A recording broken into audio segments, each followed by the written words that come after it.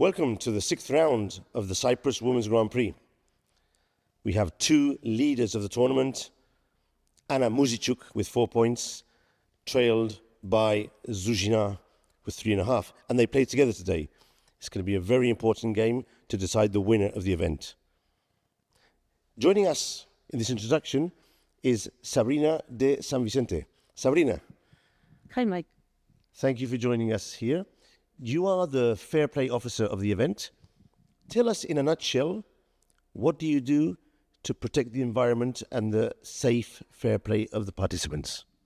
Well, I cannot tell you all the secrets, but basically we check the players before the start of the round, during, we have also with our procedures, and then after the round, we have some random checks also. I see you have brought a wand. Could you tell us briefly about this wand? Very technological. Yes, it's able to detect signals, so this is very good. So as you can see, everything is set for the round. Over to you guys. Enjoy the broadcast with Alik and Anastasiya.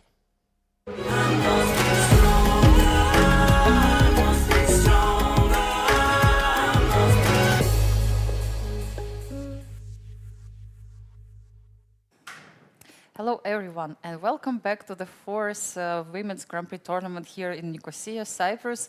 I'm Women Grandmaster Anastasiya Karlovich and I'm very, very happy to be here with Grandmaster Alik Gershon.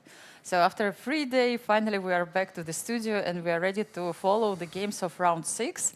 Alik, how was your free day? How do you feel after some rest? It was great. I feel refreshed, hopefully as our players will, because they will need a lot of energy. Absolutely. It's at the end of the tournament, last 4 rounds, and everything will be decided in those rounds. And we are going to be together with you, watching the games, trying to understand what's happening in the openings, in the middle games, and figure out what's going on in the plan, in the tournament. So let's have a look at the table of the tournament. And we have the sole leader. After 5 rounds, Anna Muzychuk managed to take the lead. She won 3 games in a row, and it's a very impressive result so far. She has 4 points out of 5. But it's not that easy, because half a point behind of her Chinese player, Zhu Jiner. She has 3.5 points. Yes, and they play together, a head-to-head match. So it's going to be, of course, our main game for today. And they are followed by Aleksandra Goryachkina with on sole 3rd place. These are the, and then we have a Mariya Muzychuk with 2.5, with yes, actually, yeah, with 2.5 points. There are quite a few players. Mariya Muzychuk, Dronavalli, Harika, and Dzagnidze on 2.5. And then we have Divya, Deshmukh, and Tsolakidou Stavroula with 2 points, and Elisabeth, Paehtz, and Olga, Badelka with 1.5 points each. Yes, so we know that Elisabeth Paehtz managed to win the game before the free day, and now on the screen we see Mark Lifshitz, official photographer of the tournament, who takes beautiful pictures of the players. And if you would like to see something, you can always go to FIDE Flickr account and check some photos as well. And let's have the pairings. Let's check the pairings of round 6 today. As we mentioned, one of the key games of this match will be between the leader Anna Muzychuk and Zhu Jiner, as you said, Alik. But we also have Dzagnidze, who will play today against Harika, Dronavalli. I just wonder how many games these players played against each other. We are going to check for sure their head-to-head. Mariya Muzychuk is playing against Elisabeth Paehtz, and Aleksandra Goryachkina will face Olga, Badelka.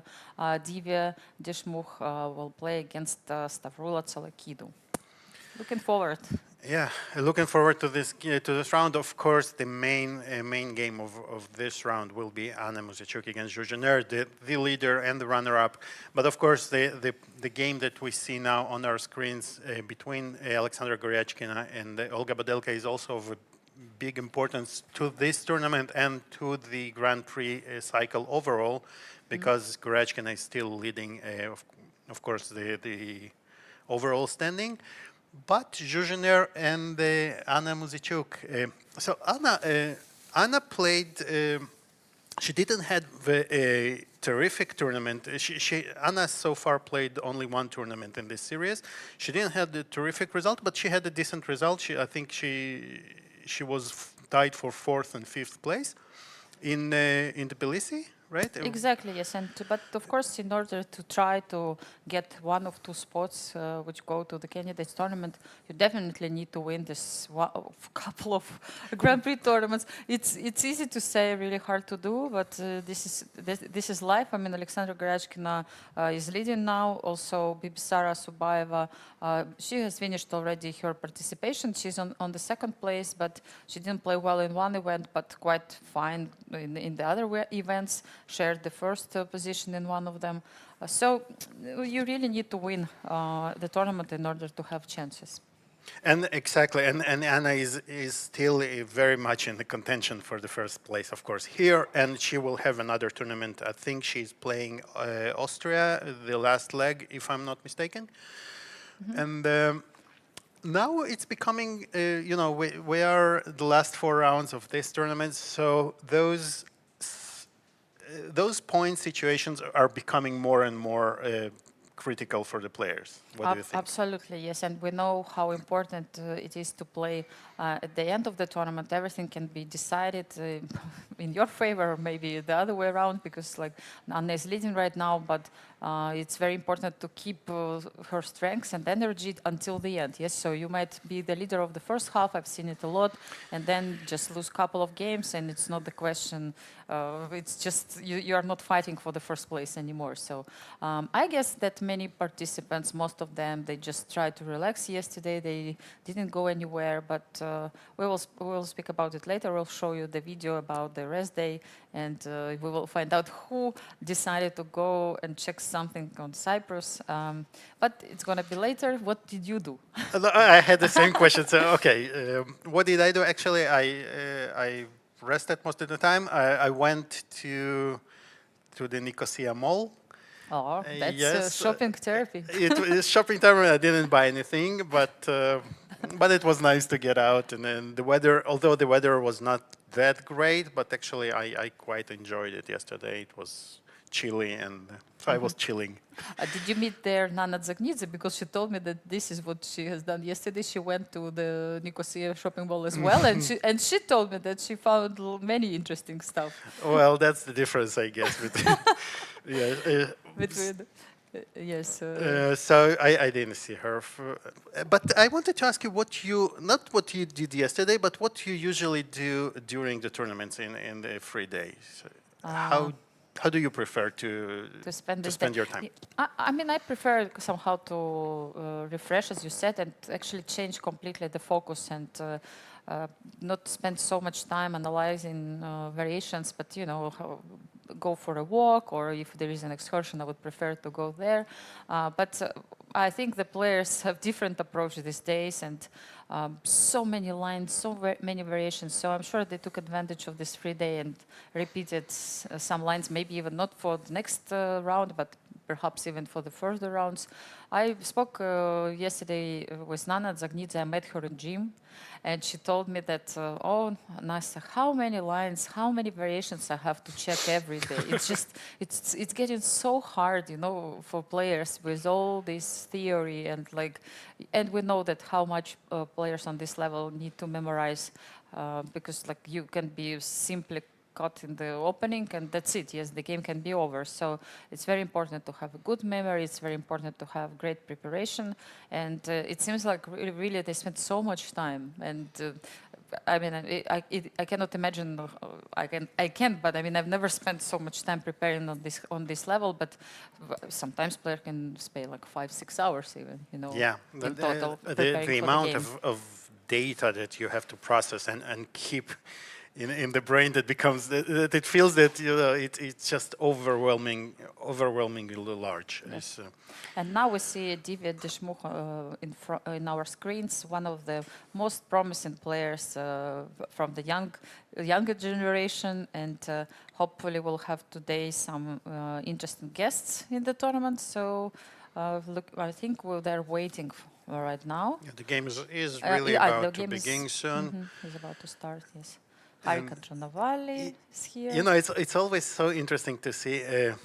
I don't know, maybe only for me, but I enjoy looking at how each player sets her knights before the game, because there are really different approaches. So we can see that Anna Muzychuk her knights are looking straight forward, but Zhu Jiner's, look at her, they are slightly diagonally placed. Yes.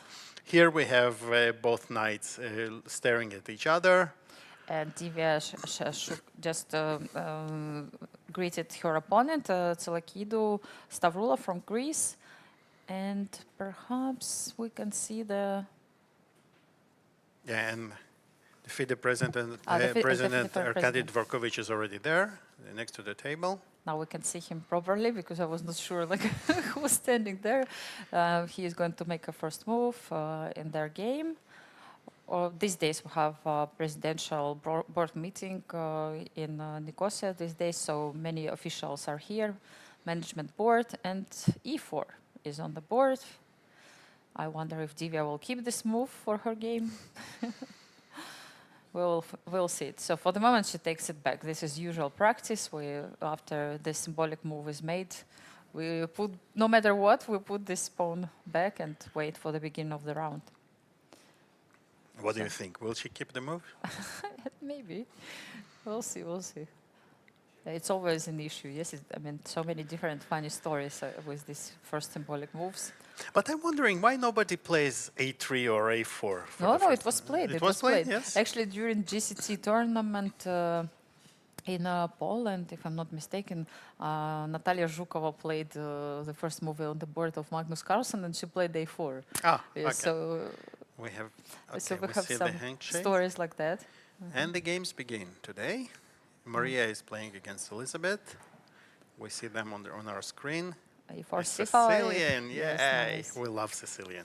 I had a chance to speak with Elisabeth Paehtz after her first victory against Harika Dronavalli, and it's interesting, you know, sometimes how players take it. Like, she told me that they are good friends, and she felt sorry for her opponent losing the game this way.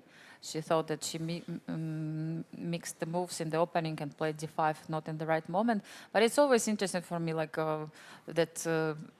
They're fighting during the games, and but after the games, still we are humans, right? So she felt sorry for her opponent. Have you ever felt sorry for your opponent, Alik? Yeah, it might come as a surprise to you, but yes, I have.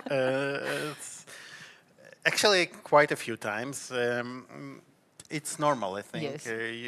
Although you kind of block those feelings during the game, but then after the game, after all, we are all friends, as we discussed already, right? We know each other for many years, and there are some friendships developing, and not often of course you don't wish them harm, but this is a sports event.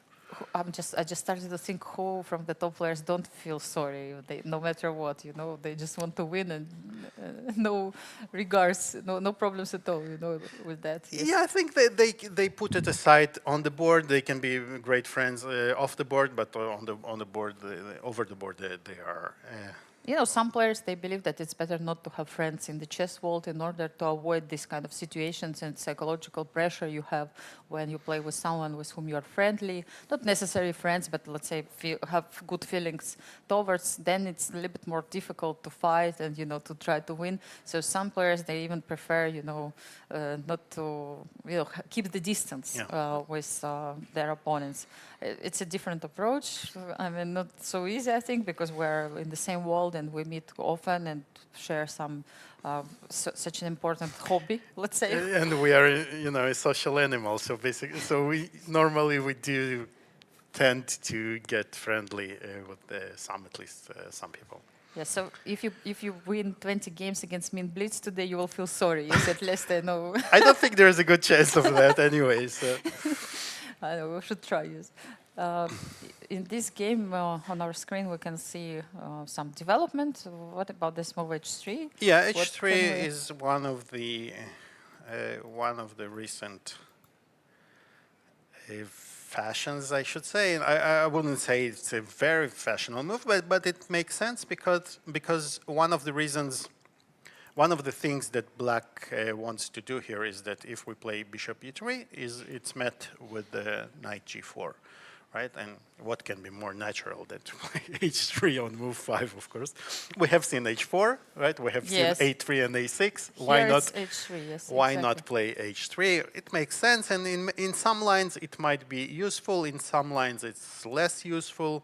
So, for instance, in this, in the way that Black reacted, I think it's less useful and less exactly. So, Mariya played G4, which makes H3, the H3 move very logical, because what I wanted to say that normally the setup for White is to place the bishop on E3, the bishop on E2, and then play F3 to keep the pawn. But with the pawn on H3, that doesn't seem so good, weakening all those dark squares. So the idea here is very concrete, to play G4 immediately and start asking this knight some questions of where do you want to go and how do you want to keep this weakened D5 pawn under your guard. Okay. Which forces Black to play H6, and now it's quite interesting. So how do we want to, what's the plan to develop our pieces as White? I have a feeling that White will try to do the long castling and then create an attack on the king's side, especially that H6 is played. It can be useful for White, this move.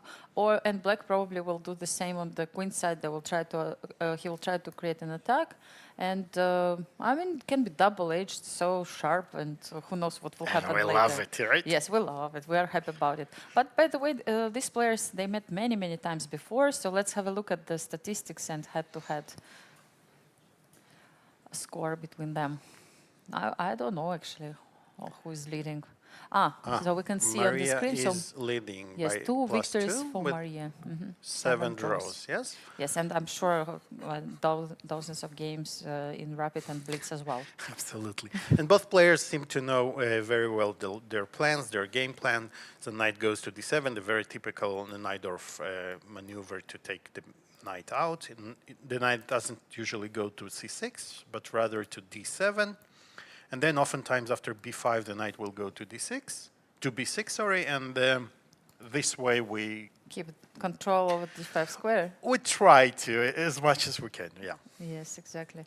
I wonder what White will play now. Would you like to follow the strategy you proposed, like Bishop B2, just keep an eye on G4 pawn, maybe in order to push H4, even at a certain point, or you don't need to push H4, you just play G5 always and open G file? That's a good and tough question. Yes, we'll see. Actually, I have no idea. Like maybe it depends also on what Black will do. Yeah. So I think all options are valid. Maybe here Queen D2 is the most natural move, which you will have to do anyway.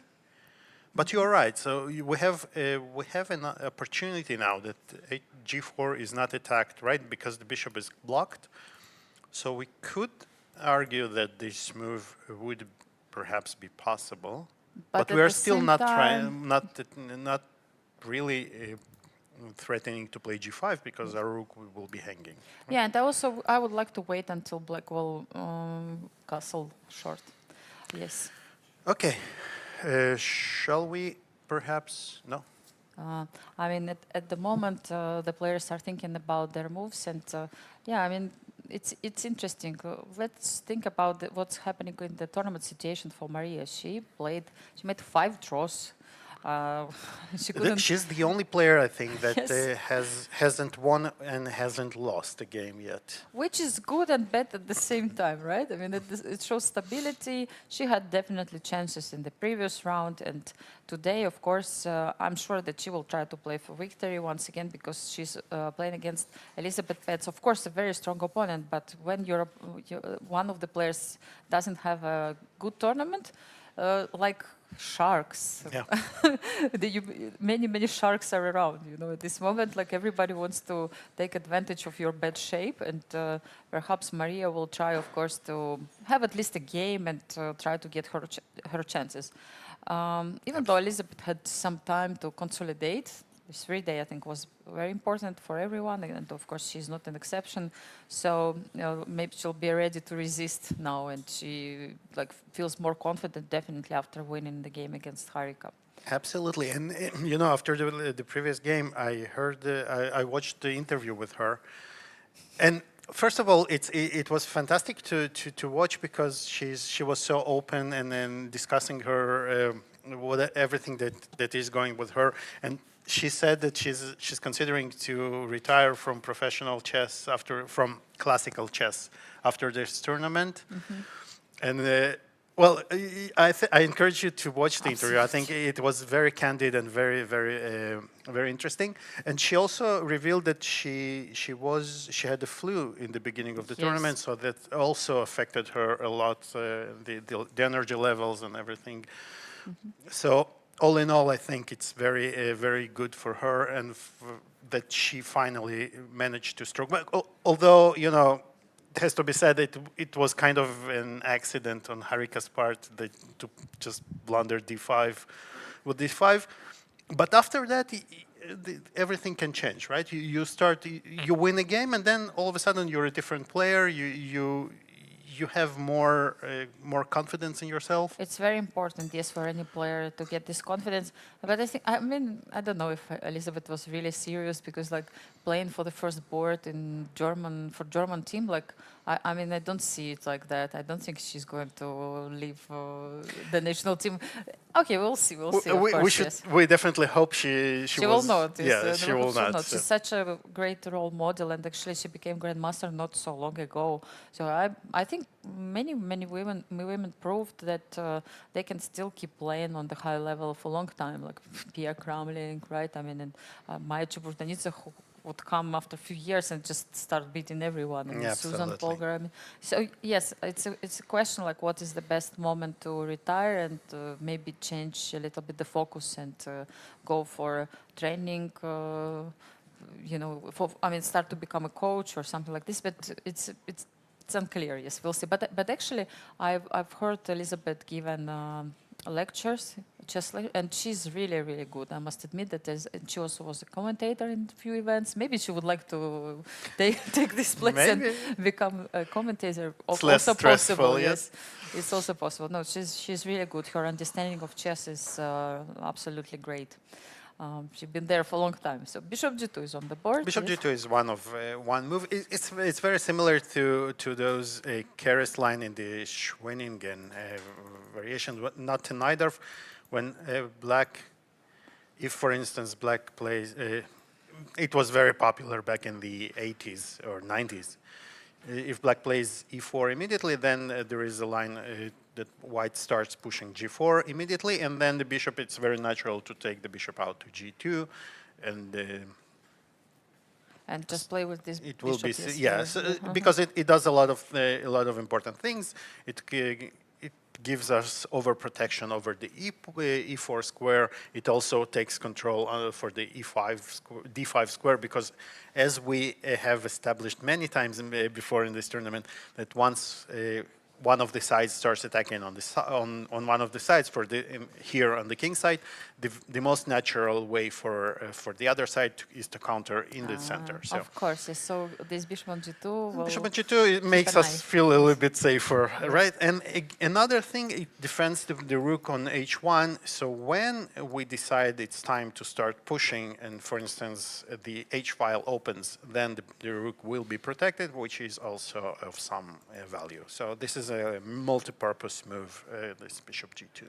I was wondering if Black at any moment would like to play knight c5 or not, just to check it.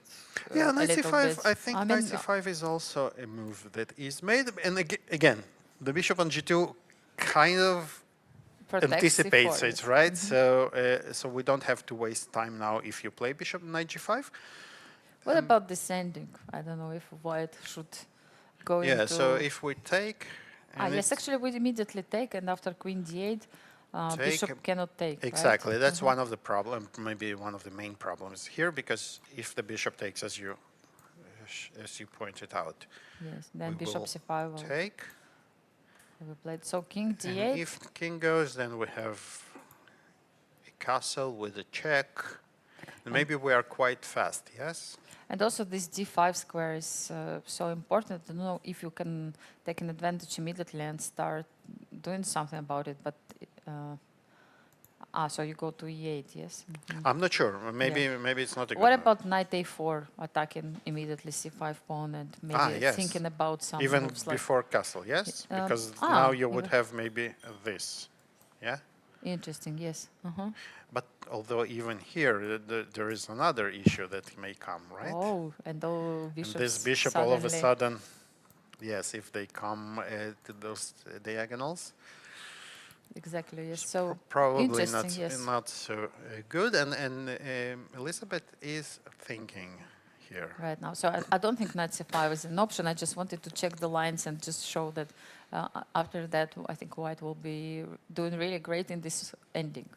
So what else black can do? Where do you Probably go? b5, knight b6 Yes, is b5, knight the, b6 is very the typical. most natural, I think, approach. But we need to probably check what happens here. So sometimes white can try to force the pawn to b4, and now I play something like knight d5. And then you take, if I take on d5, you take with, With- queen. with Yes, the of queen, course. Because yes. we want to keep an eye on d6 And we want also this, we want to take the rook. And we want this d5. Yeah, we don't want to occupy this d5 pawn square with the pawn. We want to place a piece there. Exactly, because then d6 will be still weak in some lines as well. But it's not easy. It's by no means easy because there is rook b8, and there are many various lines that go along the lines of this. So this is a possibility. Sorry, I just refreshed the board.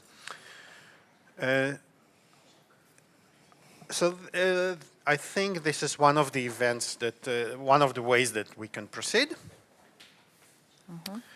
And another. So Let's go check. to our main game today Yes. with Anna against Zhu Jiner.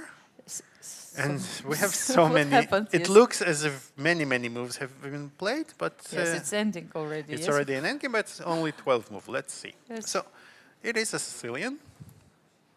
That we can say for sure. Bishop Bishop b5. b5, Interesting choice. So usually white plays bishop b5 when Knight is on c6, you mean? no, but We saw it before, especially yes. but especially here in d6, it's considered to be not too dangerous of a line from white's perspective, but it's not without its dangers for black. And normally black plays bishop d7, but it is considered to be the safer choice if you're white, and maybe this is indicative of what Anna wants to get here. She wants to maybe try to play a little bit for a win, but not risk too much. Yes, so just to have some small plus, but not a crazy sharp game. Yes? Exactly. So after exchanges, she plays c4, also typical Yes, move. c4 is also one of the more typical moves. Those it's called the Maroczy Kind of, types of position, where white has this those pawns. Well, white manages to push the pawn to c4, and this kind of allows to get a better grip on the center. But black, on the other hand, can, especially without the light square bishops, can create counterplay against this c pawn, And right? start So, and attacking. start attacking. So this is one of the ways. And another problem of this line is exactly this move, queen g4, attacking both pawns, e4 and g2, and this leads to a sharp, more correctly to say, forced line. First line, yes, with That queen exchange, yes. Creates exactly that forces queen exchanges, and now black is attacking the knight, and the knight will have to go, and we will So rook c8 was played because knight c7 was exactly. a threat. We need to actually check it more because Because there is also knight f2, exactly. yes? So here we take. There would come a knight f2 and knight h1, but I think the main the problem here is that here white has this important intermediate move, Oh, attacking the knight. it's very nice. Yes, so now knight is And knight in has to danger. go. If we take with the check, Yes. then the knight is attacked again. And once the knight moves back, Then I then- have knight c7. yes. exactly, then we take Oh, the very smart. exchange. Very smart. Yeah. So this pawn is untouchable for now. It's a good move, rook e1, but you need to know it. Yes. Or find it over the board. Yeah, but, Also but possible, yes. if you go into this line, of course, as both players they have seen, they know it obviously. So black plays rook c8 here, attacking c4 and e4 immediately. White, on the other hand, has both those pawns attacked. So Yes, but it's the very question interesting. is if you would like to take on a7. I don't think so, right? So no, you don't give this central pawn c4 for. Probably this not. one, It's yes. probably not a good exchange, right? We would. Yeah, I mean Even take a4 here. can also fall. I mean you have to play maybe like f3 or something like that. But yeah, I was just wondering if the knight will be even in danger. But seems like knight has enough options for the moment Exactly. to come back. But you don't need it with white, so that's why she decided to protect the pawn. She actually she did not even protect the pawn. She played king e2. King e2. This is interesting. So I guess the idea here is to place the king on d3. A very nice square for the king here. And now let's say if you play something like rook c5, I'll how take do we on d4. proceed? Yes, Probably with take with the knight, yes. Mm-hmm. And we're claiming that by the time you finish your development, you might get in trouble on the queen side. Very active king, right? Immediately, like Yeah. if you look at the king, Yeah, it's beautiful. how placed different here. his role became after the opening, right? First you want to hide it, and I think it's maybe one of the first games without castling. Ah, yes. Remember, we decided this with you talk to- that we're having. Yes, right? that is it going to be at least one? Yes. So we can see, for example, I mean, at the moment, white didn't make any castling. Same for black, and perhaps it's not going to be a case in this game. Maybe we're still wrong. Maybe black still has this opportunity to castle short. Yeah, but you know, before we go deeper into analysis, let's look at the head-to-head. The players met before. Let's check the results between them. So, 2 draws. Only 2 games. 2 games, yes. Yeah, I Very didn't interesting, expect yeah. more because Zhu Jiner, she is like very young player. She's only 22 years old. I mean, it's really strange to understand that Anna is like it's like older generation. For me, she was always like Yeah. from the other division. But I mean, now one of the veterans even in this tournament, if I can say so, because she's playing in Grand Prix tournaments for the last 15 years. And for Zhu Jiner, it's just the second series. Yes, Grand but Prix. it feels like she's already been for a very long time also. So it's very interesting to see.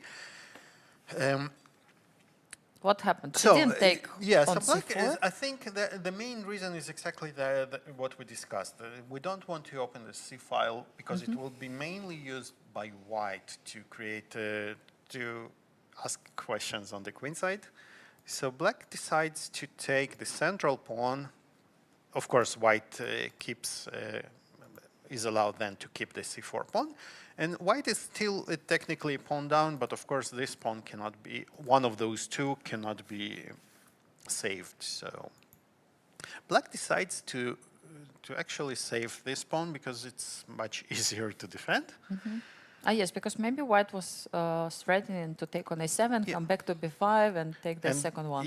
take the second one, and then we would have a very nice pawn advantage on the pawn majority on the queen side, which is by this pawn formation, it's very difficult for black to cross to the other side with her pieces. So this would be really not ideal for her to No, allow. but also it will be an extra pawn. Well, even Kind of, no? yeah, but Ah. even if we pretend that we can, for instance, if we can somehow defend this Defend it, pawn. yes. Yeah. I'm not sure we Okay, can, but I even if we understand, could, yes. so I think strategically this might be problematic for black because then these pawns are not really going anywhere. They're very well blocked. The king on d3 will be fantastically placed, and then white's game is extremely easy, right? So we Yeah, just keep I agree, pushing, yes. and so I think this is the reason why black wants to keep the pawn on the a pawn in the game. And now, so. Again, we have seen a similar game in, I think it was Anna's game, right? When she had this slight space Advantage advantage. against Divya. Yes. And against Divya, like it seemed like even she said in her interviews that she felt that it's just drawish kind of position, but she managed to outplay her opponent in this equal ending. So is it going to be the case today as well? Like, what are White's chances here? Yeah, so in this actually, position? I meant more on in her game against Nana, Yes, where also. they also they had this similar pawn formation, right? But there were queens on the board, of course, so it was a lot different. So here, I think for now, White's main goal is to develop her pieces well, which is interesting. And by the way, as you asked for, both kings are not castled Now we in can this game. officially claim that it's a game without castling. Where would you place your pieces, like in the best case scenario, like king on d3 probably, and the rooks, where the rooks go? Yeah, that's a good question. So to do that, we first need to establish where we want to play, right? In my initial idea was to play bishop b2 because that's the most natural move. When you see an open diagonal, you want to place the bishop here. But now I'm thinking that we probably want to play on the king side, right? On the queen side, sorry. So we have this pawn majority. We probably want to start pushing. And for that, the bishop might be much better placed on e3 because it will be eyeing the action here. And then if we want to push, for instance, if we want to push the b4 and c5, then one of the rooks will probably want to land on c1. My problem is only that the moment you will do all this, d5 pawn will be hanging. Yes, and How can that we means defend that it? probably the other rook should go to d1. Okay, and the king probably goes to f2 or something like Probably to f2 because, and now we can consider what black wants to do. And black will probably try, I'm thinking, to create some counterplay in the center maybe, because if black allows us to keep those pawns, it will be difficult for her to play, right, and to place the pieces. So one way would be, for instance, as you said, to play. Let's, you know what we can make it a little bit less abstract, and we can make some moves. F7 is... So let's say if we place our pieces like this with black, what else? What do we do then? Because we need to find a good square for the knight. I'm not sure where it is. And again, and White's game is quite easy. So is White, for instance, let's say we just do nothing with black, White pushes, then we would be able to, I think, to transfer, let's say you go back with the king, and then, for instance, we put the knight on a5. Yes, and now you actually protected and I d5. solved your problem with the d5 pawn. Exactly, yes. And then c5 will come. Very unpleasant, I think.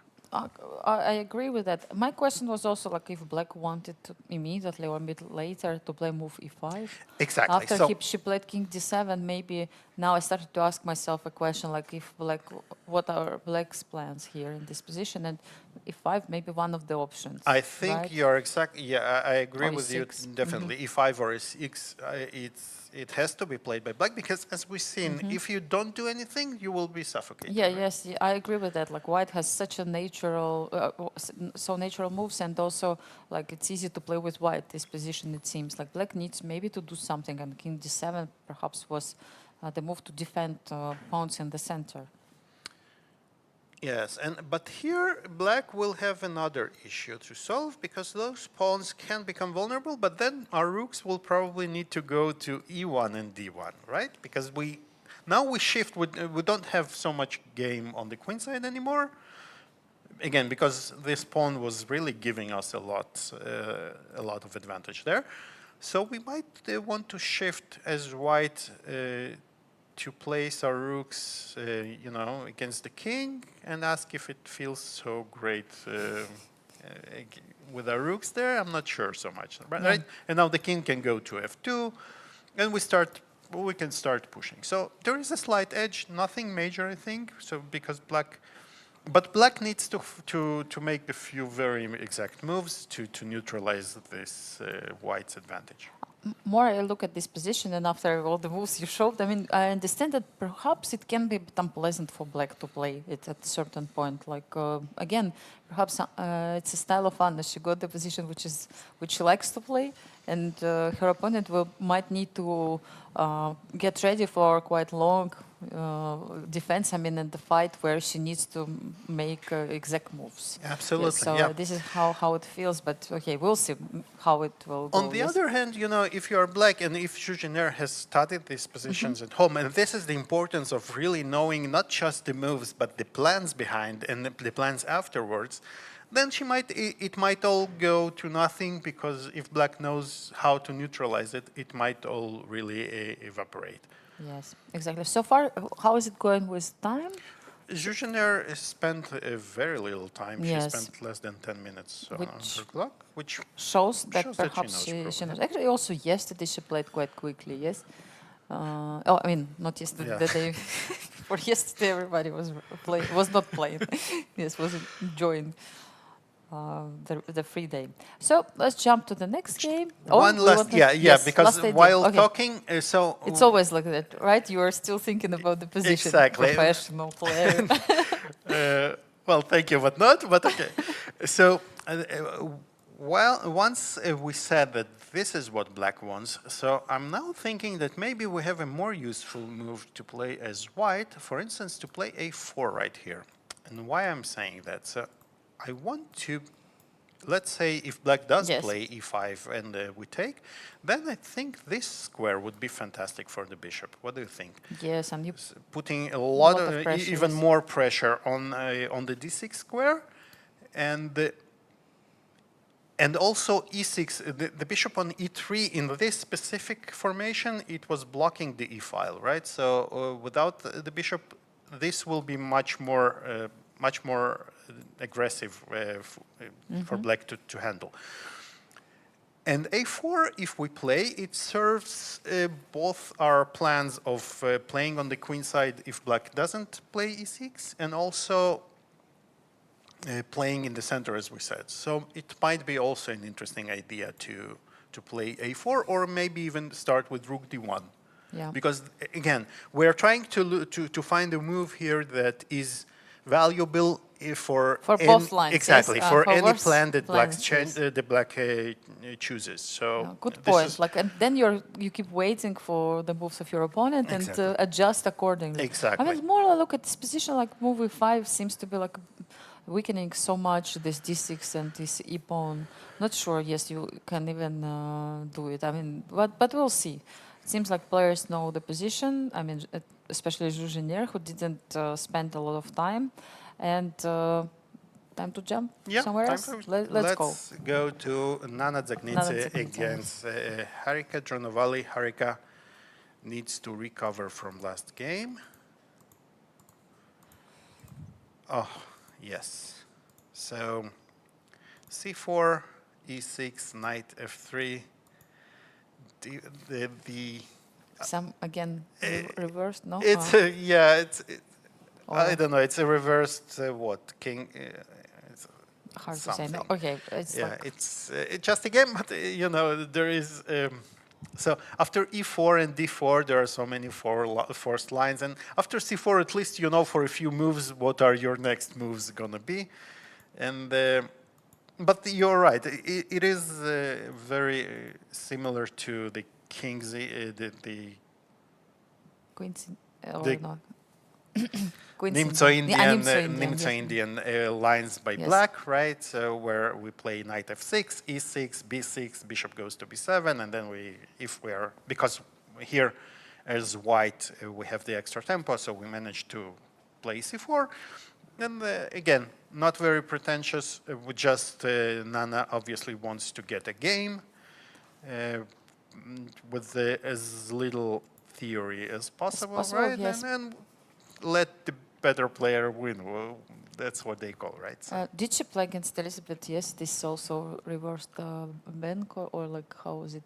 Something like yeah, she yes. played right. She started with c4 and a3, right? Something Was like it? that, Was yes. it like yeah? So, So she's experimenting in for the sure, openings. yes. This is Maybe how you do it. Yes. Maybe that has to do with what she told you yesterday, right? Too Maybe many lines. I she- don't want to remember them, right? But still, it seems like they're preparing a lot, and like I don't know. I mean, again, it's a different type of job. You don't go to the factory from 6 to 6, as I used to say. Still, chess has this nice environment and privilege just to stay in a quiet environment and play. And when you prepare, you do it with your computer in your room, and you feel comfortable. I mean, it's not like something physical, but at the same time, it takes so much mental energy, and it's still like energy consuming. Work, absolutely. Anyway, these players, as I announced before, they met so many times, I think. But let's see the real statistics, and let's not make any exactly without knowing exactly what happened. But here we are. You will have to calculate. Yes, Because so it's like these are 21. numbers I cannot calculate No, anymore. So. 21, I think, in total games, right? And I see 13 draws and absolutely crazy result. 4 blows each, yes. So they 4-4. exchanged 4 wins to each side. So So it's a draw everywhere, right? So it's 13 draws and the same result for not draw, decisive. it's equal, but not a Not draw a draw, everywhere, yes, right? So equal. it's important. So they have almost a 50% chance for a game to end in a resultative situation, right? So that's very interesting. Again, we can speak about this position, but there are really so many different ways you can go that maybe we leave it to the players to choose. Yes, it's just the And we'll beginning. discuss, yeah. But actually, what's going on here? But with time, The they time spend the is, same amount. yeah, Yes, it's not they're, like they. They're both spending a little bit of time, and rightly so, because there are really many ways to go here by either side. How do you develop your pieces? So you need, as black, you need to solve the issue of the bishop. Where do you put it? Because you have created an issue, now you have to solve it, right? By playing e6, you created an issue for yourself, and then You have to like solve we it, do in yes. life, right? Yes. We do something and then we try to fix it. Yes. So, okay, let's see what's going on with Goryachkina against Badelka. I see 45. I think it was played, right? E4, E5, your favorite. Knight F3, Knight C6, Bishop B5. Rui Spanish. Lopez, right? And Knight D3, Bishop C5. This is... Again, as we said, you remember we were speaking, it was in Italian, but it's very similar. So black castles, but before playing d6. And if she wants to be able To go to e7. to go back to yes. e7, because once you have castled, if you don't have this option, for instance, let's say, had it been like this, then here you might find yourself in some unpleasant spots. So You need to be careful, yes, here. So bishop e7. this is what happened, like she went back. That's bishop g3. This is interesting because... Nobody was provoking this bishop, yes, to go. Yes, but maybe the point is that... I don't know. Maybe d5 is the point here. I'm not sure. I'm not exactly familiar with the theory, but I might... No, that doesn't look good for black. I mean, 94 is not the case because you just play bishop b7, Yeah, right? 94 I think So- is not a problem at all. Of course, yes, because you lose the piece. Like you don't, of course, take the knight immediately because then you Yes. lose the bishop. But yeah, no, bishop 94 is not the idea here. Bishop g3, okay, interesting. And after d6, only now castle. knight h7, preparing, I guess f5 is a very natural move by black here. And white is thinking. So this is interesting, and both players again they have been spending some time here, so it's not like some players blitzing the game, the moves. No, but and actually, I feel like with black, if black manages to play here f5, it's gonna be interesting and with some initiative, like for example, like move knight bd2, Maybe f5. we can see the full screen of the players here, because I think there have been some developments. Yes, as we said. It was played already. Yes, so we f5 predicted. was the idea. Rook e1 was played by white, and then Immediate. after f5 takes, and now it's interesting how white plans to fight for advantage here. Yeah, so black managed to open this f file, which is like very typical, and actually white had to take on f5, otherwise f4 was a threat. Yeah. This bishop would be would have some problems, so that's why it's like was obligatory to take on f5. And now what white has in mind? I don't know, something in the center, like moves like d4, so, but yeah. I wonder if it's after bishop takes c6 or right away, or also there is an option to give this check on c4 first. I mean, okay, you can keep it in mind, yes, but... what you have said is I think that's one of the key ideas for white here, is that by playing f5, black weakens her king, right? And this and the like squares. So this would be white's, I think, main goal is to pinpoint those problems after f5. And as you said, in the first intention is to play in the center, and that's what Aleksandra does here. Oh, she played d4. Yeah, she yes. just So played this d4. it is the move very natural which comes to your mind, like after your opponent have done all these moves like f5 and brought the bishop there, like you want to ask some questions, yes. So what happens after e takes d4, for example? Like Yeah, after e d4, we have two moves. We can first take, which I don't I'm think also not sure about it, but we should do, but just to say that we have this option, right? Knight takes white. Why am I jumping to d7? Because this is a threat, and we probably want to take this bishop on e5. so bishop d7 is And if logical. bishop d7, then we Knight can e6. even force to take this bishop back. And without the light square bishop, we can, I think, with white, we can claim that we have some, although slight, but long-lasting advantage. Because black has some pawns deformation, and we Double have pawns, some yeah, squares.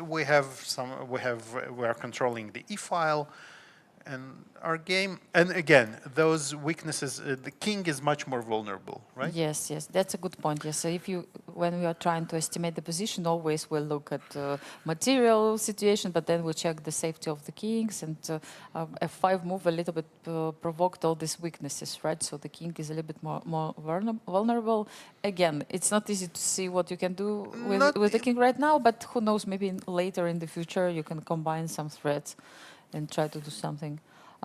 We had also maybe we could include some moves like even queen b3 perhaps, and try to put the queen there, but I don't know if we really needed this. Yes, there were some ideas, yes. I agree with you. I'm not sure this is the most precise way for white to play, for instance, after taking. Because we might, actually, I would consider keeping the bishop, the light square bishop. It feels a bit more correct to actually keep the bishop. And you know what? I'm actually considering, can we recapture with the pawn here?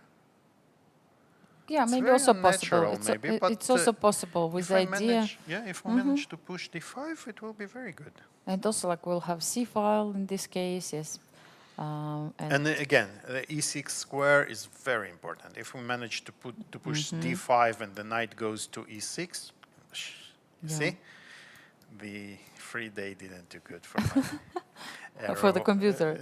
No, it's me.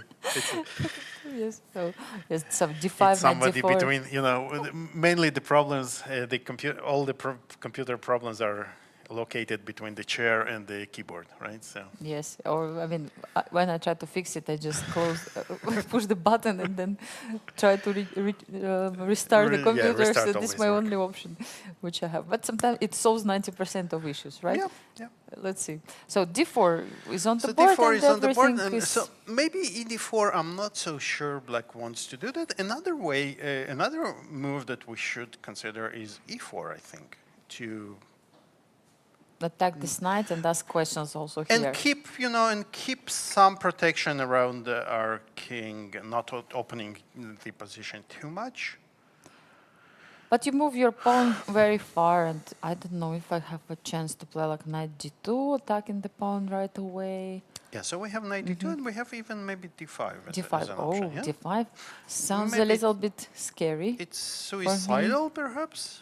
But it's nice to check it, yes. So if I take on G2, If you take on G2, I think I have this and Okay. bishop C6. But the bishop on C6, I'm afraid of almost nobody. Almost. wow. Yes, because you will put the bishop on G2, then still I have like move maybe like bishop H3, just protecting Yeah. and making sure that if you take on G2, I will exchange this important bishop. Good point. And the knight comes. Yeah, so I have my There are problems some of my problems own. as Yeah? well, yes. I mean, I could also play knight G5 right away, maybe. No. And I don't think so. No, I like this bishop H3. And bishop H3 is a good move. But we have head-to-head between those players. Just let's have a look. I don't think they played too many games, but yeah, still 3 games and 2 draws, Two draws between and them one win for, and 1 victory for Aleksandra. Goryachkina, yes. So it's Good to all in know. all, it's a pretty balanced encounters. Yeah. Yes, exactly. It's not like 3-0 or something like that. So for any of the side. You Yeah, know so- what? While sorry, I couldn't help but keep thinking about this position. I cheated a little Once bit. Maybe I can- professional player, always professional Yeah, player. You know, it's unfortunately, like that's you true. can claim whatever, Alik, that you don't play that often, but old habits, you It's know. the chess player curse. Yes. Yes, you still have all these old habits. And yes, King G2. King G2. So the point is that you cannot take because of this this fork. Some small tricks, yes. Yes. That's what I can do. Tricks. Yes, yes. But Now if I what- manage knight to G- knight G5, yes. Tempting. I mean, you were asking for that. Yeah, I was really asking for it. But okay, bishop C6. I'm controlling this this diagonal, which is important. Actually, let's show what will happen if not if White plays H4, trying Let's to say kick out the move. H4. Yes, what was your What plan? are you? My plan. I didn't have a plan.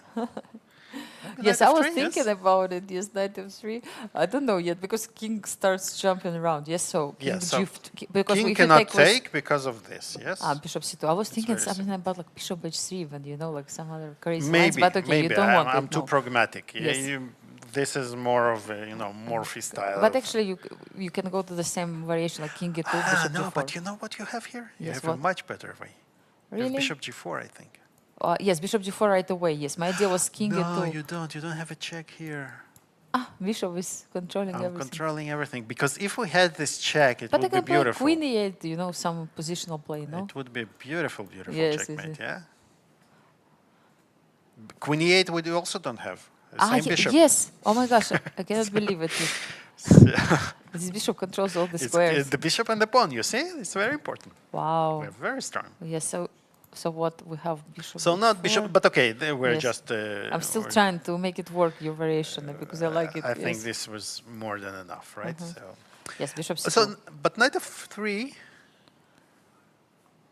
I mean, where white are is not obliged to take. Of No. course, this knight you cannot take with queen. It's gonna be bishop With the H3. queen, exactly, where it goes this way.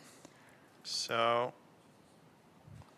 In any case, some beauty we will find some beauty on the board if after H4. So you don't play like that normally. but what do we play here with white? I mean, there is no move like knight H4 even the simplest. Yes, is Exactly. the threat. That's a problem. Exactly. So you So don't play rook H4, H1 as you or said, yeah? something like You that. don't play. Still we take, yeah? Yes. So h4 is a suicide, but you kind of Get also the ideas, right? feel it, right? Uh-huh. Even before them playing it. So Yes. let's see how we got there. So d4, e4. So d5 is a move, maybe, yes? Still, You still don't I'm, believe, I'm, yeah? I'm not sure You're I will be skeptical. able to do something like But that. but it is all forced, right? It So is. we cannot take here because then I mean, we still can. There is a no. if you take, I have a check first, which is important. Import, because otherwise I would And take then I force happily you with to queen. exchange the queens, and then this is just an end game with an extra rook even. Yeah, we can take. We can take here, and this is just game over. All this too, but not in the way that we want. Exactly. So I'm still not sure, but definitely Aleksandra is checking all these possibilities right now because the position probably is critical. The first critical moment here. I mean, Olga is is thinking, yeah. yes. So either to take on d4 or push e4. Like you do we have to have find a anything way. else? Maybe we Bishop have maybe g4. this one. Yes, is I thought also about it. interesting, yeah? But then maybe I can take. Okay, it's crazy. Yes, I can take on c6, take on e5, but then you will take on f3, right? Yeah, I will. So you promise will. you that. I mean, maybe even knight g5 first. I don't know. So Yes. this. Yeah, I love I knight mean, g5, even knight but g5. there is a queen Queen b3. b3, which is not the end of the world yet, because queen b3 we have bishop e6, very strong, I think. And then we want to take, and bishop d5. c4 maybe I have to play. Oh, you have Yes. to play c4. That's a good move. I missed it. Yeah. Like, you explain me what you want, and then I found c4. Yes. No, but I still think that black has very, very strong initiative Some here. compensation, Yes, at least and for the pawn. compensation. Because the bishop pair and the weak, so even if we just go here, let's just, we can stop even here, I think. The players will probably need to calculate more, but we can stop here and say that seems that for the pawn, black has sufficient compensation, right? Exactly. And so just to see how many options, yes, both sides Definitely have, a and lot to think on about. each move, like e4, bishop g4. So what do we Like do once again, bishop g4. I'm not obliged to take on c6 also. It was just like first idea So we can go maybe back, yeah? on e2 or Yeah, f1. 2e2, no, 2e2, Yes. yeah. And also here we want, again, because black has weakened this, this diagonal, right? So all those checks are becoming very, very possible. Yeah, but when you play like bishop e2, isn't like you? It looks like you're like bringing back Yeah, the it does. piece in a way that black actually managed to get quite good position. I don't know. Maybe if we take here on d4 and play something simple. Yeah, it's a good question. Yes, where to Maybe put the now pieces? e4. Yes, now e4. Yes, What do you I like think? it. Yes, and then if I move my knight, Where? g2. D2, nothing much, Yes. right? Even- Nowhere else. So, and if we take something like that, now this might be, again, if we don't lose those pawns, and I think, so you don't have c4 immediately. But again, it's a lot to calculate, right? Because there is such a move like queen b3 attacking on b7 and attacking On e4, on yes. e4. All of a sudden, you might end up just being Pawn down. losing materials. Yeah, so it really there is a lot to calculate. Let's jump maybe to The our last game last we game we didn't haven't visited. Divya Deshmukh against Tsolakidou Stavroula. This is very interesting. Oh. See, so we have another e4, E5. another e5. This is And the another more right traditional, opus. but this is the Berlin. infamous Berlin. But not ending. Not the ending, and but it's also Lots of theory. a lot of theory, but eventually. So I'm not sure where the theory ended here. But actually, I think White managed to get another end game in Divya's game. Yeah. But So with I'm wondering queens. who is the one forcing? Is it she or her opponents? And I think her opponents really want to. Oh, we spoke about it with Vichy, if you remember, and he had an idea that maybe people figure out how to play against her aggressive style, that maybe it's one of the options, that everybody wants to bring her to the ending. But this is something what you said as well, remember, that probably nobody wants to play middle game with the young, strong and aggressive player. Understandably. Of course, I mean, I would do the same. And Actually, we can talk about it because Yes. on the highest levels, it's not enough to know what you're playing, right? They all, especially we're seeing those head-to-head matchups. They've played not with Divya so much because she's so young and new to the circuit, but with each other. They know their strengths and the weaknesses of their opponents, and they try. Ideally, you want to match your strength to your opponent's weaknesses, right? And play a Exactly, yes. position that is very good for you, very comfortable for you, but plays against your opponent. I think one of the most dramatic ways that we have seen it is that Vladimir Kramnik, when he played the match against Kasparov, you mean with this Berlin, right? yes. It was a fantastic opening against Kasparov, right? Because you don't want to play those sharp lines with Kasparov, but you are okay playing this, this ending, even if it's worse, but something that you have analyzed, and it doesn't fit your opponent's style so much. Yes, it's famous story, yes, about this Berlin ending. So Kasparov had a bit uncomfortable, at least at this moment, position, which he had to kind of crack and understand. And also this frustration that you don't want to admit the fact that your opponent is better there, right? So it's just that he just killed your all preparation with white like that, right? And it was very frustrating, and you could see it in the other games and the outcome of the match, right? So Exactly, yes. That's a great example, historical example. Yeah, I mean, it's easy again to figure it out in the match, probably because you prepare for this opponent, exact opponent for a long time. But during the tournament, it's different because you have many opponents. But I wonder if all Divya's opponents had a meeting and agreed that this is how we play, or their coaches, perhaps, you know. Maybe it was discussed in the technical meeting before the tournament. Yes, absolutely. Let's go to end games with her. Let's drive her crazy, you know, that she doesn't win any game with some straightforward attack on the king. Exactly. Yes. I don't know. It's a very valid strategy. If you think that your opponent is very, extremely tactically strong and aggressive, that you want to minimize her advantages. Yes, you don't go there. You don't put your king into danger at this moment. But she's been proving that endgame is also very good. Absolutely. She plays those endgames pretty well. I mean, for a young player, definitely she spent some time studying them. And actually, we have head-to-head between those players. I wonder how many times they met before. Both were young. Have they? Yes, I heard about it, that they have. Two Two draws. draws, yes. So far, 2 draws. And we'll see what will happen in this game. By the way, both players lost in the previous round, if I'm not mistaken. Tsolakidou lost 2 games in a row. She was one of the leaders at the beginning of the tournament, but now she has -1.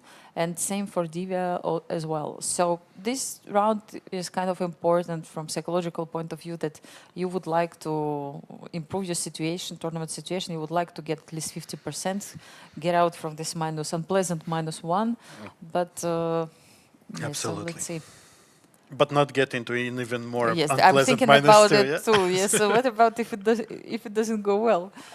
Well, Yeah, and so at these stages of the tournament, exactly. So this is basically one of the last chances for you to come back into contention for the higher places, right? So it's very important. And let's go to chess, right? So a little bit. Yes. A little bit. The more I look at it, I like White's position, right? Although the computer might be very unimpressed, but as a human, yes, you can see these double pawns. A3 might be weak, a right? very clear target, right? And Yes. so if we're thinking, for instance, almost any endgame, in which, for instance, if we exchange all the heavy pieces. Yeah. Yeah, let's say, for instance, just for the sake of it. So, for now, the problem is for white is C2 the pawn, yes. C2 pawn, right? Because we don't have such an easy way to solve it. Exactly. King of 1. Maybe And king especially of now, black is threatening to take the pawn, Yes. right? Because of the back rank issues.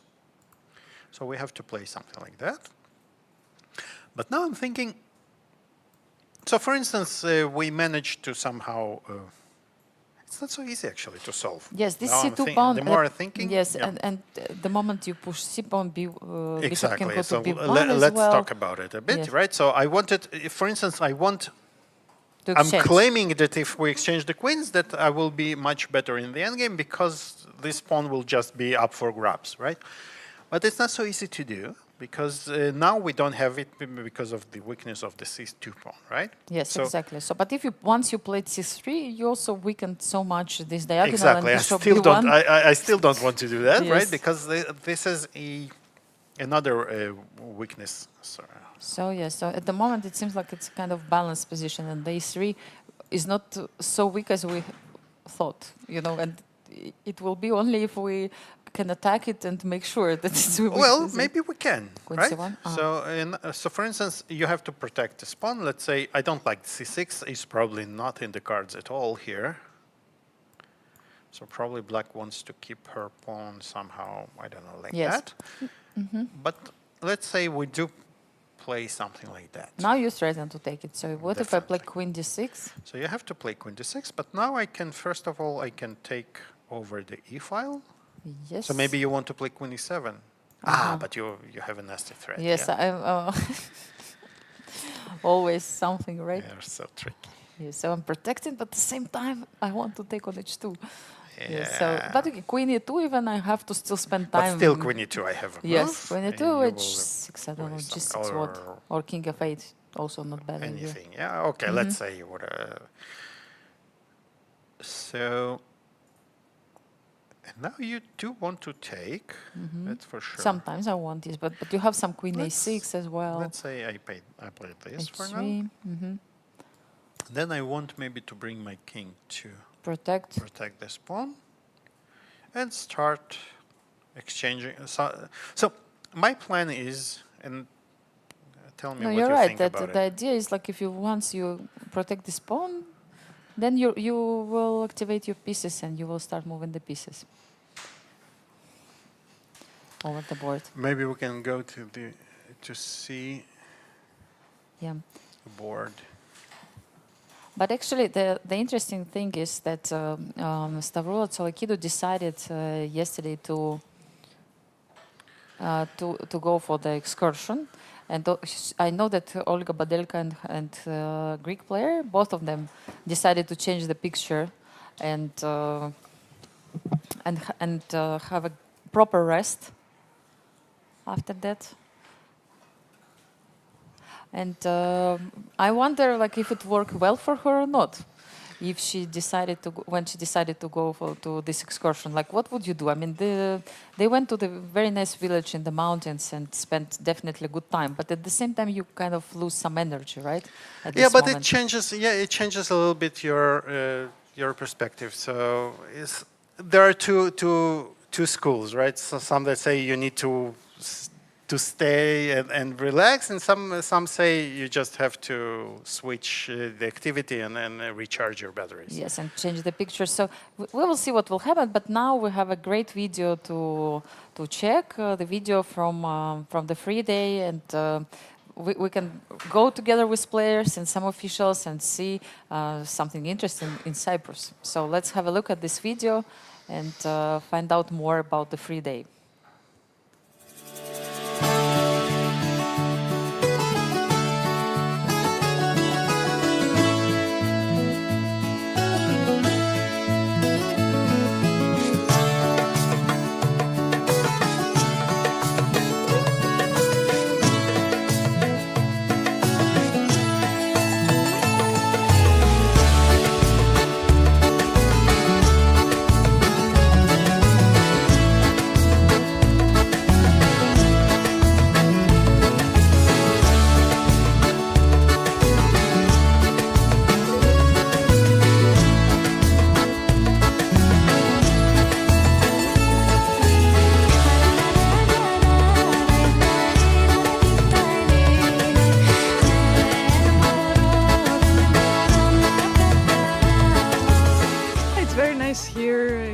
nice to see something else.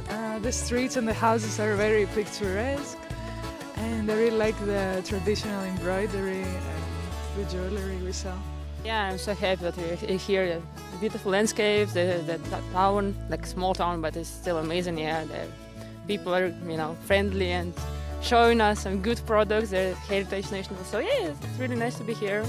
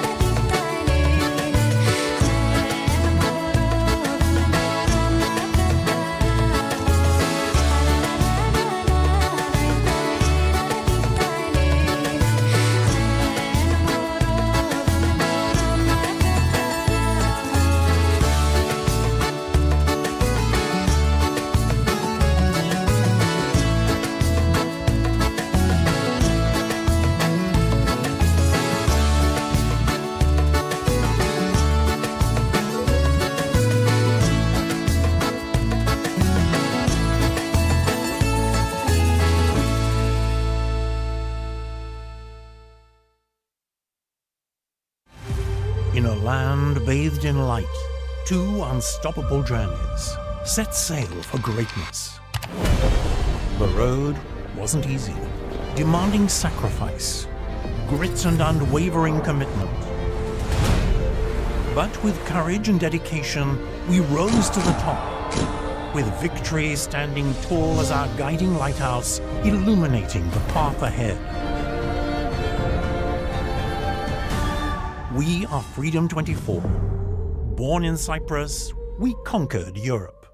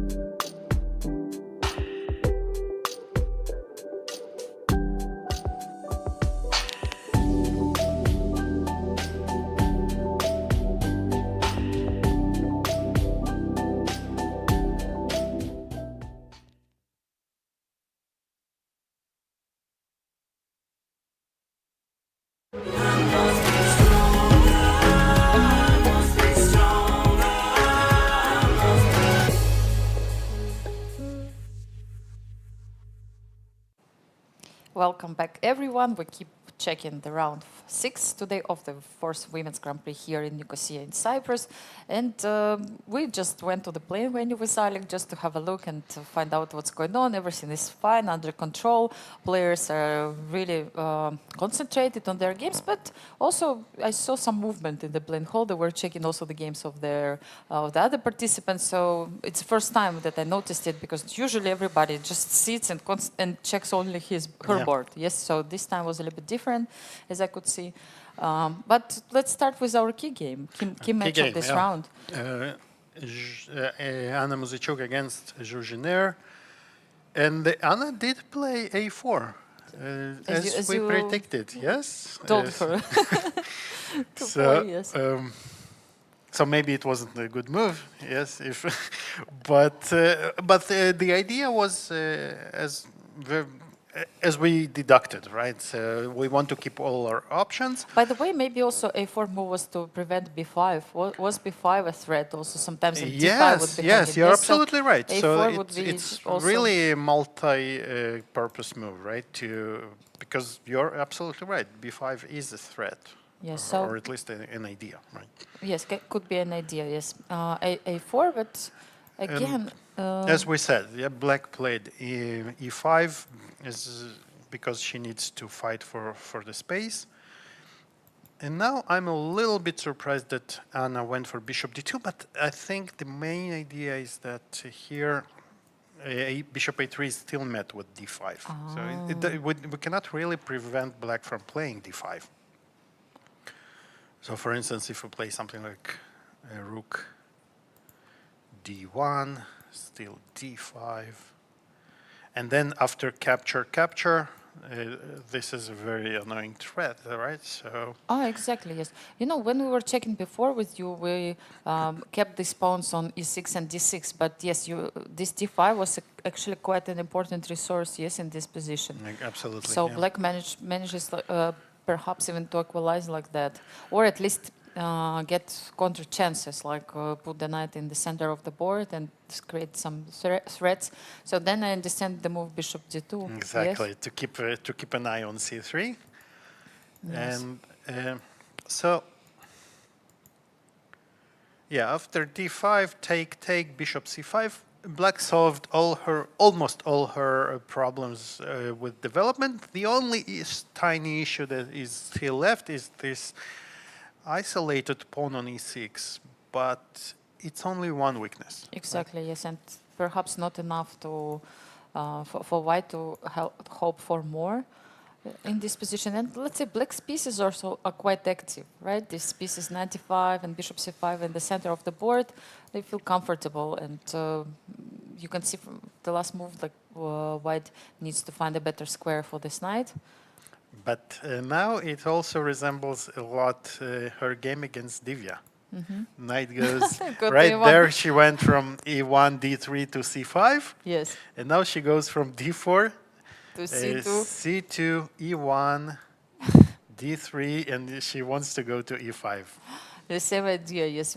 Like using the fact that pawn is on e6, as you said, and not and it's isolated pawn, so e5 square becomes a little bit weaker because of that. So it's interesting that you noticed that the same maneuver may actually help her for the second time to get at least maybe some slight chances. Absolutely, it's very interesting. But of course here it's a lot different because Black has the dark square bishop to keep an eye on those squares. But again, still, it's very beautiful to see this maneuver. It shows how deeply Anna understands the game. Sorry, I jumped way too far. So she knows that the knight, of course, she was held by Black attacking the knight, but she knows where to place her pieces, even if it takes. And here she can allow herself to waste those 2-3 tempi, but to place the bishop and the knight at the very best position. Actually, in this final position, the position they have right now on the board, I wonder if White wants at any moment to start pushing like b4, b5. And again, very important questions, how many rooks you would like to exchange and which pieces you would like to keep. That's also a good point, but I think here Black would like maybe to put already rook on c2 at certain point. Yeah. Yes, so white should That- be very careful. Exactly. So, So- black has, this is the compensation that black has. Ideally, we would like to have probably both rooks on the board. For whom?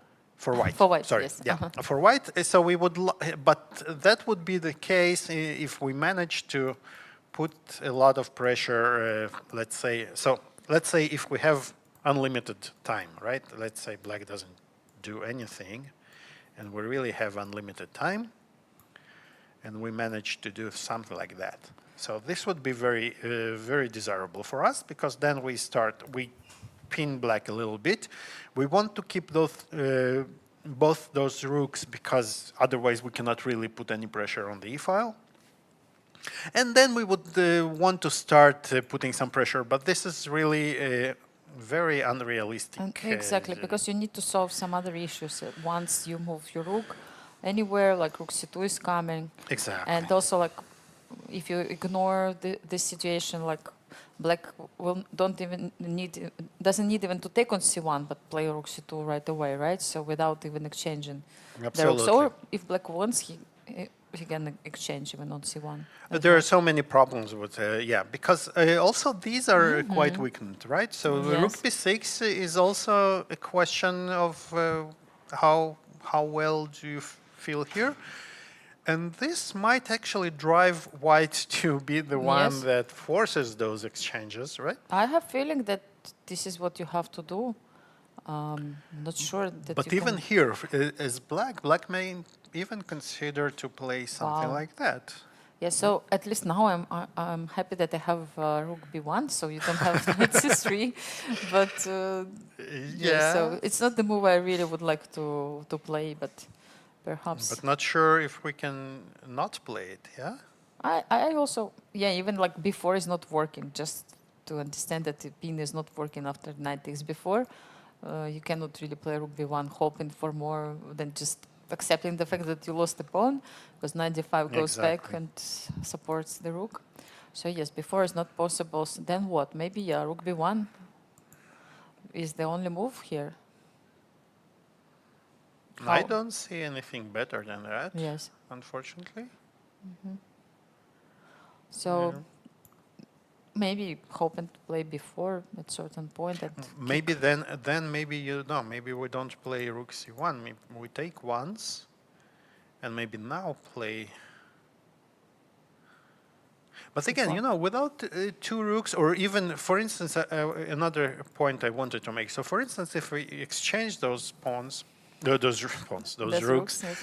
this pawn is no longer weak, No. because we cannot really attack it. So there is no way, like you can attack it only once, and black has many pieces to defend it. Yes, no, it's like very drawish. You know. it's yeah. it By the way, feels- can we do all this bishop h2 at the end? Yeah, I wanted to say that we can even ignore the pawn on h2. I think we. So you want to catch my knight here, or what do you want to do? I just wanted to take the pawn and see what happens. Like king c6, yes, king s6, yes. Yes, I will. So I have to find. So this is how you can get rid of the weakness immediately. Even. Yes, just That's to good. speak about That's a weaknesses. good example. If we speak about it, if We also need to check this. move, of F4, course. yes, Yeah, of but course. but the bishop can run away from here. So all in all, the black is not in any danger here, it seems. yes, And it looks as like. white, maybe we want to here. We don't want to play bishop rook c1 immediately. Maybe you want to do something else. I mean, again- if players finish this game in a draw, like let's think about it a little bit from the perspective of the tournament situation. Like Anna would just keep her lead, make sure that Zhu Jiner didn't catch her, right? It's also So it's not gonna so- be maybe half a for- point distance still, like very comfortable situation, 3 rounds to go for Anna as well. So perhaps her mood was like just to give it a try, but not to get crazy in case if it goes towards draw. But again, still not over, but And she this takes, move yes. is also a bit indicative of this Exactly, like- approach, right? So yes. you don't, when you play 3 bishop b5, you don't really anticipate to get too much. Yes, of yes, yes. the You are opening. kind of claim that draw is the result which is most likely will happen in this game, but of course still requires certain But accuracy here, from black. you know, this strategy can also sometimes backfire, right? Of course. Because now black, for instance, you know, rook b6, I think black is the one who is really slightly betterish. Actually, yes, let's check this line, like rook c1, rook b6, rook b1, and now bishop h2. For instance. Yes. So I'm not even sure that white, as white, we really want to play Rook rook c1, c1 yes. here. Maybe we'll... For those reasons. Yes. So Now we came as to you this say, yeah, conclusion, so maybe that even black this, will defend.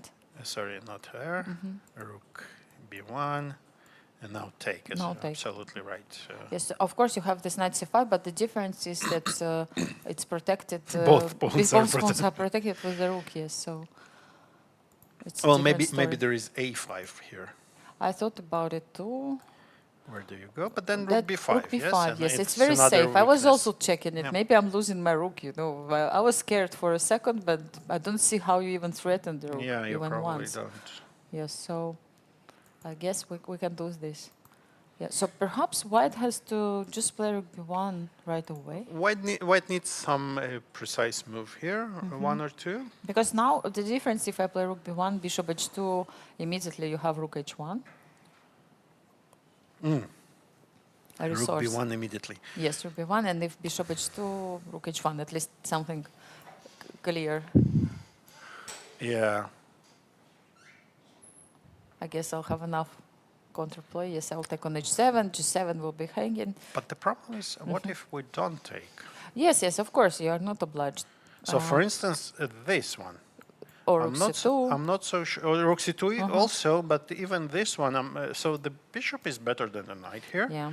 I have a slightly more active rook, although you can now maybe kick me out. Are you sure that this bishop is like better? After you move the rook, maybe I play f4. I mean, I agree that it's better in overall, but after f4, like I take so many squares. This is true. Yes, I and agree. Yeah. This bishop may not feel that comfortable with me placing pawns on dark squares. Let's see. I'm curious what Anna played here. Oh, she played g3. She solved the G3. issues, and also as you takes away some squares from the bishop, as you yes. said. Yeah. Yeah, so by the way, she accepted the fact that maybe after knight c3, certain point, maybe she can even take. Yes, but okay. Well, maybe no now need. she doesn't want to take. No. Maybe now she can. She can go maybe to e3. Yes. Right? So she's not obliged to take. And if rook c2, let's talk about the elephant in the room, right? Exactly. Rook So c2 is like principal idea. I think the idea is to play rook c1. Though I'm not sure. Because, well... You don't have rook b2, it's important. It's Yes. important that we don't have rook b2, but we do have rook a2. Yes. Do we? Just keeping this rook on the second rank, yes? Knight c5 you're thinking, or what? I cannot say what I'm thinking because... well, maybe this one. I want to get rid of this rook. Maybe you I want feel to uncomfortable. win it. Maybe you even want to trap it. Right, maybe I want to trap it, yeah? Yeah, but it's hard, it's hard. Yeah, I always have That's to actually place interesting. on a1 maybe. So something like rook c4 and knight c1 you are suggesting? Yeah, but then I always have rook a1 maybe. Yeah. For the moment at least. I feel that I'm not going to lose it that easily. Yeah. No, I don't need it easily. As long as you lose it, I take it. You are ready for the hard way. Yeah. Yes, okay. Got it, yes. No, but it's drawish. Drawish, very drawish position, yes. I agree. Like, But yeah, I like it. Yeah. So she went probably through all the same lines that we did, right? And then she realized- saw that there are issues with the h pawn, and she doesn't want to play h3, for instance. She wants to also restrict this bishop, as you said, right? So to Yes. take away as many squares, but she wasn't too ready now to commit for f4. yes, f4 So she maybe. decided to first, because f4 gives up some squares that you don't really want to give right now. Maybe later on when the bishop is not, or the knight is at least not on the board. So for now, g3 makes a lot of sense. Yes, and like then- you restrict both bishop and the knight. Yes, so Exactly. the knight also doesn't get get very important squares. That's a good point. Yes, G3 is like really precise in this position, and yeah, I mean this game slowly perhaps moves towards draw, but it's still not over. Let's have a look from the beginning. From the Let's beginning, go. Nana Dzagnidze against Harika Dronavalli, and we have to report that nothing major happened for the last hour or so in this game, because there was we left this game after Queen C2, and the players only played one move. Yes. C5 and Knight B5, and Black is thinking, and both players really spent a ton of time here on this move. Yes, exactly. Like we were trying to understand why actually it's happening, like what. So this is quite interesting. Black is now thinking of whether she wants to keep her bishop, and if so, where to place it. So my immediate reaction would be to play something like bishop f8. Just to hide this bishop there, right? And maybe then kick out the knight with a6. But after bishop f8, maybe I have bishop b5 even.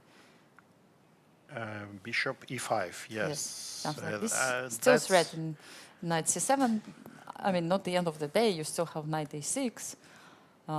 Right now, yeah. Yes, Knight yes, a6 is something we normally do in such situations, but then you cannot kick my knight out, right? Yes, it's not that easy. Yes, I mean maybe some combination of different threats. Now I don't even moves like. But yeah, I need to finish the development, right? For white, cannot play moves like d4. It's too much. It's too optimistic, I guess. Yes, so exactly. like first I have to want finish, to finish the development some development. somehow. But I don't have also bishop d3 because you still have some knight before jumps. So maybe like the way you A3? like it, yeah? Yes, Just A3. prophylactic. I like it. This move actually is good, with the idea maybe even to put a bit more pressure by playing bishop d3, castling, and bishop f6 will be one of the ideas. Who knows? Still, you can play maybe bishop d7 here and ask this knight some questions. It's a very complex position. Yes, exactly. And I can definitely understand why the players are spending so much time here. But on the other end, 8 moves, and each of them spent more than 40 minutes already. Not so easy. Exactly, and it's unclear. At one point, you may really need this time. It's very obvious. Okay, so Mariya Muzychuk against Elisabeth Paehtz. There have been some developments here. Let's see, and we left the game around here after bishop g2. Black went for knight b6. As we said, that's one of the options. You know, she decided not to play b5. Play b5 because you remember we saw that b5 is often met by a4, forcing us to play b4, and this might become a weakness later on because the knight will jump after knight d5. The knight will jump onto e5. On the other hand, you didn't get all this counterplay on the queen side, at least not immediately. So knight b6 covering d5 square and some ideas, but so queen d2 will be knight c4, obviously. Exactly. So that's why you need to using the fact that the bishop is not there anymore, right? Yeah, so queen d3 is logical move, covering c4 square, and queen c7, knight d2. Make you sure see that everything nobody about jumps. c4, right? So that's that makes a lot of sense. Now we exchanged, and look how skillfully the Muzychuk sisters move their knights, Yes, right? And definitely. another knight, look at the path of the knight. The knight goes via f3 to d2, c4, e3, and goes to d5. Exactly, and I would like to have a very short break, after which we'll come back with a very important guest. So stay with us and don't go anywhere. In a land bathed in light, 2 unstoppable journeys set sail for greatness.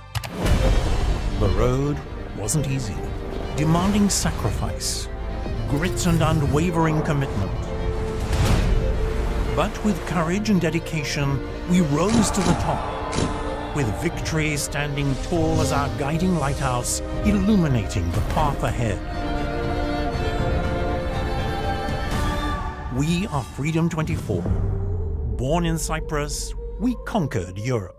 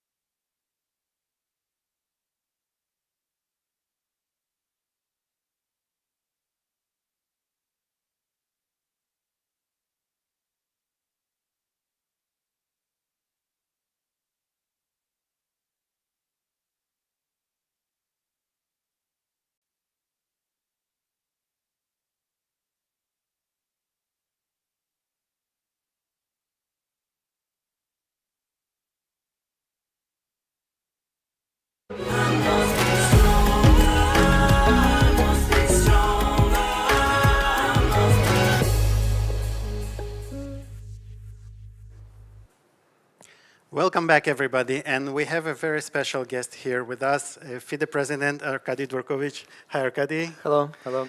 Thanks for joining us. Thank you for having me here. Yeah. So we have the fourth leg of the FIDE Grand Prix, Women's Grand Prix here. You're probably following this tournament, and you're following. Yeah, it's really nice to be in Cyprus. It's not the first time we do this event here. We also had it during the previous Grand Prix series, and I think both participants and people who saw it liked it, so we came back.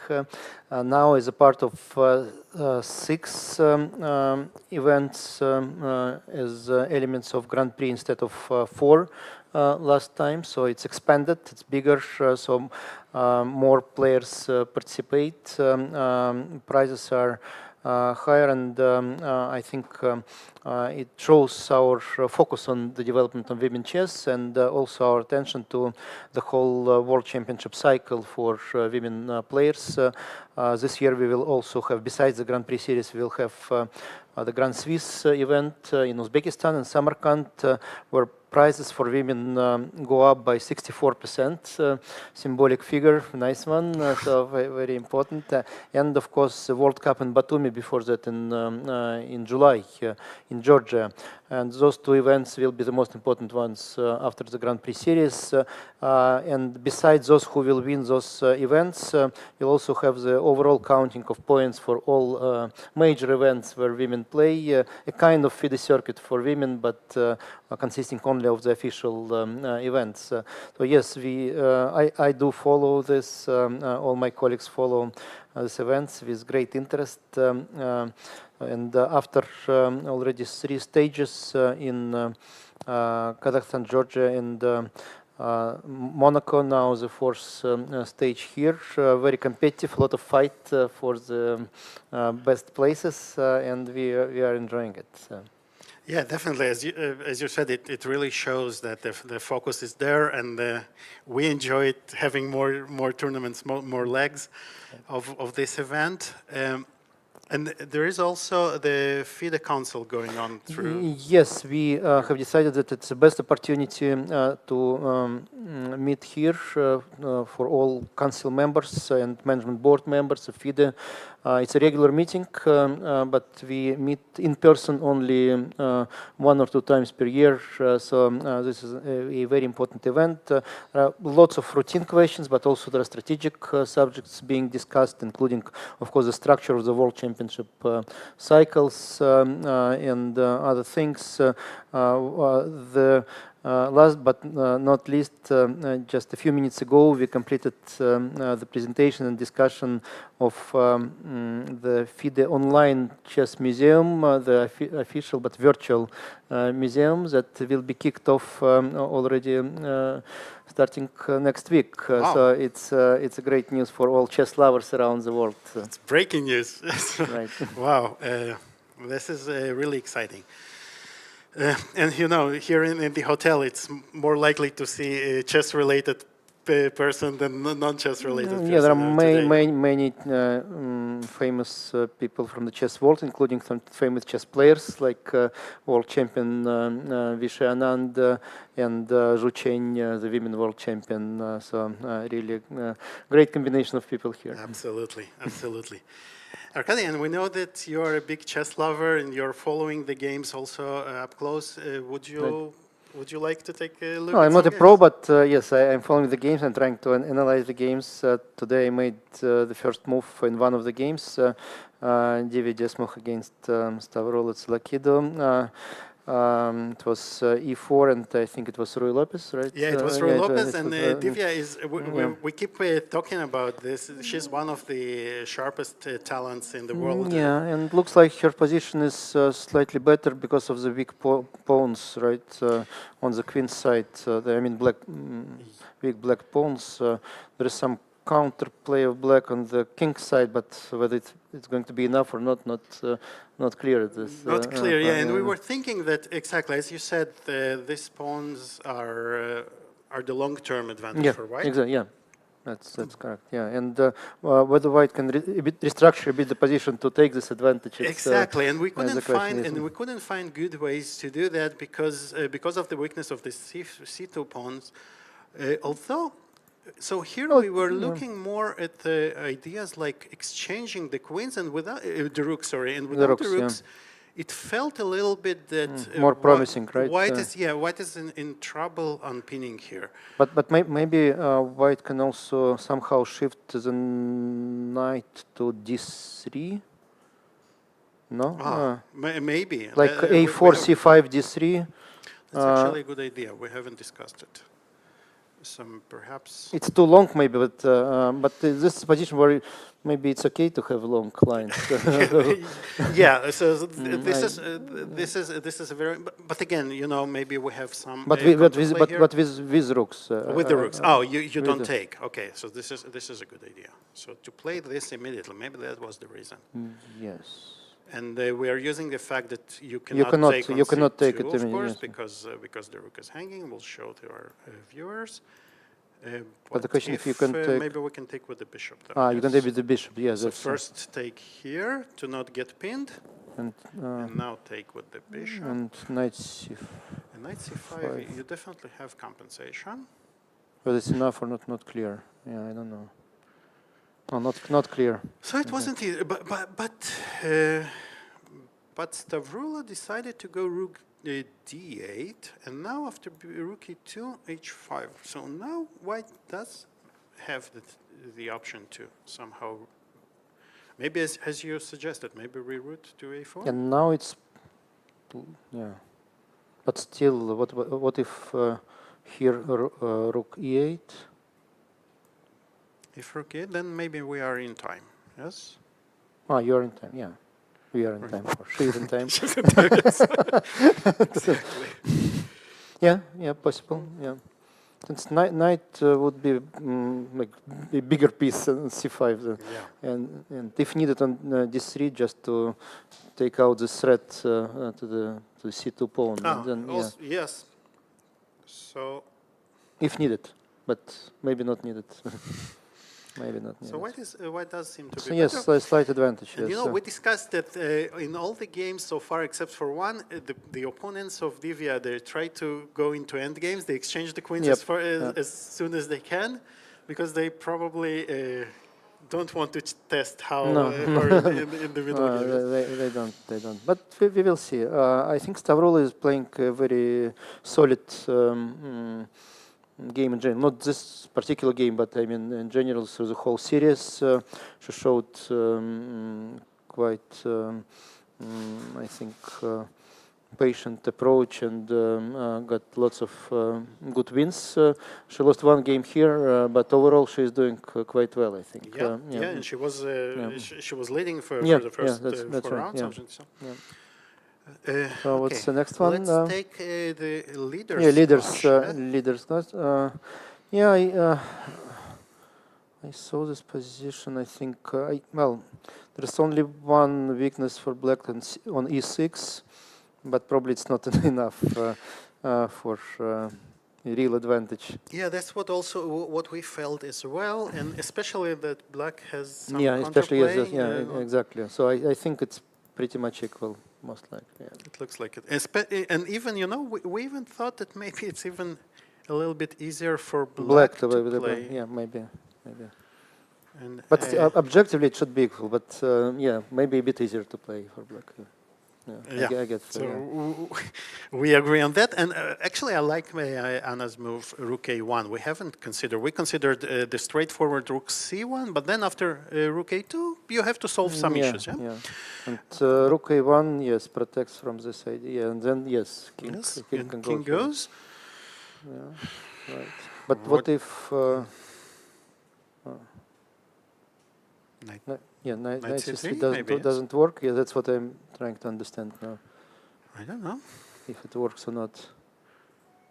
What's the point? What's the plan for white? And perpetual. So maybe that's one of the outcomes because if not, then King E3 Do we want to catch the rook, maybe? Yes, that was my point. Well, it doesn't catch not the rook. really It catch doesn't the rook, yes. Yes. Yeah, it's No, it does actually. Because of it does. It does. Yeah, It does because, for instance, if black doesn't do anything, then knight e1, and if the rook goes, we take the bishop. Take the knight. Exactly. So it works. Yeah. So perpetual. Check doesn't help us. So perpetual not such a bad idea. Yeah, perhaps. perpetual. We will see. Okay, so here Zhu Jiner is thinking, and let's see if the game again. Oh, there has been some development here. Goryachkina against Badelka, and we left the game here. Yes, and we were thinking that black is probably after d4 that black probably has to play e4 and d5. Otherwise, because if you exchange, then even the king might become too weak, and the central squares, the weakened light squares, might become somehow weak. So e4 was indeed what Olga played. Yeah, d5. Yeah, that was exactly what you thought. And here. Okay, so now both players have weakened their kings. Yeah, looks like most of the immediate problems are solved, but yes. So, and now the king, the knight goes back and trying to fight for those weakened squares. Oh, this is a very interesting decision. Just to weaken. Yeah, so we want to fight for it makes a lot of sense. So this is a deep. Normally, we don't immediately think of exchanging a bishop for a knight, especially when where black has some light squared bishops. But here, Aleksandra is thinking a little bit deeper than that, and she says, "Okay, I need this square on e5." And this is also another thing that the second knight wants to go to c5, yes? That's why c5 was played. So c5 is a must. I'm thinking maybe we could have started. She obviously was thinking about this as well. 94. 94, yeah, Yes, 94 fights for. Yep. So knight 95, c5. 94 makes a lot of sense. The point being that we cannot take on c5 now, of course, because Yep. queen takes a knight. Knight c5. Okay, and this is our position, and queen d4.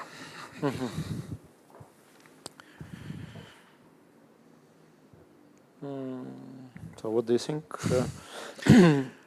I think, again, as a human, the computer says, of course, no problem, but the computer always says no problem in such positions. I would, of course, prefer white here because I feel that my knight on e5 is much better placed. And if you don't, for instance, if you exchange the queens, yes? Yeah. Then I will have some very clear play against the pawn. Yep. And if you don't exchange, then, you know, they say that the queen and knight are usually better than queen and bishop because they complete each other. But probably black doesn't want to take, yeah? What do you think? But where to go? That's the question. Maybe here?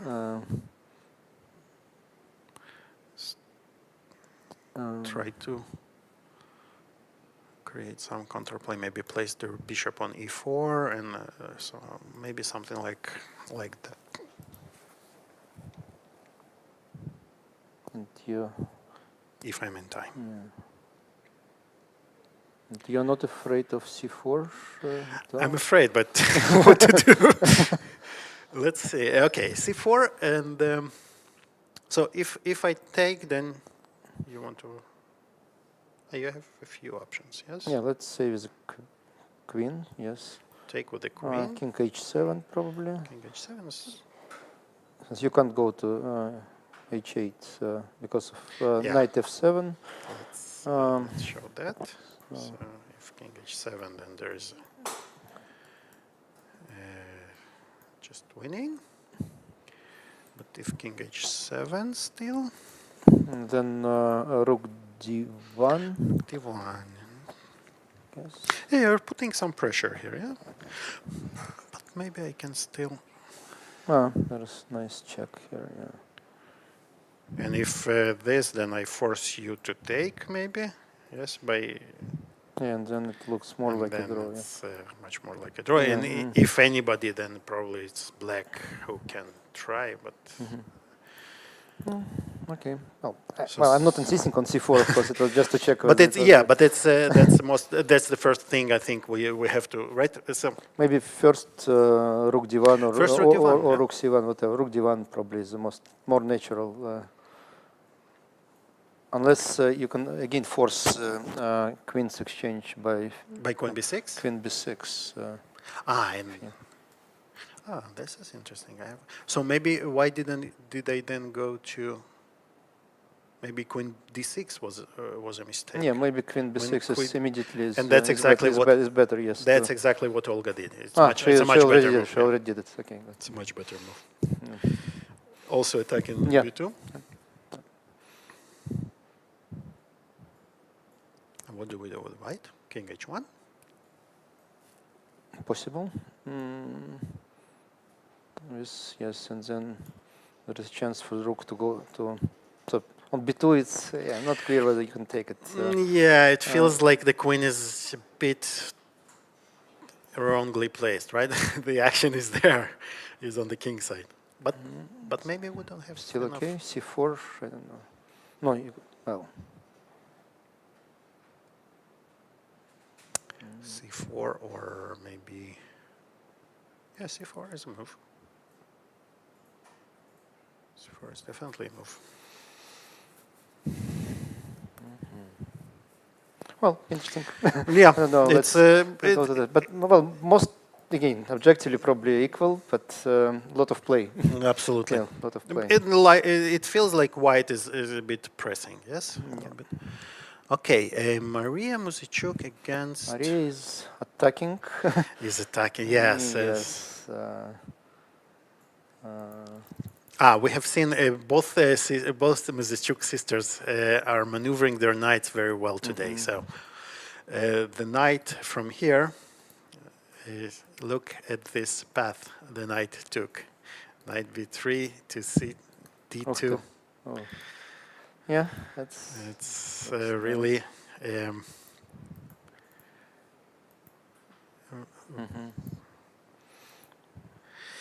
Continue. And h4 continuing pushing. Very basically, I think White got everything that she wanted to get. Yes.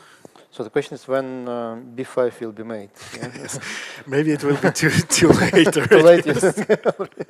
So for instance, okay, let's say if you play b5 here, we can push. Yeah? I think you can already push. Yes. And even it's maybe even winning some material by force, because if we take, then both bishops are stacked. Sorry, and if you don't take, then if you move, then just this bishop is lost. So what do we do? So bishop h3, very interesting, attacking this, creating this threat. So the question is, yes, what's the move here? Okay, g5 is maybe g5. Yeah, I was thinking as well. But are you going to be okay with your h? No, I'm not. Open h. I'm not, but maybe that's what I have to do. So take, and yeah, I don't know whether immediately, but probably immediately. Yes. Yeah, like this. Yeah. And then the idea being that queen protects the c4. Yeah, c2, that was queen e2 was to keep protection. And this is not so good for black, yeah, it seems, because we don't even have, so of course we cannot keep the bishop near the king because of the tactical. Very dangerous. And if we have to go to d8, then the king is so lonely here, yes? How can we use it? Well, you will have to play bishop g2 at some point. I'm not sure that now, since you have the tactics. Probably here. Bishop takes g4. Maybe we can afford some move like that. c3 is probably good prophylactics. Yeah, since pawn is not on b5 yet. Exactly. I think we have time. Yeah, with such a strong knight. If pawn would be on b5, of course, that would be dangerous. But now you have time to do it. Probably. So let's just maybe we can show. Yeah. So we go here, for instance, b4. Elisabeth didn't play g5, understandably. Yeah, she didn't. And probably something like that. Yeah. Are we on time? Actually, I thought about rook d3 instead of queen f3, but it makes more sense. Yeah. Let's see. So here, this and rook d3. I still have to play b4. Yeah, you still have. And now you can play bishop g2 probably. Yes. G2 and the rook. Yeah, that's the idea. Yes, yeah. That's the idea. Yeah, and all the pieces, and black is really not in time. And here we can even recapture with the knight. Yes, not to exchange the rooks, or ignore. No, we cannot ignore. We cannot ignore. No, you cannot ignore. You cannot ignore. No. Let's show this. This is a nice way to lose, but we don't want to lose.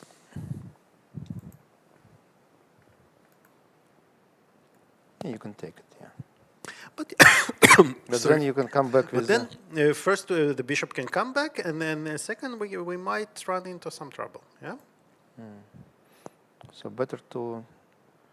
But why not to take with the rook? With the rook, then, because if a queen moves, maybe rook is better than knight c3, of course. So, but if we take, then queen moves, and we have to exchange the bishops, the rook. Sorry. So and. Question is, here there are some moves that can actually help.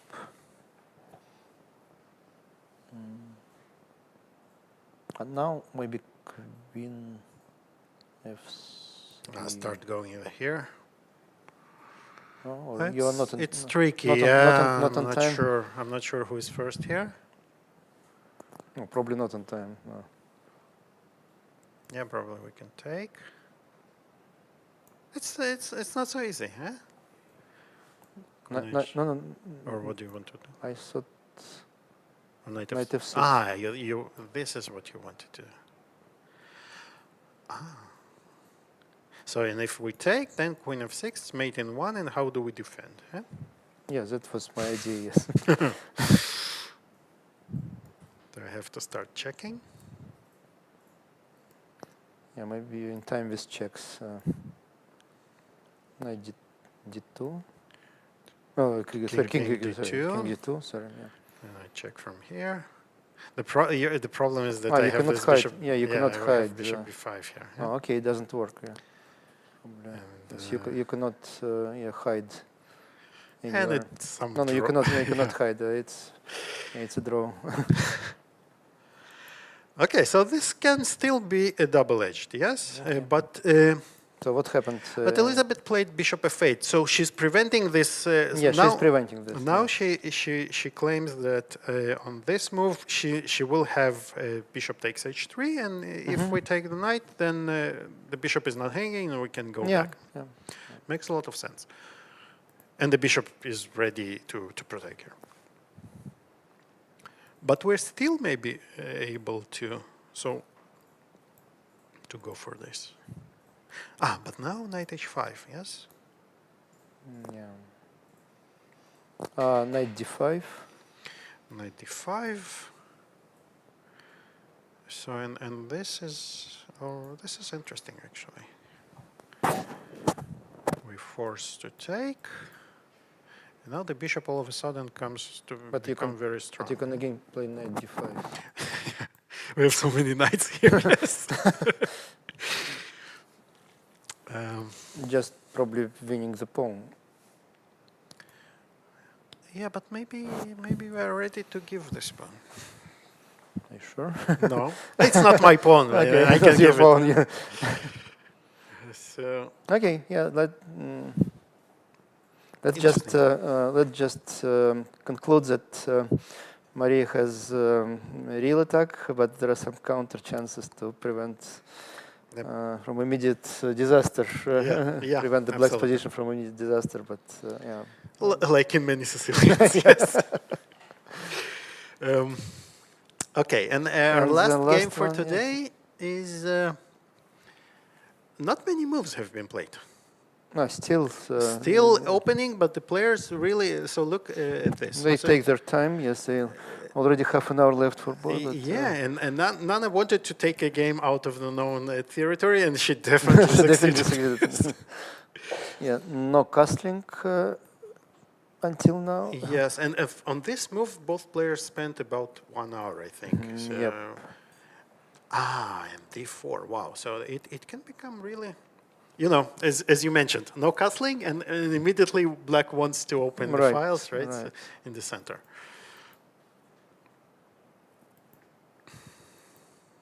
So this is a pawn sacrifice.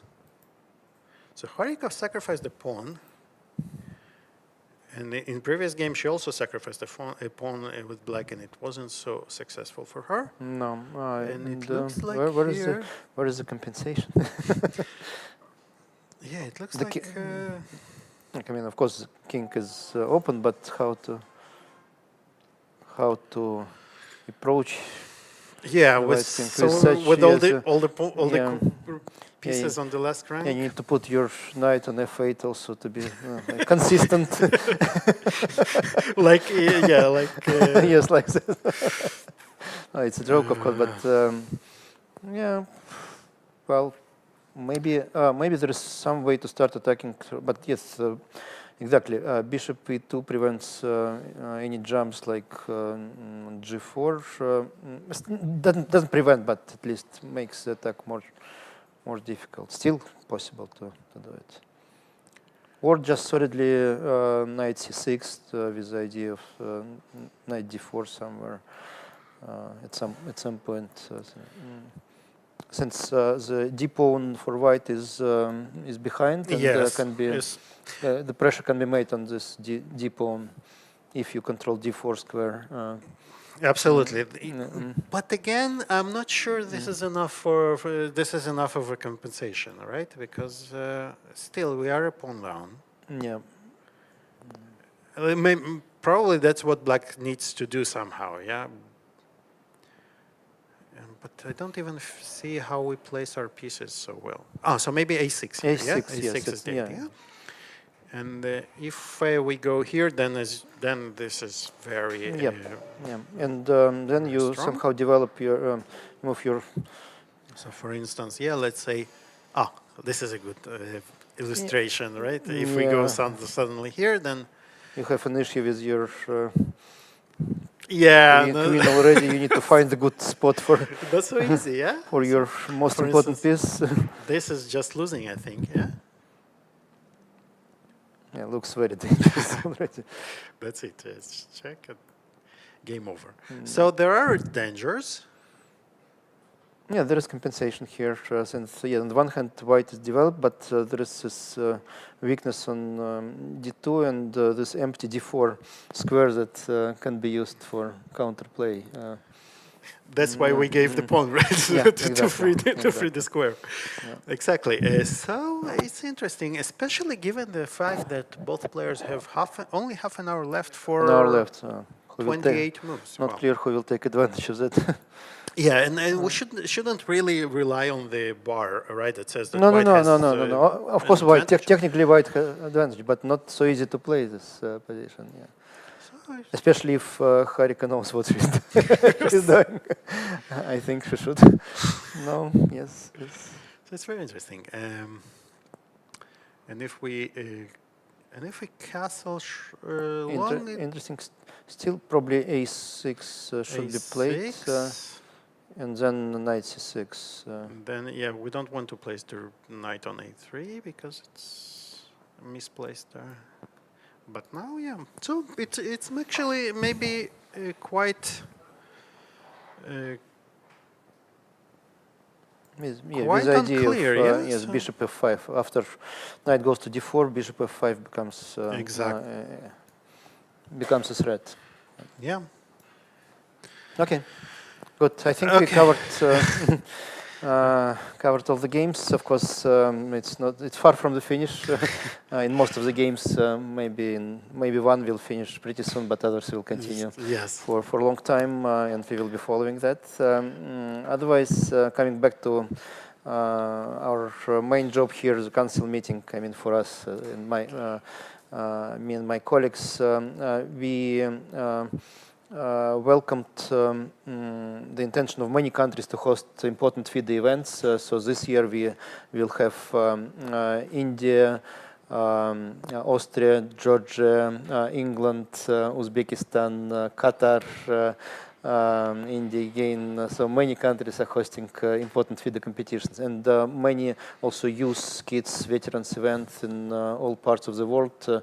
Now there is one in Serbia, next one Rhodes, Greece, and it's exciting to follow these events. Also this year we'll have events in South America, like Colombia in August, the Olympiad under 16. Exciting things to follow. So thanks for the work that you're doing for uniting the really all over the world, and we will keep annotating, and we'll leave you to do the real important job. Yeah, good Thanks luck for being with commentaries, and of course good luck to all the ladies who are playing and showing their best talents. Thank you very much, Thank Arkady. We'll take a very short break, and we'll be back with you on the other side of it. In a land bathed in light, two unstoppable journeys set sail for greatness. The road wasn't easy, demanding sacrifice, grit and unwavering commitment. But with courage and dedication, we rose to the top, with victory standing tall as our guiding lighthouse, illuminating the path ahead. We are Freedom 24. Born in Cyprus, we conquered Europe.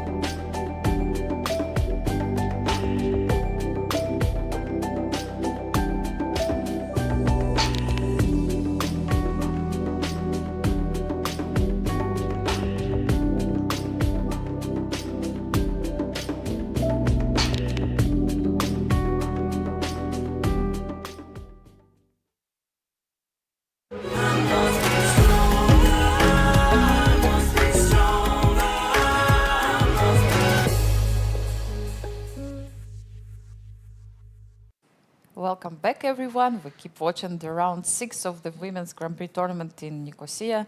And I think now it's a very, very critical moment for at least one of the games. And I think we have to jump very quickly because the bar is going crazy, yeah? crazy completely, yes. So we have to understand like what happened before. So where did you stop? So we stopped here after Bishop F8 and we calculated this line, although here we were going with this knight to d5, but now thinking of it, black would play after knight ed5, black would play b5. So it's much more logical to the way Mariya played it. Removing this knight from problems, the pawn attacks. And now Elisabeth played rook c6. And here where the bar went so crazy. Yeah, so the bar says it's a huge advantage for white. But we have I'm to not understand sure. like, what exactly happened. I mean, this kind of evaluation shouldn't trick you. It can be really different. Like we don't see any material advantage right now for white. It's very clear when someone is piece up to have this +3 or something like that, but it's not the case. Like either it's some positional advantage or some kind of tactics which players are missing, or I mean, computer sees. So we have to understand like what's the point. But I say after even king b1. So after king b1, the advantage dropped significantly, but still it's a huge advantage. But Yes. but 3.7 advantage is more than a piece. Yes, it's So decisive. we need to understand what the computer sees there, because Otherwise, it will frankly look I crazy. don't. Let's My first idea was to play maybe knight f5, attacking with the idea of the fork, and attacking also this square. Actually, looks like really, really interesting, because if you take this pawn, you take on h5. But Well, the problem not is, immediately. Yeah, Yes, I don't if want you- to take immediately because there This is is how you some lose the game. slight tiny issue with that. yes. So yes, be careful when you have your ideas. Still check the safety of your king right now. So knight But f5. take. here we have this intermediate Move rook rook c3. c3. Yes, and the queen needs to leave. You protect c2 square at the same time. So if you go here, then we just take. Doesn't help.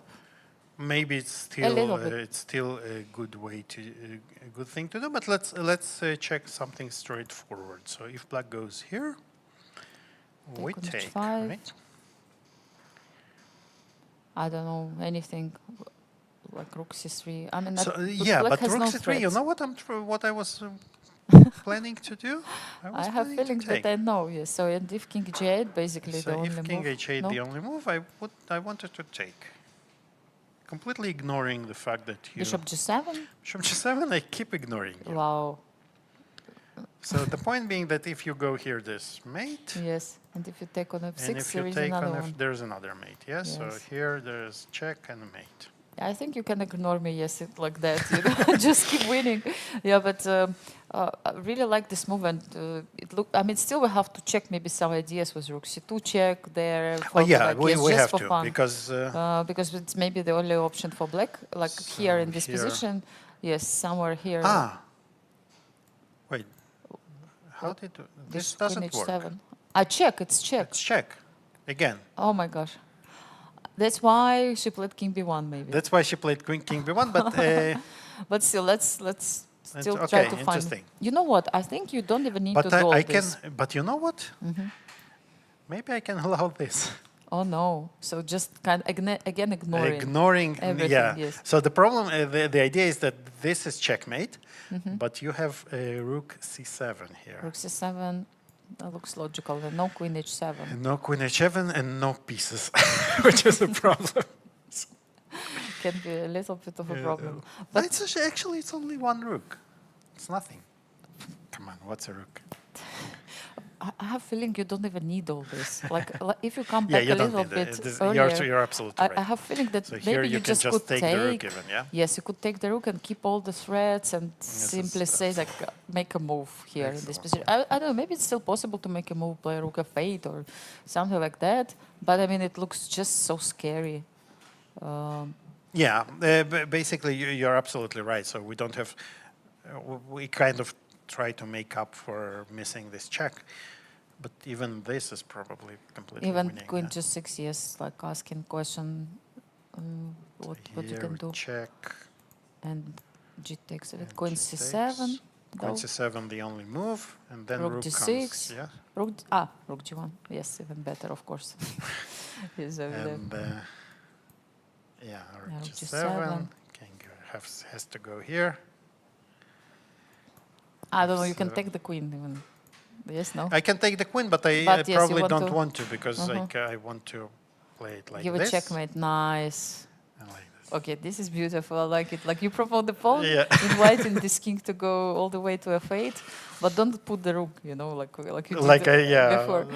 So what is It's clear interesting. here that the king of black is really vulnerable, and move like knight f5 is very concrete, asking questions like, and can black actually? So knight e7 is Again, also I'm a not threat, sure. right? I'm not sure No, that's no, I the like move, this but knight that, f5. It's very that's one straightforward. idea.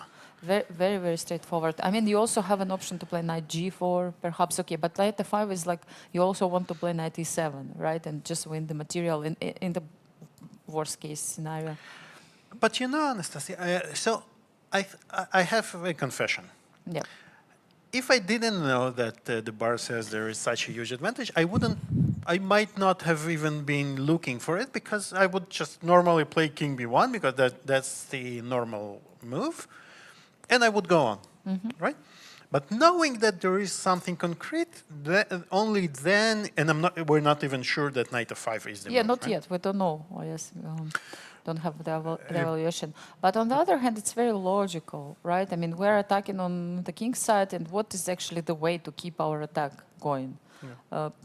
This kind of moves like knight g4, knight f5 are definitely one of the candidates' moves, right? Yeah. So you have to look and check them all. So again, tempting to play, Yeah, at least forward, you know. Definitely. And what else you can do?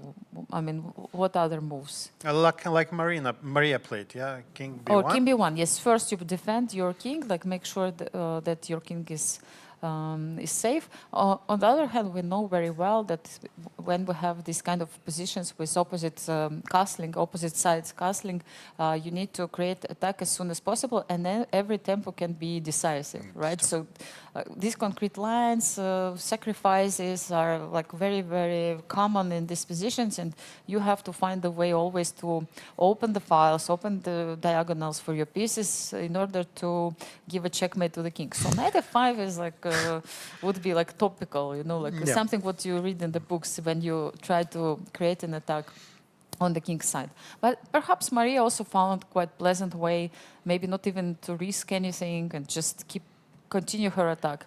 A very human way for sure, right? Yes, so let's also check the body language of the players and like try to figure out what's going on. And also, what about time? I mean, time can be also important at this moment. Yes, it's like so Mariya Mariya has 23 minutes and Elisabeth 35 minutes left for 16 moves. 16 moves, yes. So, But speaking of time, I want to show you the game between Nana and Harika. So they also have about 20 minutes each, but they made only 15 moves. yeah, so not far. much. But still a progress, right? 7 moves in 1 hour. Yes, it is a progress. And, you know, we looked, Arkady and I, we looked at this position and we came to the conclusion that although it seems that black just is a pawn down, and but all her pieces are on the last rank, like, where is your compensation? But when you start analyzing, it turns out that black, the knight goes to d4, and the bishop comes out, and this weakness of the d4 square, black does really have a lot of Compensation, a lot yes. of compensation. Yeah. That's interesting. Yes, it seems like white should be really like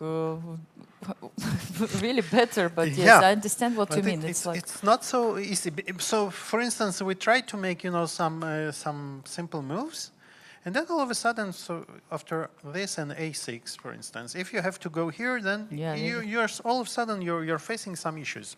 Exactly, like you have to move queen on d1. Or Exactly, something like because that. if you go here, you all of a have sudden bishop it's game f5, over. yes. Yes, here and knight e4 and you lost. So Oh, even like that. even like that, just Yes. Okay. so. But look what Nana did. She played c5 here, which makes a lot of sense, right? You want to install the knight on d6. After knight c6, knight d6, rook e7. And the she bishop also decided to put the bishop on c4, so she actually made the square available for the bishop by playing move c5. And now some ideas, some pressure on f7. But But, as usually there is but, like black is trying to remove this knight from this very beautiful square on d6. And b6 is very concrete. And we overextended a little bit because our king is still in the center. Shall not be. We shall not forget that, right? Yes. And the knight is now. So our position is a little bit shaky, right? And also look at this. Knight d4 is an unpleasant threat because if we take, he takes. So black even here, for instance, I mean, it's going to be a check. black could have played this, right? Knight d4. Attacking the queen. And if you take, I'm not saying we should take, but if you take, then all of a sudden this is a discovered check. And you most probably will lose the You lose the castling. Yes, castle, so right? like king f1. So something king like f1, and who knows? Well, we should know, yes? b6 maybe. We should try to find at least, yes. Also, I don't know if queen a5 was possible, but Queen a5 I mean, some also kind of nice. move like that. But I no, like I'm not threatening to take on c5. I didn't like this move because it felt shaky, right? I'm not even threatening Right, because bishop f7 is discovered check here. discovered check, yes. So b6, yeah, I like the move b6, like very concrete. In all these variations, like white can still keep the pawn by playing like knight c8 and take on b6, but I'm not sure this is what you want, right? Exactly, not with the king, right? No, not On with the f1. king on f1. Yeah. Oh, maybe you will have to do that, but and something like d3. B5. No, b5 is the yes, threat, so a4 perhaps, we have or to we play have to a4, move the queen. but then I'm not sure even about d3. yeah, Because if you play d3, Exactly. queen What takes, about this? queen d7, rook d7, sorry. or even knight e4 maybe. Oh, you see, it sounds like we have many options, yes. I like those rook d7 with the idea to take rook on d2 d7. also Rook as d7 is immediately. beautiful. Yeah. Yes, because using the fact that this king is still in the center, putting more pressure. I just want to keep the queens on the board. Don't want to exchange. Fire on the board. Yes, I would prefer to have them, just in case if I would like to give a Absolutely. checkmate, Absolutely. I may need this queen. So Definitely a lot of compensation, but Harika decided that she doesn't need to do that right away. She has time to play b6 immediately. So now if white decide to go for castling, b takes c5 probably will follow up, and black will have this pawn. And by the way, sometimes even can take with c pawn on d4, maybe in the future. Exactly, If yes. you really want to do so, then maybe you can even take with c pawn. Very interesting, a very creative play by both By players. both players, no? yes. It's a really, very interesting game, big fight, and it explains everything, like why they spend so much time at the opening stage, because definitely they started to play very early this position, Yeah. and or I mean, try to remember the plans, the ideas they know in similar circumstances. So I think we will come back to this game very soon because the time pressure is coming up. So maybe let's go quickly to our main game, where nothing really. By the way, yeah. So you remember we had this problem with of rook kicking on the c2, rook yes. out, and Anna solved it very nicely with the rook a1. So preparing to play king d1 to kick the rook off. So she took control over the last possible square Yes. for black. Yes, nice. Now they repeat it, and look at that. So Zhu Jiner declined repetition, and she is playing for a win. And as we said, yeah, so it might be a drawish position, but black is the one who is, it feels a little bit pressing. Really interesting. I mean, I wouldn't say so, but I have a feeling that she just decided to keep playing. Okay, Say. good. Maybe she Okay, doesn't also. think that it's like much better. I mean, Probably any not. better. Probably she problem. doesn't think. But let me persuade you. Okay, please. Easy. So. I can change my opinion. Yes. I have a bishop here, Yes. and you have those 2 pawns. So now, after having played h5, I have one area where I can attack. Yes. Okay. Another one. So the knight goes to d4. These are pawns that can be so. Also potentially weak. Yes. I'm threatening to win a pawn just in one move now. So, and I don't really have any weaknesses. So we can agree, I think, that this is not a weakness anymore, this pawn, because you cannot really attack it. Right? Yes. And I have, okay, I had the control over the c file. I don't have it on anymore. But so if we exchange, Then bishop again, c3. I will play, I think, bishop c3 here. Bishop c3. So the question I have was to play maybe whether something we like this. exchanged the rooks, and Anna decided not to exchange the She rooks. played right away. She took. She played bishop c3 right away. And I'm trying to see why she decided not to do that. Yeah, I would And- think that. Actually, so this might not be so nice and so pleasant, or is it? No, h4 you have maybe even g4. G4, yes? that's the idea, like bishop c3, And also then bishop this g7 is is possible, hanging, maybe yes? not immediately, I don't know. I'm not sure that you have to. What do you think about this exchange, like bishop g7, bishop h2? Is it favorable for black or white? Like I really try to. Can I say that I don't know? Am Am I allowed? Yes, you're absolutely allowed. Okay. We can try to. I don't know. I'm asking rhetorical questions and we can find a way. So let's have a look, like bishop g7. So bishop g7 is a committal move. Yes. I think I can say that I. And then go back with. Then on bishop f6 we have this move, so we don't win back the pawn. Not back. We don't Yes. win the pawn. I have so many options, yes, like bishop even e5 to Bishop change e5 pawns, is also, but yeah, then this h pawn tends can to be- become so dangerous quickly. So does But g. It's like interesting. while you will be going with your king to h file to get it, maybe black has also some play with king d5, king d4. I mean, in case if you exchange the bishops. Yeah, Yes, so it's like it's becoming it's very really, double-edged. It's very really sharp double-edged. and- yes. If we want to avoid it, by the way, we don't have to take on g7, right? Yes, we can play h3, first. and this is also an interesting idea because h4 might become a weakness, Yes. having the dark square bishop. So h4 is really it already has become a weakness, I think, because we cannot defend This pawn, so the you have pawn, to so play we have to g6. play this, and all of a sudden, like, who is playing for a win here, right? Yes, White you is don't just- have bishop g3, which is funny, yes, because the knight is hanging. Exactly. So the bishop cannot protect both, and all of a sudden we run into trouble with black. So that's why probably black decided not to play move h4. Probably she calculated, she understood that Anna is not obliged, of course, to take on g7. H3 move looks really logical. This is how the decision is made. Like she went through all these lines, and like then you understand that no, let's wait, let's play something else. So g5 was G5 played. was played indeed, but again, this is interesting. So Mariya, so Anna is keeping her rook in the game, and I think one of the reasons is that she wants to have the option to counterplay. Yes, And she even- played king d2 here. The computer is, of course, unimpressed by any of that. For the computer, it's the same as it used to be Yes, it's 5 like moves ago. level evaluation, but we know that still mistakes can be done, and that if like now in the variation we were checking with you, like you make this kind of inaccurate, seems to be very active move h4, and then suddenly like white can get some chances. So still, it's some accuracy is required from both players.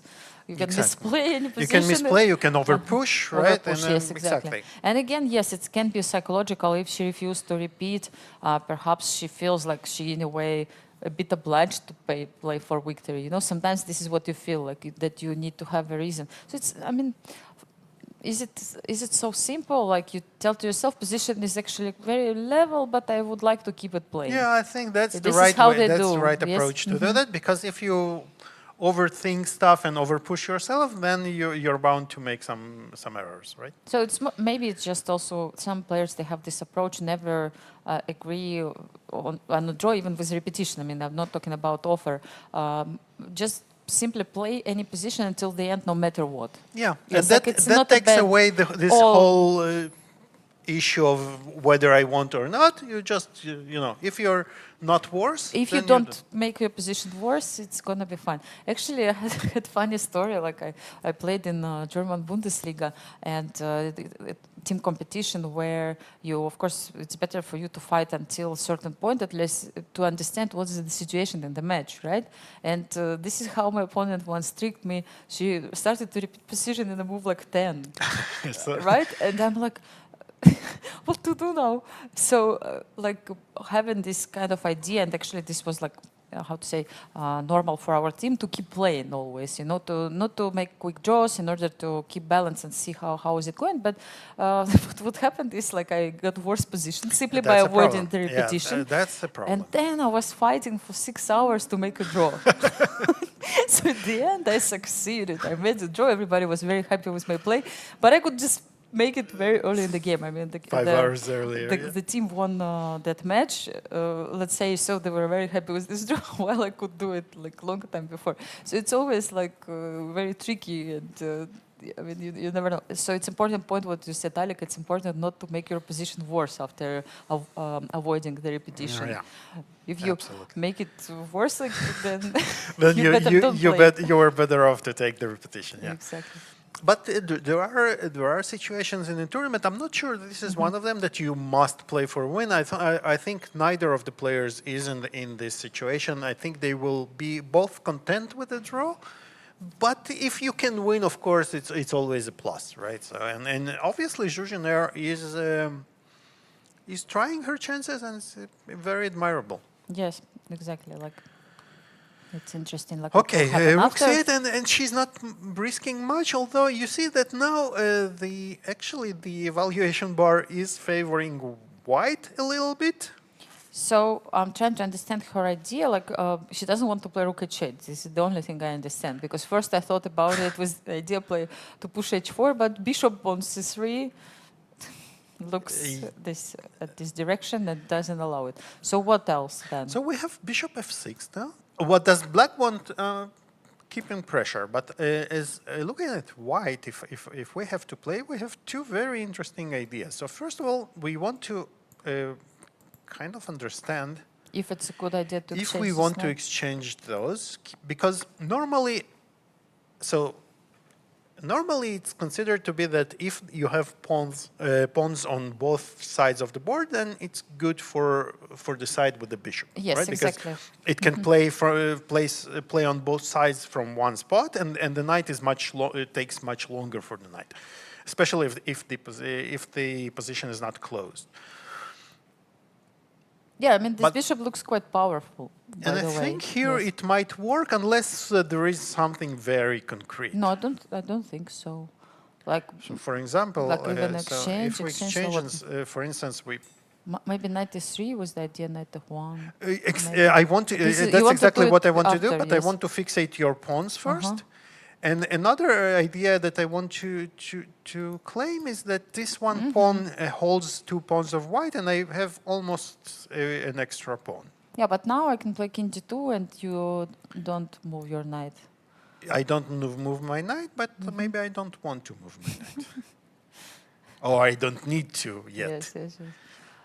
Yeah, and you are first to come to the center. Yes, so king exactly. d5 is important. So I want to come to the center and then start pushing my pawn, and I'm claiming that I'm the only one who can win here. Yeah, it's like you have an extra pawn, right? Exactly. So this g4 pawn is actually holding 2 pawns. Was I obliged to take it? Probably not. Maybe I could play Probably f4, not. but then you have knight e3. But so we said take first. No, yes, after g4. And g4, yes. Yeah, so I had actually a couple of options. I could play f4, but I could. No, I cannot. I thought maybe I can even move the king, but maybe it's too much. No, but the idea is just like yes, you take and then I. But maybe I ignore. Then I have. Then like you have f4, yeah. f4 maybe yes. Like I wanted to bring my king close to the place to have an option, not to allow your knight to jump on e3. So how do you play it here? So in case of f4, king d5, yes, king For d3. king d5, yes, and I want to go there. You obviously don't let me. Bit tricky position, yes, like I don't know. Here, I feel that the bishop is not that great. Yes. Even And some if ideas with h4, even, Yeah. and then knight f3. Yeah, h4 is maybe immediately it's a very good idea. And like, Because you have to take, yes, because otherwise and then g3 the was knight hanging. goes here.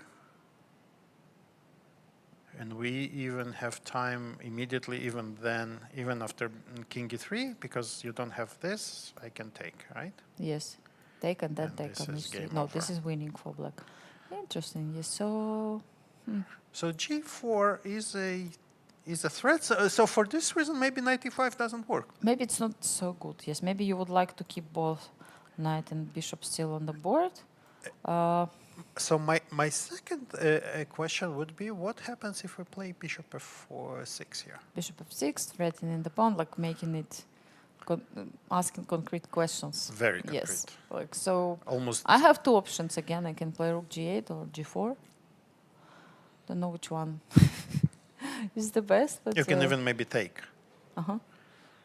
yeah, but So, but my idea on g4 was to somehow start attacking this asking one. unpleasant questions. Okay, for now maybe I have rook f8 and knight Rook g3. f8. Ah, you have No, I knight take. g4 immediately. I Yes, take and I immediately cannot and I really protect. do anything with this bishop. I Yes. cover and Marie and Anna. Let's see Played what rook she chooses. f1. Interesting. Rook We f1. haven't even considered this move. Exactly. So So why? What is the point of rook f1? something after g4. Well, she probably doesn't. She already showed us that she doesn't want to exchange the rooks. Yes, so that's why she moves the rook here. Yeah, Maybe so- also g4 is the threat now. Kind of. Yes. With the idea rook f7 maybe. Yes, at the she end. wants to fixate the pawn on the square of the bishop, right? And that's an interesting approach. Also So- defends f3 pawn sometimes because after g4 knight h4, then you can take on h5. Some Okay, interesting, Tricky. tricky moves with rook. With- The balance remains, so we can maybe we see both players on our screen. Yes, and it's like a very, very important key fight of the round. We are actually very happy that Zhu Jiner decided not to repeat the position because it keeps the game going. Absolutely, And yeah, this is what we all hope for. That's And what we are here for. I hope the viewers are also happy to have all 5 games in progress. Girls seems like very like ready to fight after the free day, and it's really, really great to see them in good fighting spirit. Let's remind jump- you that yeah. Aleksandra Muzychuk is the leader of the tournament. She's playing against Zhu Jiner, who is on the 2nd place right now. And we can go now The 3rd and check. place of the tournament currently. Yes, Aleksandra Goryachkina. Goryachkina. Yeah. She is playing against Olga Badelka, and we haven't visited them in quite a while. After Queen b6, we guessed this move after it was played. Yes, so we'll check a little bit this position later, but just to understand that they exchange lots of material, yes, for the Yes. moment, yes, and the game has a little bit different scenario right now. And what about time? Because time is important, Time, of course. they both have... no, not No, both. no, no. Olga Goryachkina has- has a big advantage. She has 30 minutes, and Olga has only 17 minutes left. How many moves? But 9 moves left, only 9 moves left to go, not... And White has a slight advantage here. So this is the current position on the This board, is the right? current position, yeah. So we are equal material, but Black is slightly disorganized. So first of all, this bishop is beautiful. Exactly, it's in the center of the board, but the question is like how you keep the bishop. Can we keep And it? Yeah, can we probably keep- we cannot yes. keep it because the defender is under a lot of pressure, right? Exactly. And without the yes. pawn on d5, it's very hard to see how the bishop survives. On the other hand,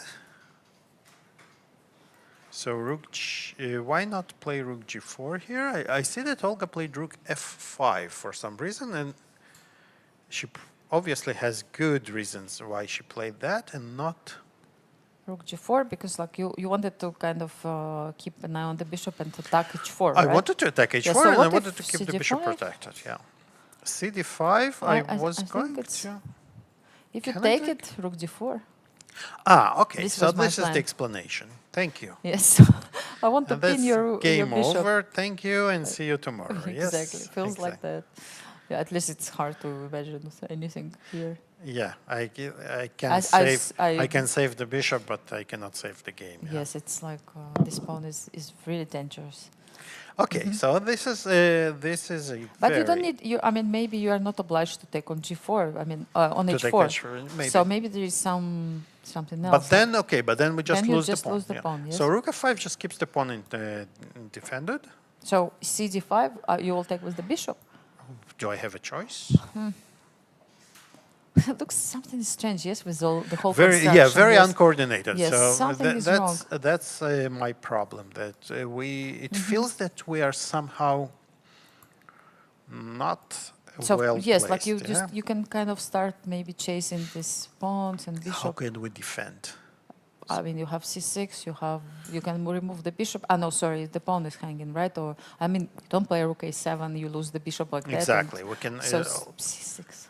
c6. Rook then c5, even yes. rook b7. c7. Sorry. So I don't think we can keep the pawn, and so not rook c7. Even maybe rook c7, but I meant to play rook b7 attacking the b7 pawn. attacking this pawn. And again, you cannot play b5 probably because I just take. Well, you can. You can, yes, but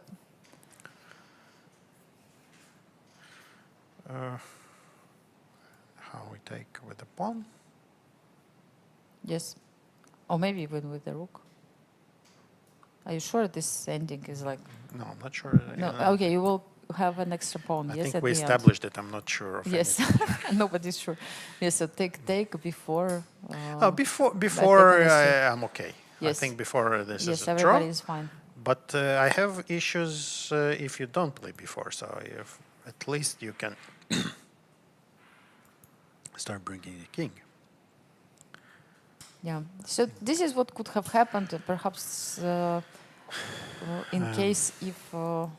But White did not take. She played knight c6. So what we were discussing is to take on To d5. take on yes, d5 I have immediately, a yeah. feeling yes that this was probably not a bad idea because like Because this actually White has feels some that options. White, she definitely has some ideas Yes. here. So what is the difference? Rook c5 was played immediately. Yes, right away. Probably she had an idea of knight Maybe e7. this is her yes. idea. And to take here, With the knight, but then you using and you the cannot fact that take if you take, then the rook bishop, e5. the rook is hanging. How do you like that? Yes, so the idea is to remove this rook from f5. Okay, now it's a good question. Let's try to figure it out. But maybe now we have just rook f7. Rook f7 and yes, Attacking the bishop knight, d5. forcing you to take, Yes, and now knight- just take here. Very smart, very smart. Just Lucky. what about such moves like b3? b3. Rook Not lucky. c2. Rook c2. Yes, very lucky. important. Extremely lucky. No, extremely lucky because the rook didn't have Everything- chance to go yeah. anywhere on the fourth rank, so it this just is the only move. happened Rook to c2. work. Yeah. Wow. Okay. If Olga calculated all this, like kudos. Kudos, yeah. But they seem to have both calculated it, and knight d4 is on the board. So not knight e7, but knight d4. What is the difference? Again, like bishop rook e5. But now rook Not e5. even rook e5 is Now possible. rook yes. e5 is possible. Because And cd5 you take with the rook. take with the rook, with this one. It's important. And you create a pin as well. Everybody's spinned here, but we are basically liquidating here because no jumps and nothing. Yeah, I really believe that position was, we calculated before, like really white had some chances due to this discoordination.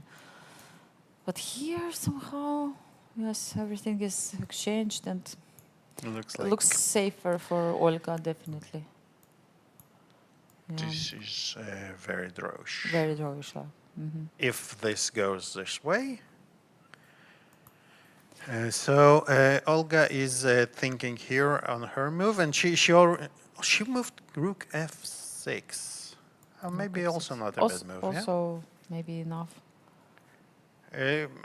Rightly asking why should I even pin my rook, right? Yes.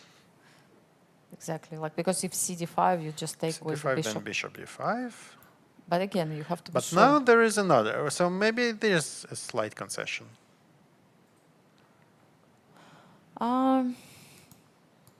Because now you're pinned from along the 5th rank. You can unpin like that, maybe. And bishop c4. No. No, rook I keep blundering. Yeah, but No, but it's nice variation. I like it. Yes, it's nice variation. Unorthodox Yes, way easy to unpin. actually easy to miss. Yes, but yeah, you want to take an advantage of the spin, but at the end it's white who Who ends up? Yeah. So Yes, exactly. Yeah, so rook f6. I mean, the worst case you can move the bishop and allow this exchange, but this is not something you want, right? To create some weaknesses in your camp. exactly. We don't want to double our pawns and create white a passed pawn. That would be. It feels like it would be a slight concession. But So what is the threat from white? Like to what take will- on h5. To take on h5. So very this is simple. very straightforward. If I play, okay, I don't want to play g6. That's You a see? problem. Yes. You see? So if I play king h6, then like something like knight King f5. h6, then knight f5 comes, and knight e3. Yes, you are right. No, I don't want to put my king under all these No, attacks. Yes. you're probably better off going at the g6 g6. already. But then 7th rank is a little bit vulnerable. Yeah, I'm not sure. I mean, g6, I'm not sure about this rook f6 idea really. Yeah. You would prefer. I rook would f5. rather go to e5, but But they're it's making easier moves- for me moves to say quickly, that yes. because I see. Okay, so, and we see that on the board. Aleksandra took on d5, and I will be very surprised if she doesn't play rook e5 here. Yeah, rook e5 is very tempting. I'm just trying to understand like what else. So I mean, you don't play rook h6, of course, after rook e5. There's Yeah. no way you would do No, it. there is no. Rook h6, I meant. You don't support. I the pawn like was that. thinking about rook g6, but it's Yes. not really anything, threat, any yes. threat. So So of course, like rook h6 also looks horrible. But what So else? you have to play G6, G6, yes, right? you're right. G6.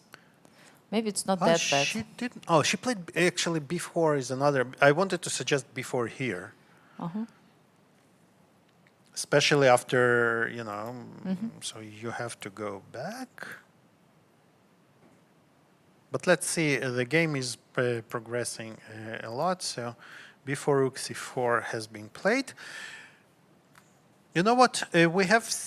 Let's jump to other games Yes, because because a lot is happening. Let's see what's going with Divya and Stavroula. So white is still trying to unpin and but it seems that white has made some progress here, right? Yes. Although the knight. Okay, the knight I will want to go to to a3 and then again, but how you win this pawn? Yes. I don't know how I win, but I definitely know that I want to play it with white. Yeah, so knight e3, yes, like will The be. knight keeping this king side from black's attacks, right? And also defending c2 at the same moment. yes, Exactly. So this is a nice setup, right? To play. Yes, so it looks like she found something here. And then we can always check some offering to exchange the queens or start attacking those pawns. So the computer says it's almost equal.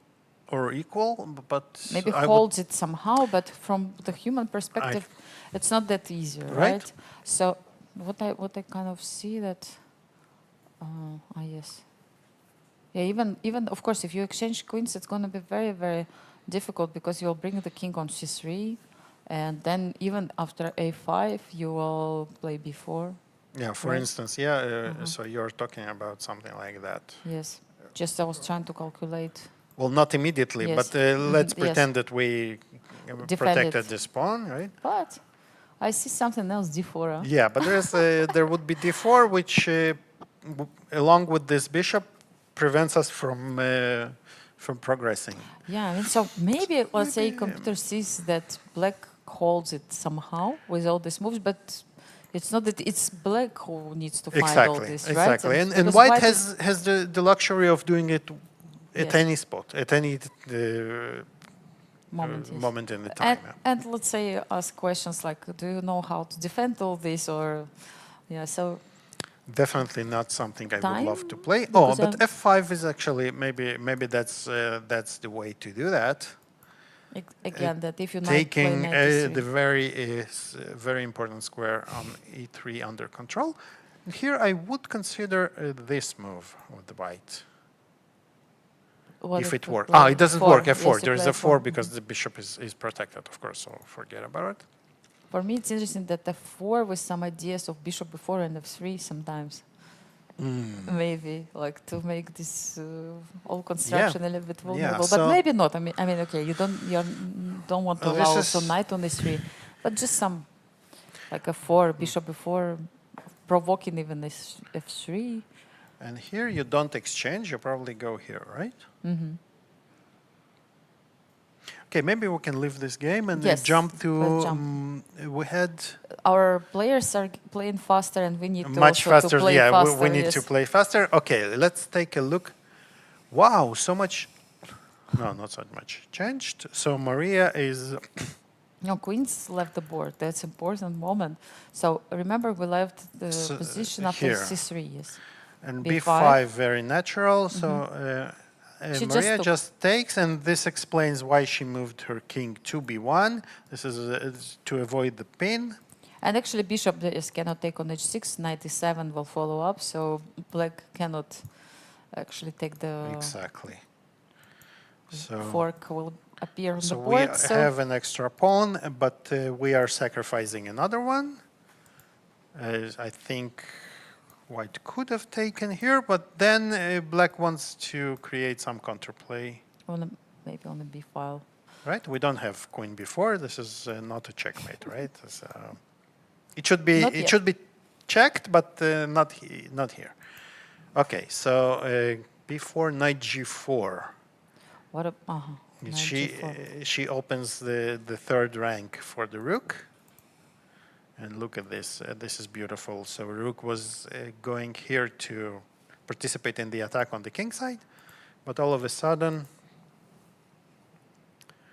it becomes- dances from yes. here to there. Yes. Yes, it becomes a defender suddenly. Yes, as well. H7 is a threat. So white is a healthy pawn up. Look at this monstrous knight Yes, on these d5. knights It are- really cements the whole position. And bishop on f8 And is a bishop little on bit MS sad bishop. Yes, I would say. yeah, exactly. Compare those pieces and you will Doesn't understand have who is even- better. It doesn't even have one square to go. So perhaps again, this evaluation which Bar gives, it's not so materialistic because it's just one pawn only. But on the other hand, it's just domination of white pieces. Absolutely. And then we will transfer this positional advantage into the material sooner or later, just creating a lot of threats. And you know, some checkmate ideas are already in the air. Yes, like maybe you want to play h7 and then take on even provoke maybe even h8 and then take on f7 and threaten with some ideas with knight f6 sooner or later, some checkmates. Who knows? I mean, maybe I'm just dreaming. You're not dreaming, but you know what else is there? Yes. How many moves, legal moves, that don't lose immediately does black have here? Ah, that's a good point. Like you're So trying to this say one doesn't go, Muzychuk's one, yes? doesn't go anywhere. Uh-huh. This one has one square which at at least gives up a pawn.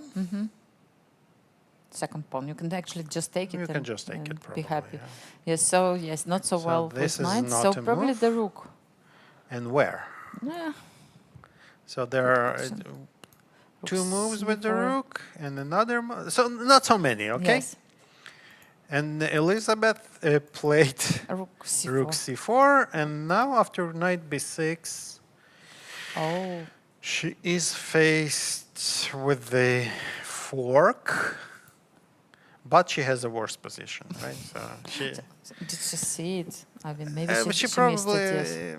well, it's, you know, What else? in such a position, it's so easy to panic because I don't know. Rook. Maybe rook c5. But would it maybe make any rook difference? c5, but after rook c5, so for instance, I play h7.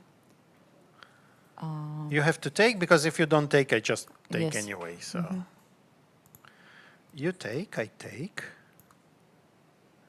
And what do you do here? King goes back or what? The Let's king try to go goes back. Back to g8. And I go, say, here. And now I'm threatening checkmate in 2. Wow. In 3. Knight f6 is a threat, right? Yes, exactly. And if you go Bishop bishop g7. g7, there is check here. Exactly. So you probably have to go maybe with the, oh, but you don't have the time to go here. Instead of king g8, you could have gone here. But it feels like we have something here. Yeah. Still doesn't look great, but but by the maybe way, even knight b6. Rook c7. I was maybe thinking even about before. But then rook c4 in rook check, c4 and then yeah. it's check. Yes. So we have something going on. But what happens here? Yeah, I thought about it. Rook c7. Which one? Good question. This one. For example, this You one. have Yes, to because this I one. have to play rook f8. Will be. You have to keep the rook. Yeah, And you this cannot is- move the rook because it's always rook c1 checkmate. Yeah, It's like rook that's my d6 only yeah. problem here. So let's maybe come back a little bit. Maybe you are not obliged even to take to Yeah, give this probably. pawn on h7. I'm thinking maybe there was something better even. So if you play Rook c5, like the different here. move. I'm just thinking maybe there is something else also. Different. What did she play? She played. She took on She g4. took on e4 and on g4, so she gave up an exchange. But I don't think you can hold for long here. This is just everything falls apart here. Or maybe with white you even want to play Yes, this just first. like that and take on. Yeah, and Mariya does play h7, king takes, rook takes f7. Bishop g7, I guess, because bishop is hanging on the f8. Right, so you have to either king g8 or bishop f7, and then the rook might even just move. go to. But yes, it's or knight d6. Depends what you do, yeah. Because if you king play g8, king yes. g8, then Rook then is hanging. Yes. we don't have the time to take on d6. But I think this is perfectly enough. She just resigns. Just and resigned, yeah. Elizabeth just resigns here, It understanding makes a lot of that sense to resign she's here. lost, So yes. tough luck continues for Elisabeth. And first And- victory for Mariya. She Yeah. made 5 draws and she at the end managed to win the first game in this tournament, which will definitely give her extra motivation. Because Absolutely. now she will be a place maybe around 3rd place, something like that. Yes, +1 is A very good. convincing victory. Okay, let's jump to our. Where do we jump? Let's go to Dzagnidze against Dronavalli. A lot has changed. And look Yes, at this. exactly. Remember, b6 was played, and we left somewhere here, and we were trying to understand what to do. So after move b6, what Bishop has happened? c4, b6, bishop Just a3. bishop h3, defending. The only way probably to keep the knight. Knight d4, but then But knight d4. exactly, it really weakens this d4 square, and black took. Rook d7, very annoying. Actually, not easy to play with either side Yes, here. exactly. So knight f5. If you Knight take f5. on f5, queen f5, rook d2, or what? This is what happened. That's current. The current position is this. I cannot believe you put your queen like that. Yes. Like But the most amazing is the bar in the computer that says that 000. Right? So that's the first thing that you want to say. Of course, this is 000. zero. Yes, exactly. You put your queen like that. Yes, discovered attack is possible. Like you can play rook d2, rook d4, all the moves in the world, like rook c7 as well, threatening the bishop. Then what? You play queen e5. Now, I mean, okay, for example, like rook c7. So you don't even take, I right? mean, if I take on d2, you make finally castling. I allow. Sorry, No, queen is. the Sorry, queen is, yeah, rook d2. I'm the not queen is allowing. Yes, having. so there are two good options. There are rook many. d2. So actually, rook c7 is interesting because you're threatening both those guys. Yes, queen e5, the only move, and what? Not knight d7. I mean, And there is some rook c5 and knight e4 attacking here, but I cannot make it work. wow. What is this position? I like it so much. Yes, but I crazy. mean, just a tempting move. Just crazy. And what is the Well, I mean, knight d7. knight d7? Yes, this is what I propose. So I don't know, bishop e7. Bishop I cannot e7. believe this. Unbelievable. What is And this? the queen e8, like queen c7. Yes. Yes. Oh my God. If And both play- of them and calculated Nana it. has 1 minute on the clock for 20 moves. Oh my God. And okay, Harika has Harika 7. has 7, but yes, but still, it's it's a much bit more better. than the 1 moon. I mean, I cannot believe White can play this with 1 minute. I mean, wow. What is this? okay, we stay here. It's a real Yeah, we stay action. here, Yes, guys. I think okay, with 1 minute, it's like it's unbelievable. And of course, it's a very tough moment. Harika knows also that her opponent has only 1 minute, and she's trying to calculate like what to. I mean, also rook d5. Rook d5, yes. Rook to d5, avoid what queen happens? e5. You have to take, and then I take here. Doesn't work because this is just winning for black. Wow. Also, you have to understand all this. Like how Nana what do you played do? all this. Yeah, Unbelievable. yeah. So like rook c7 basically, and rook d2 And are what the now? only moves. So rook What do d5. Queen f3?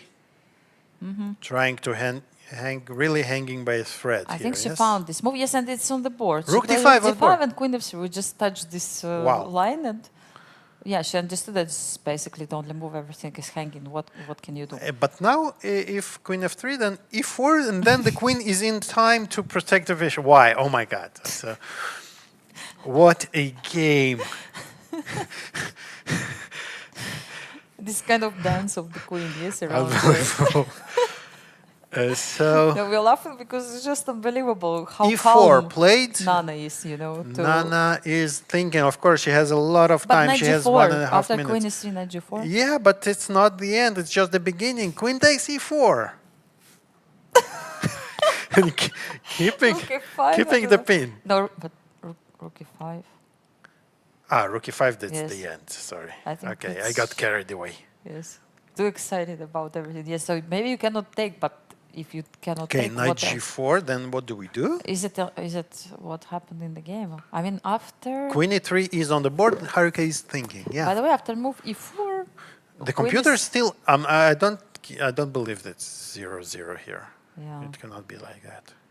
I mean, it's. Life is not it's that just easy. insane. Yes, it's just insane position. Maybe but maybe okay. If we take, you take, we take. Checkmate. Yeah, no, yeah. This is losing because Yes. king e2. We Queen just d3. queen d3 is knight g4 on the board. It looks. I don't know what the computer says. I don't know. Maybe it's I take broken the black. bar. Yes, Maybe. I don't know. Like what's going on? How black can defend in this position? No, you have to move the queen. The only option I see queen c3 and bishop f7, but then you give up 2 pieces. This is the only thing. Nice. This What is nice. comes to my mind? At least the king is out. 2 and- pieces and 2 pawns. Yes, and queen h5. And queen h5 like, is maybe not like big threat, but at least semi-threat. you killed all craziness of the position, Wow. and you want to do the casting. Queen c3 on the board. Yes, I Wow. found the move. Queen c3. No, because, I mean, I found it because the position was desperate. Otherwise, you have to play something Unbelievable. like this. Queen c3. Wow. What a great resource. Yes, and actually Nana now she has more time, 1 minute 30 seconds. Yeah, Position is getting. A she little can bit even better. go maybe for a walk. for a walk. Yeah, and only 17 moves left. Yes, nothing to worry about at all. I don't know. You need to have really good nervous system to play the position like that. Last moves, like 5 or 6 moves, were made by queen. Yeah. Yes, queen f5, queen f3, queen f3. I mean, first to play queen f3, allow knight g4, Oh and my after God. that you play move like queen c3. And you know, psychologically, in Harika's place, you know, you see that you're having all those ideas. Yes. Your opponent has no Defending. time at all, but she keeps the position. So it's so tricky psychologically. And look at her. I think her body language says it all. I mean, she's feeling that she's supposed to have something here, but she cannot find the direct win. So She goes, she goes rook for c5. this because I what mean, else, right? Great play by both players. Like Wow. they're choosing the most interesting lines so far. Like they go Wow. for the best lines. So what do we do here? Do we play queen d3 to prevent castling? Probably yes, we have to. But wait a second. Can we? Maybe it's. Or is it a blunder? Yes, you feel like something is really wrong here, right? Yeah. For both sides. Maybe queen c6 and queen c7. Oh, queen c6. But attacking. bishop a6. Bishop a6. Look at this. The threatening checkmate. I can And play queen d7 long now. castle, No, yeah. no, and the then queen, oh, sorry, I had to show. queen d7, queen g4, my friend. Wait, what? What? In No. this line, bishop a6, let's My, finish no, it. no, I'm kidding. My Yes, queen is king- on d3. queen is on d3. Yes, I was thinking that I can take this knight. No. so Or queen let's just F- show. So yeah. So queen f4. When? Ah, Queen c6 this, first. maybe. this. Check, now it's Sorry. check. No. So queen c6, probably you found the best move, bishop a6, right? Here, it's not working. Yes. Because let's show it once again. There was no any So checks this, after that. Yes. this Or maybe king I still here. have like queen c7. Check. We go back. Yes, and it's like maybe too much. Too much. Yes. But I think the problem with the queen d3, I don't think queen d3 is the move, because queen d3 maybe queen c4 is very Queen c4, important. yes, Yeah. we exchange the queens, yes. Now, I got very excited. I was trying to use the fact that pieces are hanging. Yes, this big queen there, But if maybe- this, I'm not sure. Maybe, but you know what I wanted to ask you? How about, so in this position, and Harika is only 3.5 minutes, maybe this move. bishop a6 But first. then we are giving up the knight. I'm And not then sure I we're keep allowed an to eye do on that. Yeah? e2 square Yeah. as well. So, wow, what Very a sharp position. epic struggle here. Exactly, that's a good word for what's happening right now. And if white has time to castle, then all of a sudden our king will be very vulnerable, right? And two pawns or is it one? No, it's 2 pawns, right? Two It's pawns, yes. rook and 2 pawns versus 2 light pieces. But I mean, you had to calculate all these lines, and I think Onana had to also Wow. understand that it's not dangerous for white, at least. Like, yes, move like bishop a6 is like very logical. Yeah, but bishop Yes. a6 probably doesn't work, right? And Yes, she this one tries is not, to but I mirror mean, it. you have to kind of check all of this. Queen d3, bishop a6, and so on. So now Harika, of course, is trying to use her chances. So easy to go wrong here. So queen d3 does look like the most natural move. It's really funny to see the computer bar does not move.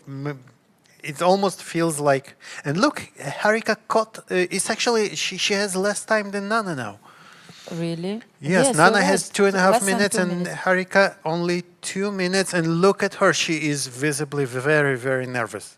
Yeah, she checks the clock, and this is what you do all the time. Like after like certain time, you feel that you have to check and Yeah, find out at what's some going- point I feel, when I get to those areas of time, I feel that I spend more time checking the Checking clock than than actually about thinking. position. And No, this no, is, it's Believe extremely me, dangerous. At this moment, the pulse is crazy. I mean, it's normally definitely. the top, and players go through really huge. Bishop emotions. e6. So she wants to prevent queen c4 check, but bishop e6 Allows to make allows the castle. us to castle. But let's have a look, like what's going on here. So first of all, we Queen need to to- decide whether we are worried about this pawn. Not sure. Yeah, because like king is also open, like even I don't know, maybe. Yeah, T1. so I'm not sure this pawn is Okay, not yes, even if Even 2 is this one, yeah. protected. Yes, even if 2 is protected. So and if I start attacking your king, you will not like it. yes, And Nana calmly castles of course, yes. on the move. Which move? Ladies and gentlemen, on move 25, Not bad. 26, white castled. And actually, at this moment, White's king is more protected compared to the black. Absolutely, yes. Black is on f7. Unbelievable game. So, what about queen h4? Is it a move?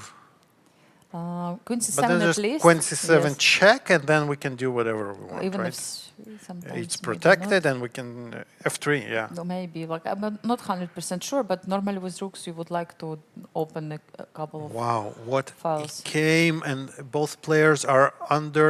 So Harika has only 1 minute, and she takes on d2, Yes. She like likes- you predicted. Yes, she takes. She takes. Why not? Material above all. Exactly. Okay, but now it's white who can go and start attacking, right? So rook d1 does look like a move. Just still not sure, like which rook. Maybe the other Start, one, yes. yeah. I'm not to keep 100% an sure, option yes. of even f3 maybe at some Yes, point. this Yes. is what I thought. But at the same time, it's hard to make it. Yes. If we allow Okay, let's, everything, rook d1, take on a2. Take on a2 And and now not- f3. Yes. So Yeah. you don't have this move, and we want to open the king. I don't know if it's enough, though. But it can, can try. become dangerous, yes, at a certain point. So have to take maybe knight f6. So now all of a sudden I feel that it's easier to play with white than with black. Only now. Yeah, because before when, Yes. when the queen was dancing there, you know, Uh-huh. it was definitely easier to play with black. So check, yes, what, king g6? I'm not sure. King g8 is Check on d8. At that least. Maybe looks not. at least on d8, but maybe even something nastier. Yes. Oh, don't tell me some rook f6 ideas. You have. I It's maybe am too trying much. to make it work, Yes, definitely. it's a little bit too much. And what about something like that? I mean, yes, like looks like more Just logical. bishop f7. Wow, I'm so Bishop f7 maybe. we're Yes. so lucky we're not in their spot now. That's a good point. Yes, everybody belongs Where they belong, yes. yes. Exactly. Let's stay here. You know, I don't want to go. And f3 is on the Yes. board, I think. Yeah, immediately. Yes, she did play. She did play f3, but I think immediately, not even rook, With rook d1. Maybe without she even keeps rook. this option. Why not? She wants to play rook f2 on knight e3. So And knight what? e3 is not a problem. And then the knight will be. And then the knight, and we take on Check. e4 with check. And she did it with 30 seconds on the clock. And Harika needs to find the continuation. She has 1 minute, 20 seconds. Actually, good point. Why to play rook d1? Because if you take, and this is what she does, rook f3 and rook f1 sometimes. Yes, even. yes. can I work out. thought the knight e3 was the problem, but rook f2 solves the problem. Mm-hmm. Black took on f3. Now rook f3, as you said. And what, knight f6 she'll play? Because king g8, rook King f1, G8, maybe rook you f1. still need to play. Threatening Knight queen f6. f8, right? Yes. Like you. Not rook. Of rook course f8. not rook, Yes, yes. I got your style. you always ready Show to off. sacrifice. Yes. So what do? Do you play? But you want to keep the knight for counterplay, yes? Yes, of course you want, but what about your king? The problem with king g8 is also this one, maybe. Yes. Also, Maybe like not. how to defend queen d5. What did you? Knight f6. Yeah, knight f6 is yes, much I feel more that you have to responsible move.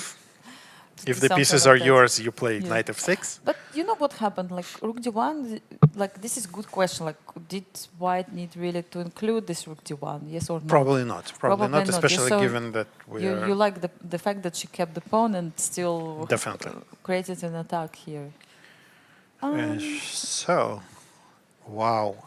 What? That's why computers think it's a draw, because like white is still kind of attacking, but But it's extremely amazing that the evaluation never dropped, and they're All the playing way. on the seconds in such a messy position, but and they don't make mistakes. yes, Not to absolutely. jinx, of course. I mean, but this is amazing. Yeah, very, very high level play from both players. It seems like, because we also were analyzing lines and we didn't see anything better, right? So really good play from both opponents, taking into account that time was not really, they didn't have much time at this moment. Yes. So, but how do you continue? Let's say I'm trying to find a way how to give some checkmates and things So like that. rook but f1, yeah, rook rook f1, f1, yes, logical move. and I think Yes, rook if we- queen e5 is one of the ideas. I by- like it. Yes, a queen e5. Like for example, if black becomes too greedy and takes on a2,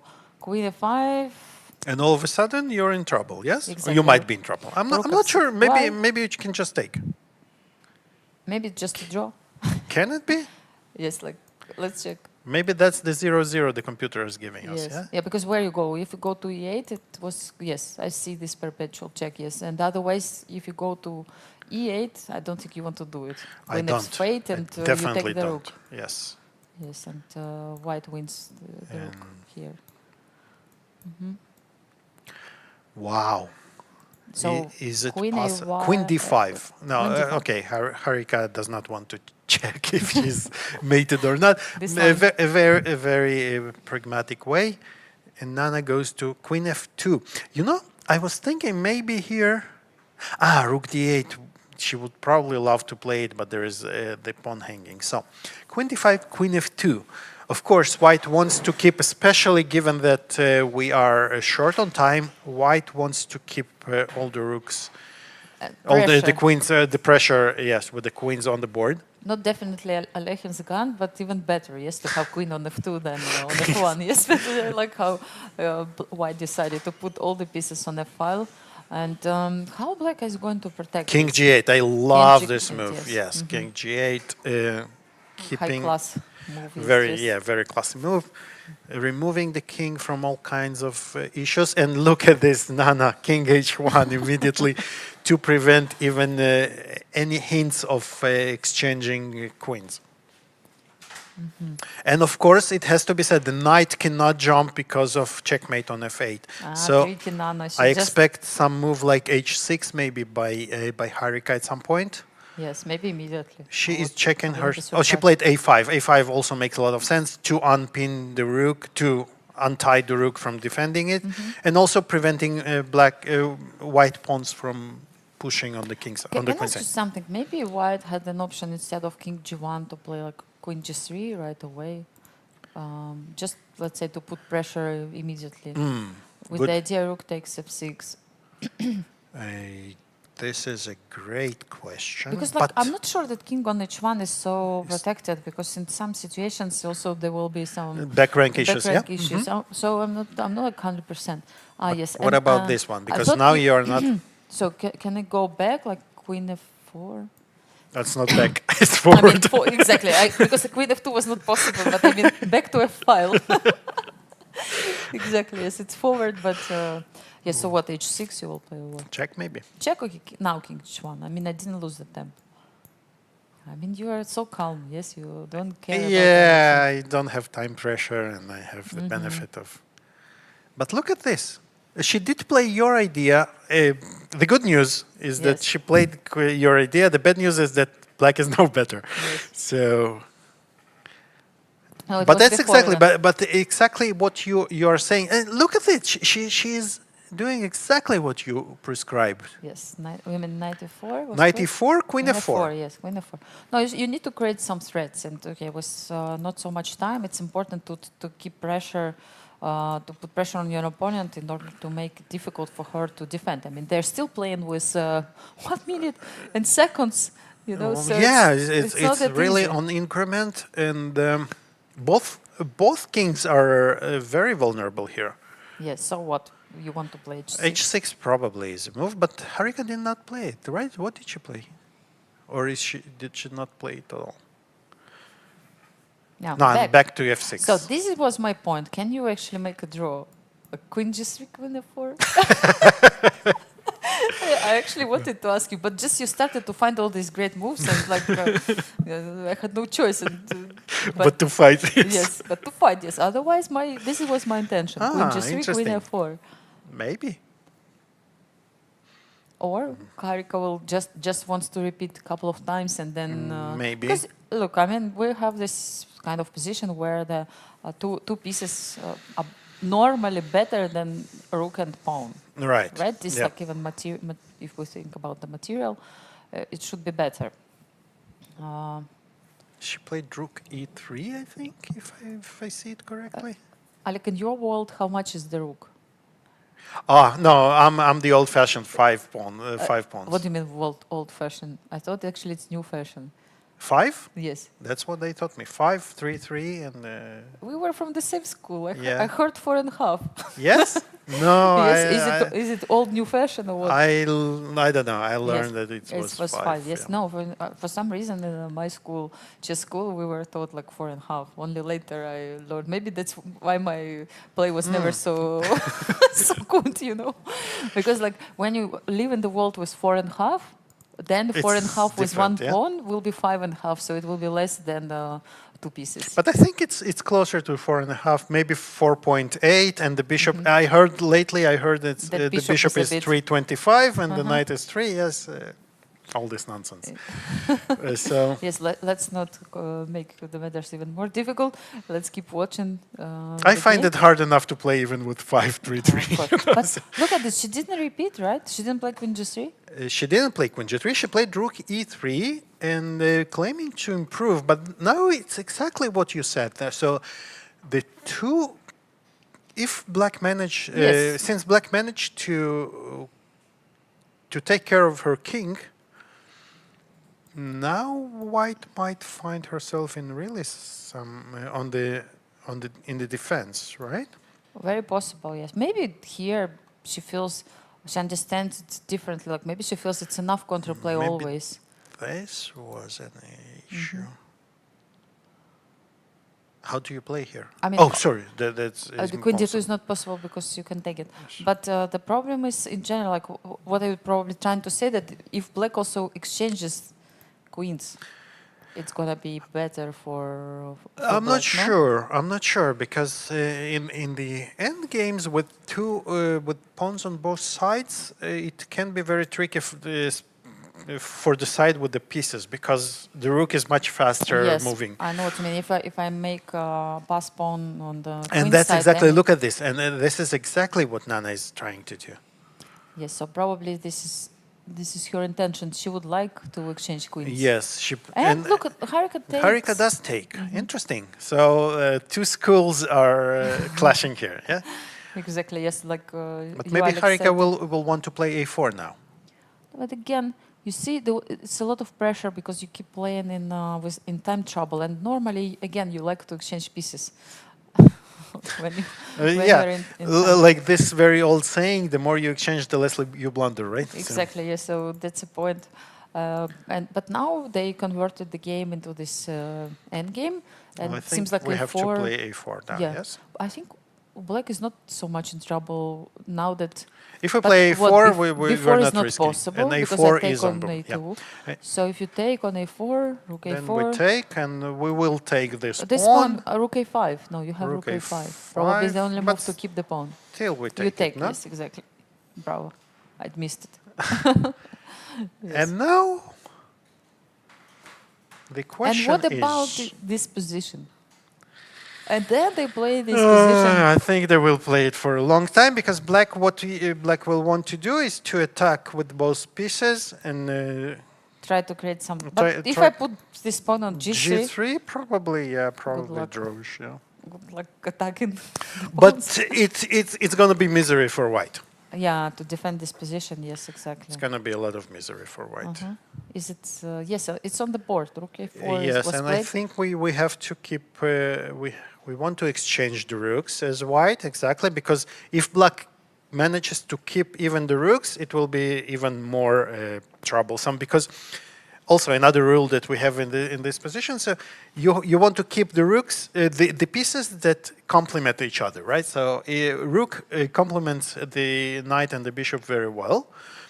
And once we exchange it, then black doesn't have anything that goes along the files and lines. So we want to exchange those with white. Yes, so rook a2. Just So this rook is a2, important to take take. Harika is the thinking, pawn. or she's checking that she's not blundering. Or maybe she was considering to keep the rook on the board, by the way. Maybe also this is interesting. what she played. No, she took on a2. She, no? she took, yes. And we can see the clock, 1 minute 30 seconds. But okay, Yeah, but position now it's simplified. already, and we are almost move 40, Yes. move 39. So this is the situation. They Wow. will probably keep playing this position with big chances for white to make a draw. Let's jump somewhere Let's else. jump because to the other games because we neglected them, but sorry for that. But yeah, but this game was like really wild and players didn't have time. So great combination wow. to stay there, yes? Wow. So we left this game after b4, rook c4, rook e5, just like we thought. So black lost a pawn, and it does look like Goryachkina is Many lines, many concrete lines. Probably on every move we could check what would be the situation. But it does look like white made some progress. But also, I want to play with black rook h1 and rook c3. Yeah, that's a a big very threat. nice counterplay. We're past move 40 here. So, but white is. So let's just see the most forcing line, right? Yes, So check. Now what? Now Rook check. c3. Yes, I want to get some material back, right? Where do I go? Here I now. don't go because I get mated, I think. Really? Sorry. You do? Almost. I almost got mated. So I thought to go here, but then there's check. Yes. And I wanted to go here, and I almost got mated, but luckily yet. not. Not yet. It's Tricky. stupid what I did, of course, but that's not what white should do. Yes, so rook h1, king g3, rook c3, like king f2 maybe. Actually, look. So, can we take still or not? That's Maybe it's the possible question, because yeah? yes. So here, check, king King f2. f2. But then maybe black just wants to take, yes? That's what I thought. Yes, it's possible.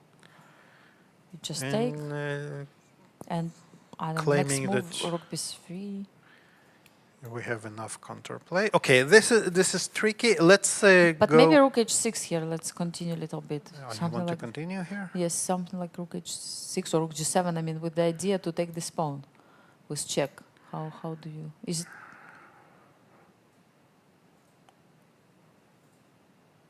Yeah, I mean, that's a valid point. But bishop maybe before? bishop before. I think is more or less the only move.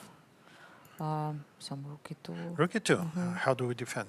Yeah. because like, king e5, King knight e5, c4. knight c4 check, and This king I can e5 see. maybe G4. g4. Yes, Yes, but king e4. king e4. I don't have knight d5. And we are all of a sudden, who is winning there? yes. No, I agree. It's like a very, very complex position. I don't. Looks like Olga found some nice counter chances. No, Yeah. but actually, even you said bishop before. Maybe I could play h5. No, rook h5. No, When? no, it's okay. It's okay. Here? I was no. Before doesn't Here. matter. No. It doesn't look like that. Here somewhere. Could I do something better? No. No, you played perfectly. Knight c4, or like rook Knight. e2 and then knight c4. When the king was on f5, knight c4 here. It's almost checkmate. It's also and knight d6 is the threat, but maybe you have rook d3. Rook d3, yeah. Is the only move. Crazy. Absolutely crazy games today, huh? Yes. It's not easier. I mean, I can arrest your rook by playing knight d3, knight f1, even. some ideas like that. Yeah, Yes. wow. This is Some rook e4. very surprising. I don't know. And Hard to what she did understand. take on b6. Yeah, she doesn't believe her opponent. She takes on b6. And of course, rook h1 followed up. So let's see if we have the Let's same see. line we just checked. I'm curious. If we got it right. Yes. Rook b3 on the board. Knight b6 you have to Knight take first. b6. Rook h1, rook c3. Where do you go? King. F4. We were expecting king f2, yes? Yes, like more calm, but you never know. Maybe even king f4, king g5. Brave. Brave king. Yeah, I don't think so. What are the bets? Aleksandra is too solid to play that. Like I think like even after king f4, some g5 ideas. Oh, yes. Yeah. Just to demonstrate, Let's yes. see. King f4, So g5. check, king f4, Yes, and g5. You cannot take here because Yeah. the rook is hanging, and if you take, I mean, it's maybe too much. Like I Let's- thought about some rook g3, but rook it's too much. g3, you King go goes back. here. Yes. I mean, I can take on g2, but I'm not That's sure that this is what I Not wanted. enough pawns. Yeah. No, first I have to take on a3, it seems. But it just looked nice. Yes. g5. King did f4. work. King f4 is very Concrete. and Yes. very, not sure you want to go there with a king. Okay, let's just see how our leaders are doing. Yes, and probably it's we also have Oh. some development. A lot of development. So Remember, rook f1 was rook the last f1 move. was the last move, and as we predicted, so she managed. I'm not sure about this move h4. We'll see it soon, but I really think it's to the whites' benefit to. Knight e3, why you couldn't? Yeah, yes, you couldn't want to take keep. because of the You bishop, want to yes. keep the bishop, not the Yes. knight. I And think also so. b3 will That's be the point. hanging. And No. both pawns are hanging, so you don't take the knight. This is a nice tactical shot by Zhu. So she played rook e1. Rook threatening e1, the and knight. knight goes to a better square, Yes, and the 4, or it's, Will be it's the same square. a nice square. Knight, bishop e5. And she decided Do to we play bishop before. Bishop before. So we cannot take, I think. The problem is that you cannot really take because those pawns are very vulnerable now. Like knight f2, knight e4 even, yes, maybe. Exactly, Not- on knight This c5, is knight funny. e4. Yeah, but I thought like rook f8. Ah, look at this. Yes, I saw Ah, this. rook f8. Like also knight f5, yes? Knight Rook- c5, king d6, We just rook take. g5. We can yes, just take. No, I thought about rook g8. But rook g8, exactly. So I wanted to also show this. So check, checking, attacking here and here. So you only have to King d6. attack with the king, with the rook, and this beautiful, like Anastasiya said, knight, rook Nice g5 and a fork, and game over. Yes, it's winning for white. So, how did it proceed? So bishop b4. I mean, then you have to take on before. Then you have to because of take, the but now. skewer. So now we have basically knight versus bishop, pawns on both sides, and those pawns are very. I mean, they are placed in not ideal spots for the black. And look at this, very classic. So and now Anna says, "Come, let's exchange and let's play the end game." Oh, And is it winning for white? and it's this end game is winning. We can even give up. I think it's winning, so we can easily give up the pawn even. And we can maybe check if we can trap the knight, but even without it, so it's very straightforward. I think we just take and start pushing the pawn, and What you are you cannot. trying to say that bishop again will be the a bishop- defender and also will Exactly, help to bishop is push the so pawns. much stronger, especially in such situation where. Just think about it. It can be on the long diagonal. Yeah. It also prevents you from pushing your pawn, and it supports a lot of promoting this pawn, and the knight cannot do that. Exactly, and again, the valuation remains equal, and many times it's because computer doesn't understand, or maybe doesn't understand how difficult is it to hold this ending for black here. Anyway, we'll see. Anna got good chances. Anna has got good chances, but Zhu Jiner keeps the rooks because that's the only way to keep fighting here. Correct. And maybe with the rooks again, I definitely prefer white here. But what happened? Let's jump to Divya against Stavroula, Stavroula, and it seems they finished the game in a draw. So it was a small plus as we have seen, but look at this. So f5, f4. They exchanged those pawns, and very fast it came to be a mess. Yes, it was a mess, and White said they had enough of it, and let's finish this game in a draw. So both players stopped losing. I mean, they lost in the previous round. They didn't lose much, only one game, but Stavroula lost two in a row. Yes, okay. It was important somehow to stop bleeding, and this is what happened, and she managed to make a draw.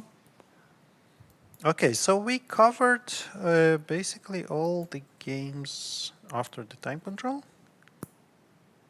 Yes. Yes. So everybody reached the time control, and on the screen. Yes. Yes, and perhaps we can have a short break and come back and check what's going on.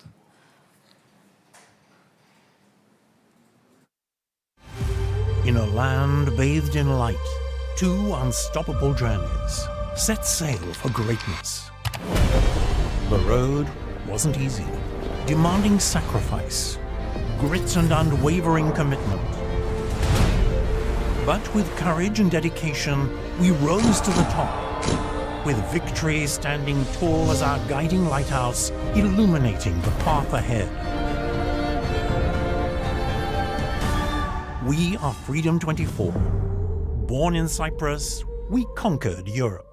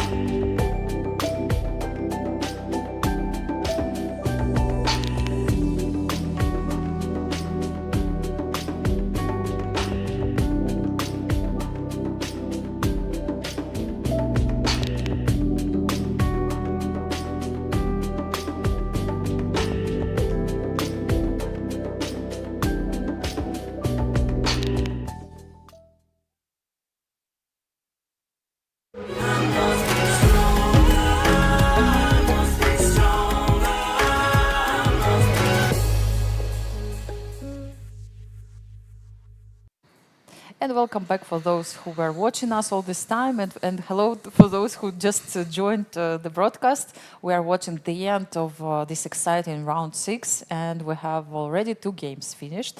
Mariya Muzychuk managed to win today her game against Elisabeth Paehtz, you're right. And then we have also 1 draw between Divya and Stavroula. So 2 games have finished, 3 games are in progress, and we jump immediately to the keyboard, the game between Anna Muzychuk and Zhu Jiner. Yes, and look at this. Anastasiya, what is going on? The computer says white is completely winning, but... Let's try to find out. Maybe there is something. What is going on? Yes, So this is interesting. Like, what happened after we went for this break? Yes, so Zhu Jiner decided not to exchange the rooks and played rook d8, and a couple of moves followed. Rook c1, rook c4, king g6, king f2. No, I think it's a mistake because... Like, it's not so obvious, right? For the moment. To say the very least, not Yes. so obvious. How can this be? How can this be possible? Yeah, we really need some time No, to no, because the understand computer this. says white is almost Winning. winning, but I don't Is believe it the this exact is the position? case. Everything is fine with the position? Are you 100% sure? Let's Yeah, that's what they are. understand. Like, let's see. refresh. I think our Everything, yes. bar is a little bit. Yeah, that makes a lot more sense. So you see, you don't believe, huh? You don't trust the bar. This is good. Not blindly, Good at least. intuition, Yeah. yes. Great job, Alik. I mean, nobody can trick you. You try still to stay objective and to believe and trust your instincts. Yes, this is really good approach. You know, because normally, you know, when you see this bar and you're like, okay, I mean, it's winning now for white. Yes, without And thinking you too try much, and yes. you explain why it's winning. Yes, why it's winning, but I mean, you were not sure, and good job, actually. So, It's our production team. They wanted to see how we make fun of ourselves. Yes. yes, exactly. Yes, they changed the bar, and let's see these guys if we can trick them or not, and maybe put some bets on it. Yes, Okay, so- this time we escaped. We dodged the bullet. But now we have to be careful. Yes, now we Okay. know some tricks. Anyway, so as you said before, that bishop, that black decided to keep the rooks, and it's a good decision. Yeah, and with the rooks, there's not difficult to see how white can make any progress. Yeah. While I was looking for victory, I was checking moves like a 4, Yes, you well, know, like and things like that. But this is I was thinking maybe Even- this even- position, that h4 pawn is so weak that we can try to win it, but still I don't trust that much. where do we go with the king, by the way? Maybe we Good can question. lose it easily for both sides. Yes. Yeah. Yeah. So king g6. I guess you have some ideas also with rook b4, or maybe. G6 rook before, but I think this is d7 as or rook d2. close as it gets to a draw. Yeah, because like if you play king g1, rook d7 even, yes, or maybe you can just keep checking. Yeah. So let's see what Anna played, Anna because played she made king a move. e2, King 2. taking care of the d file, maybe preparing f4. So she wants to prevent any entrance point squares. Protects, Yeah, she protects all D- the D squares squares, along yes. the d file, and preparing to at some point to play f4. Although you would ideally love to have the bishop alive. You know what I wanted to suggest? So if we could transfer the bishop maybe here to attack the pawn, But then king but we're not in g6, time, yeah? maybe. So king g6. And Zhu Jiner is really playing very fast and confidently. Look at this. She has 31 minutes on her clock, 32, versus 11 minutes for Anna. So Anna spent quite a lot of time, you know, trying to figure out if she has any kind of ideas or chances here. And it Wow. looks like Zhu found this Good setup and just keeps shuffling now. Yeah, king g6. Let's go somewhere else. For the Let's go moment, it somewhere. looks really like equal. Okay, let's go to Goryachkina against Badelka, yes, actually lots of Badelka. action. Remember, rook h1, king g3, rook c3. King f2, as we said. With not king this- f4. The solid and, Yes. and responsible move. Yes, so rook a3. Rook a3. Check king f5. Yeah. Yes, so this is the position, right? White is a pawn up, but as you can see by the bar, and here I do believe the bar, that the black has enough compensation. Again, it's not compensation, it's that you really don't have enough material to win, probably. So that's... I also kind of see that maybe the threat is to play like rook b3, even to attack this pawn, and good luck defending it. Yeah, that's Yes, one. so also maybe this is the idea, like where white will go, like you play rook b2 or what? Then maybe even some king g4 Well, ideas. I even. can start with checking this, exchange. right? Rook But g7. then you will rightly say that so what, right? So Yes. you are pawn up, King f6, but like rook b2. I want to attack, so you play rook b2. Maybe something like How that. drawish it is, like rook b5. Rook d Yeah, yes, maybe b5, even sorry, b5, yeah? So this is okay. I'm not a big expert in theoretical Endings, yes. endgames, but here white does have chances because the rook on the side is actually very well placed. But I think it's holdable by Yeah, black. So should be. it should be very holdable by black. You need to know the setups, but it is holdable. And for now, she's still thinking, yes, maybe. And white is trying to. So I think the game here is. It's not that you are trying to find a win or a draw, but you're trying to find the best chances, yes. exactly the Practical position chances, yes. where you have the most practical chances, because they both understand that just probably with correct play it should be draw. But when you want to find the position where you can ask the most questions. Yeah, actually, rook d7, I'm not obliged to take on h4, by the way. Right. Maybe I can play rook b3 right away. Why to give you this pass pawn? Why to let you? That's a very, very, very good point. But yes. maybe, yeah, then you can take with check. That's the only problem, yes. And king of 6, something like that, So and you rook take d4. and rook d4, and then Yes, to defend another both rook ones. goes for e4, Rook right? e4, yes. But look at this. Actually, This is fine, and then it's perpetual Aleksandra does not even allow that. She plays rook b2 here. immediately, yes. So she does not go for the d file, for the d pawn. And she's claiming that, okay, now catch me if you can. But then I have this d pawn, which will definitely try also to get some attention of white, like d4, maybe even immediately. Immediately, let's see what are the dangers here. So b5. I don't know where I go, but let's say d3. Yeah, I want to well, play rook c3 maybe, no? But are you in time? If I play rook c3, then it's B7? b7, yes. Take, yes. You missed your chance, I think. And if not, then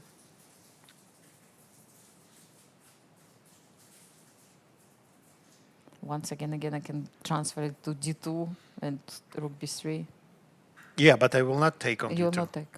So here I. Are you Oh sure? no, sorry. Now Yeah, it's I will different. Now take. you I have will to- take. But then, yeah. But then it's I have different. b7. It's very close now, yes. I have 2 extra pawns already, Yes. and No, one no. of them on b7, probably not. So that's our problem. How do we solve it? We want perhaps to exchange this rook. So by either playing rook a1, rook b1, or by playing the other rook to a1, a2. How do we want to approach it? Maybe like this. You want to put the rook on b1, yes, that's From good behind, point. yes. Yes, so for example, again, if white will try to play like rook c7, rook c2, we're trying to prevent it, you can take on h4 at least, yes? And Right, and that's and a then bring the claim rook that, back. okay, this is a rook endgame with the even pawns. I shouldn't be worse, losing. yes. But then again, we have this move, right? But Here king we is6, can, yes. yeah, king is 6, and we are pretending that nothing happened. Yes, rook b1, take rook b8, I don't know, then I don't think it's dangerous. Yeah, and now yes. we have enough counterplay too. Yes. So with those rooks, it's actually interesting to see that with those pawns, for instance, we can, if we can force this one, we don't even need the second, pawn, the yes. d pawn. We can give it away. We want to give it away. And keep, the important is to keep the king on Yeah, g7. not to play d4 here. Yes, The important thing is g7, to play d6, here. yes, So and g7. then we keep shuffling the king on h7, g7. Important not it. to go here because Then you can lose. let me show you. After king f7, rook h8. So if we go here, then is rook h8 very important. And If you take it, sorry, we have to take, and then we lose the rook, right? yes, and the position is lost, yes. So that's why we move the king all the way to g7, Exactly. yes. Oh, sorry, but the point being that if we don't move the king to f7, you have no way to force us to move this. So, for instance, we keep moving. You even can take, doesn't matter. Actually, can I hide my king over d6? The moment you come to c7, I will start giving checks. Still, exactly. yes, So doesn't as soon as you start defending the pawn, I start giving checks until you go away. And then I bring the rook back. Yes. here. And the point is that this pawn doesn't really help you to advance anywhere, because once you get here, I just keep and moving the rook. Yes. we see that Anna and Zhu Jiner, probably finished this game in the draw finally. Let's see the ending. And the game, and yeah, it's Maybe she just offered, like what happened? they just repeated. Yeah. Yes, I repeated. Rook c4, really nothing, nowhere to break through. So the status quo is Remains the same. Remains the same. Although Goryachkina can now catch up with right, she can catch up with Zhu Jiner if she Yes. wins. Not with Anna, but with Zhu But Jiner. with Zhu Jiner, yes. But not so many chances, yes, to win this game, but some practical. There are some. Some I practical. wouldn't say that there are really no chances, because Black still needs, and we can see that Rook A1 was played. Was played, yes. So she got the point. She needs to put one of the rooks to B1 somehow and keep an eye on this pawn. Yes, we don't like these pass pawns when they start running, right? We have to do something about it. So Rook A1 was, I think, very good move. And the best way to place a rook is behind the pawn, right? So it's more the most active like that. Yes, hard to avoid for white. This idea, I mean, except that you maybe can, I mean, you should give the pawn h4 in order to find a way to escape, like rook c7, rook c3, rook b3, something like this you need to play. But okay, I mean, it's not really.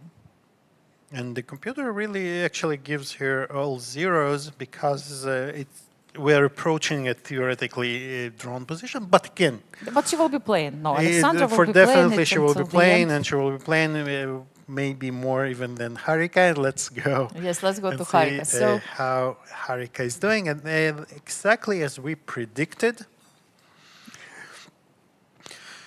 So two pieces against rook. All pawns are on the same side. What are the chances? Yes, and G2 pawn is still there. Yeah, you know, the problem here is for the side who is trying to win, and it's obviously black, is that this rook is extremely annoying by pinning our knight and the bishop from various sides, and you don't really get the luxury of improving your pieces calmly and easily. But the good news for black, actually, if G pawn will be exchanged, like this H pawn has the red square. Exactly. So white doesn't have these ideas with sacrificing Sacrifice the and knight exchanging for one of the cab- pawns, yeah. Yes, no way. I mean, black will win in this case. So this is the right corner for the bishop for black in this position in order to win the game. Oh, Yeah. be careful. Rook a8. Rook a8 would lose the game immediately, yes. Yes, watch out the bishop. Don't put rook to light squares. You know, one of the Just to be, yeah, just yes, to be one on of the the safe side. advice I would give here, not to put the rook on the white square no matter what, without checking. But you know, it's much easier to play here with black than with white, right? So, for instance, if we go even very primitively like that, attacking. Yeah. But there's, for instance, so there is this check. And let's establish also if I play rook b2. If you play rook b2, Yes, you just let's will- show it also, like rook b2, and then so this is actually,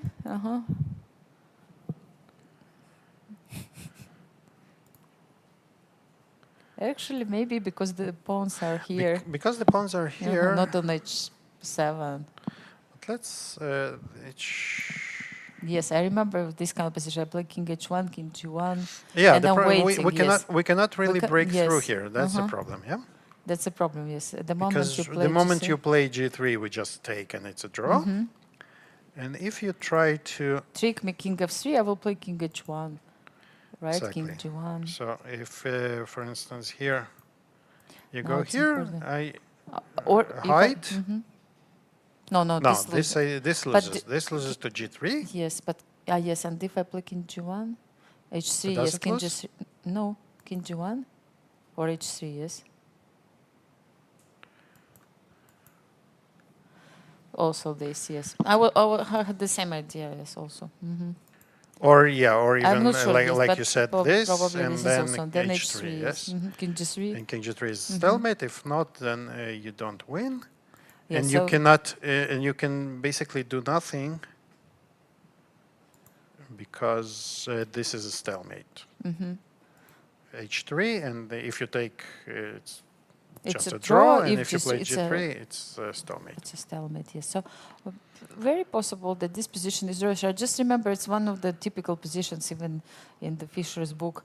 I think it's important where this pawn stands. Yeah, if had the pawn been on h3, No, I'm talking about black pawn. If it was on h7, then we had the chance to play h6 or h5, and there was something different. right, Remember? yes. So the We point could was, we could win the tempo like that. so the point is actually, wait, exactly. So let us. But it's we hard cannot to do show, it. yes, We it's cannot hard to show show. it. So the But- point being that, as you said, so here in this position, right? Once white plays h3, if we had a pawn on h7, for instance, we would just play g3, Yes, like this, and give the and then tempo. white Yes. would have a move like h4, which after which we just play g2, force the king to go to h2, and then promote. Yes, right? exactly. It's And not then the king stalemate has anymore to- because has to move. the king would have the square on h3. And now, yes, it's a little bit different story. Now it's a different story. Yes. Yeah, so it's important to keep the pawns. Remember, there was some ending where some player was keeping The pawns pawn on h3 on on the seven, side, waiting yes, for this exactly. opportunity to, every tempo in the pawn ending is important. So depending on where the pawns are, it can be winning, even. So maybe if we establish that this is a draw, This maybe is Nana just has Nana keeps fortress. This is why she keeps her pawn on her g2. pawns on g2. So if she can afford playing like rook b2, king This is g1, very good point that you. yes, maybe it's if she needs. Like I'm trying to defend with the worst possible ways. So basically, you're saying we can just keep our composure like that, And it's a draw. and it's a draw. Very interesting. If it's a draw. Well, it's a draw. Yeah.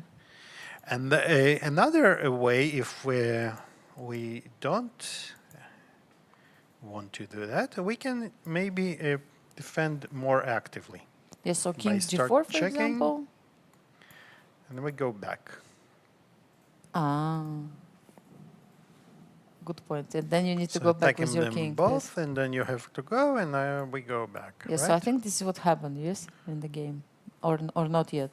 Not yet. Not Not yet. yet. Nana is thinking, and she decided to push a pawn, and it's very tricky. Those Oh, she decided to pawns, push the pawn. I Yes. think, and she played g3. Yes. Yeah, I mean, maybe also this is fine. g3 You know, maybe also sounds logical.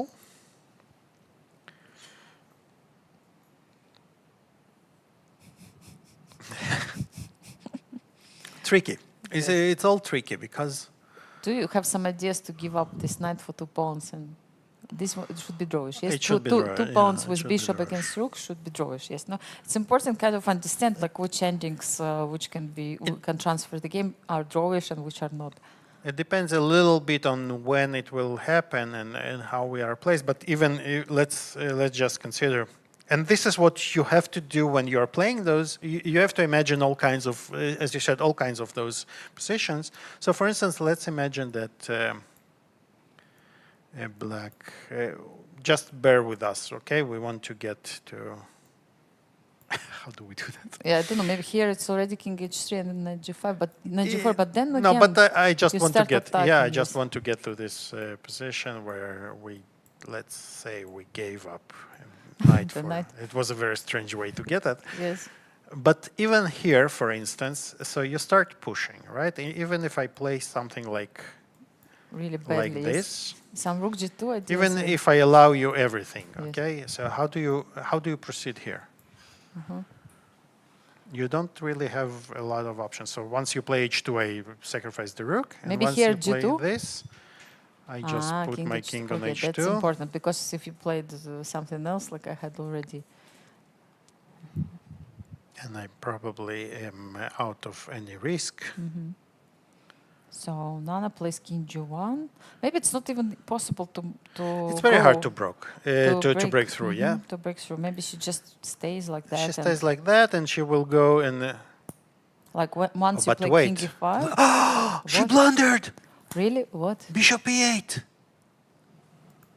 She blundered! Like Oh that- my god! Oh no! I mean, you don't do this. Bishop e8, and you mean And that this rook is the trapped? rook is trapped. Oh my god! We Just when we said that you... yes, should be like drawish. Yes. Oh, this is a huge blunder. This is... that reminds me of Gukesh Ding, of this rook Yes. f2. It's unbelievable. Oh yes. my god! Just let's Harika, show look at the- this. Yes, Will yes, she she's spot going. it? Yes, of course. No, she will see it. This is the only idea in the position. And then, like rook h8, you have king g6, king g7. Let's just show Oh like my why god! it's. a Oh blunder. my god! She plays it.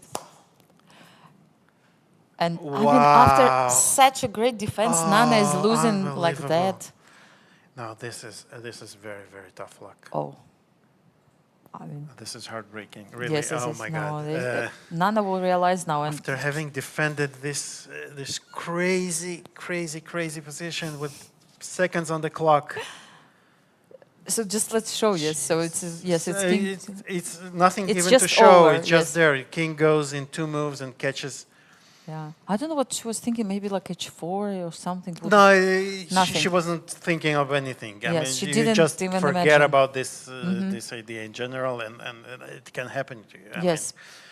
It's like you have this setup, you think that it's Wow. perfect one. Yes, it's rook on f8 and king on g1, not allowing this knight jump, not allowing king to go closer, and then suddenly you actually miss.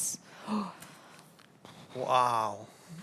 It's really Really heartbreaking heartbreaking. situation, and yeah, I mean after defending with all, I mean if she really found difficult moves in time trouble, and hold the position which was really crazy, and then such a blunder, such a mistake.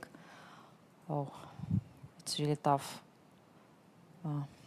And I think we can all relate to at least one instance in our life when you make a move and then you say, "Oh my God, What have I just done? Yes, and Harika, of course, well played by Harika as well. That she immediately, and I think yes, she found this trick and she arranged it. Yeah, yeah, she was going there, and slowly but surely, and that just goes to show us that it's never over until it's over. Oh no, it's very, very, very tough loss for Nana Dzagnidze and for all her chess fans.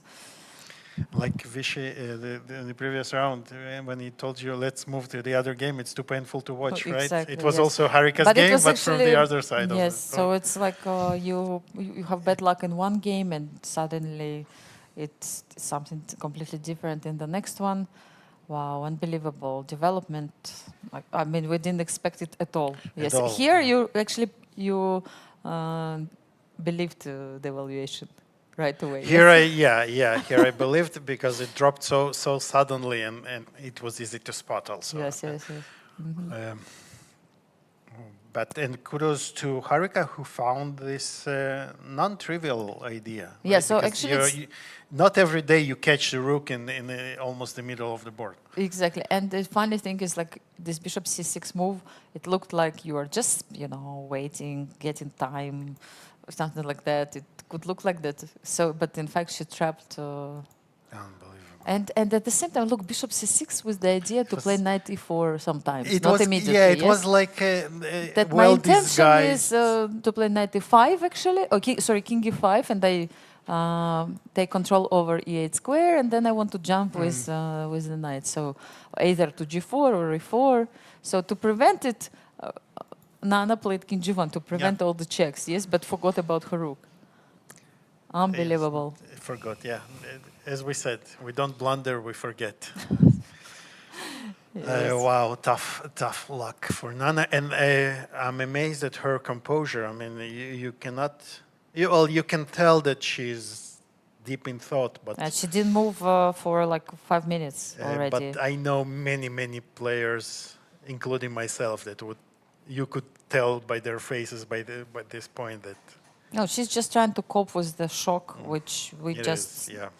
we could actually. She couldn't scream now and say anything, right? It's a chess tournament. You have to handle your emotions well. This is what we are taught also from the very beginning. But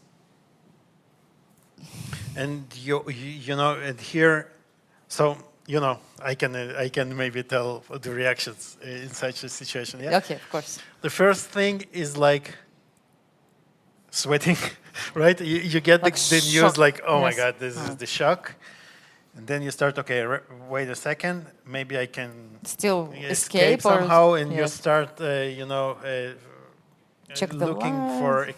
for sacrifices, sacrificing a rook for a pawn, for a piece, and then nothing works, right? You start checking all kinds of lines, like maybe g4, maybe it's not the end of the world, but then you believe in g4 is played, but it doesn't really help you at all, because unfortunately, even after g4, all the squares are still taken. Exactly. So she will just take the pawn. I So- guess actually maybe she can even play king g6. You can try. Actually, yes, I was you're right. thinking about it. Maybe even king g6. I just don't know what is better.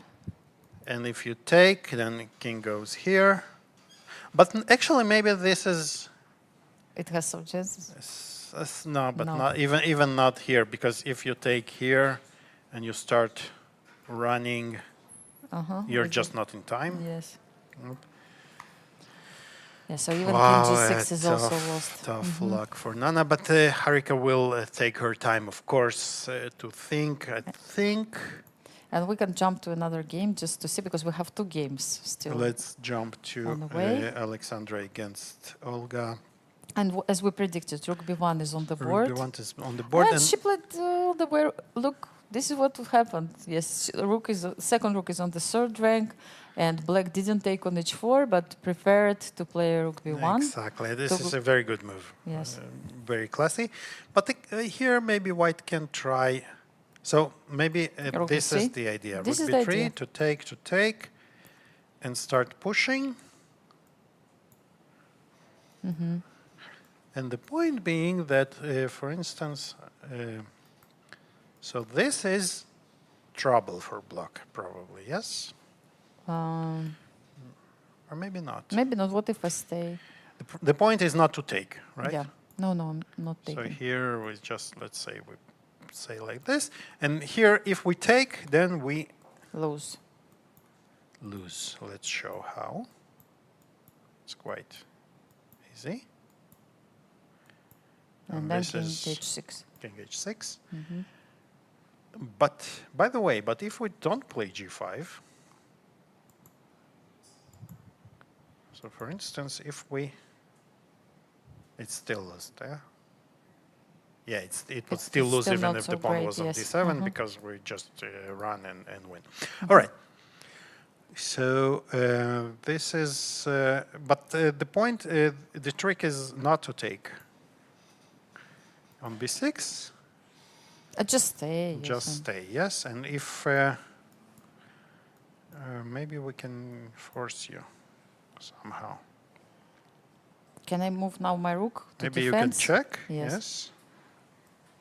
Yes. King f6. Maybe let's go back to Nana because she has a very she doesn't Yes, have a lot of time, and yes, let's it's check, about let's check, to yes. end there.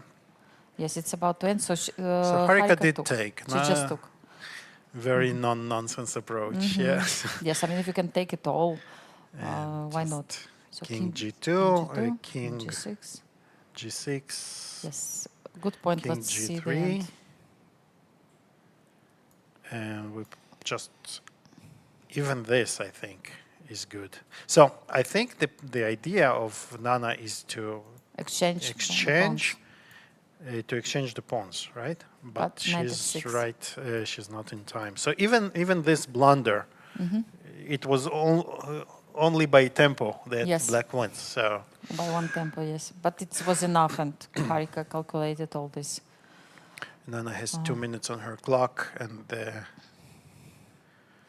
I think she will go through the motion because if we take here, there's really nothing to try and even get because even g4, right? You Yes.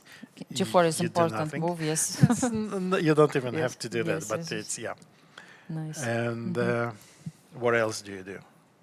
Like after king g7, you don't even have an option to test your opponent with rook and knight, with No, bishop and nothing. knight versus king, right? Nothing, yes. It's just so deadly lost. Like you tried it both. You took on e8, you took on f6, but what else? All right, so the position is like, Yeah, maybe you can try this yes. to take here and test your opponent's skills here in this. And Are we but going even to see it? but even that you don't get because if black wants she can play that, and Nana did take on the knight even. This is interesting. Yeah, so she just takes on g4, and then bishop d7 maybe Yeah, right away, I think and it g4. will be Yeah. game over very soon. So all in all, a very So they reached 60 moves probably. they reached I don't 60 know, move. maybe. The other score sheet, yes, this was move 62. Oh, And heartbreaking, Harika of course. will take, very heartbreaking. After such a good game by both players, fantastic game. Fantastic play in the time travel, everything, yes. But you know what, I heard this kind of also theory that if you need to make many difficult decisions during the game, it's like you're losing the energy constantly. So it was not this type of game which was like kind of equal, drawish, and they just played around. No, it was the game with many adventures. And by the point that now here she had to keep still the concentration and everything, it's easy to make a mistake. So this is the moment when actually the mistakes are coming after a very difficult game. And you know, sometimes even if you had to, you remember they had very difficult opening. Yeah. On every move they were spending time and energy. Like it's like energy-consuming game. I will put it this way. Yes, not the one which you just know everything. Here they played from an early stage, and we discussed with you that by the end of the time control, they will have some issues with time, both of them, and this is what happened. So yeah, it's like with the car, right? With the gasoline, yes, it just gets depleted. Exactly. Good point. Like it goes down, and the mistakes can often happen at this stage where you think it's over. I don't need to spend so much. It's clear. I can play this one with hand. No, unfortunately, it's still possible to lose any position. And Yes, especially, but in those when there is a long struggle and you have to be still somewhat careful, right? So you're absolutely right. It's so difficult. Many times maybe you will not do this mistake like here in the game, but there will be a certain amount Some of percentage, games, exactly. Some percentage you will lose. where the mistake is possible. Yes, and it's better the statistics and all this kind of theory. Yes, how many times out of 10? I don't know. Exactly. So, but it's not zero. No, right? no. It's definitely not Okay, zero. It's never and zero. It's never zero. But it. Sometimes it's 1 of 100. Sometimes it's 20 out of 100. Right? But imagine they would have come to this position from like very peaceful, quiet opening where everybody knew theory to move 25. Yeah. And here, Nana would definitely have more strengths.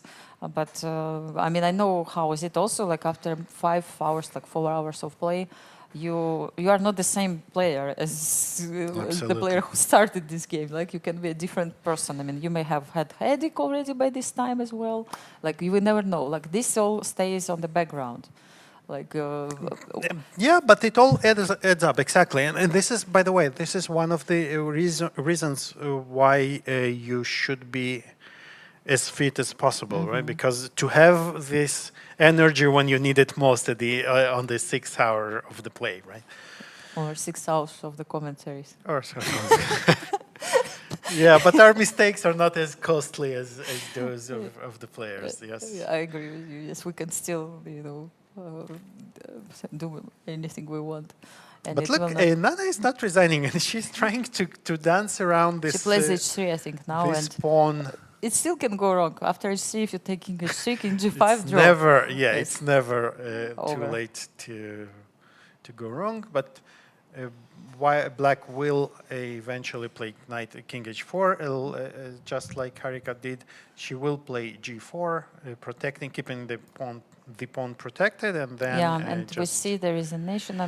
It's clear that there is no way you can continue playing this position. And Nana resigns. Very tough loss, of course, for her.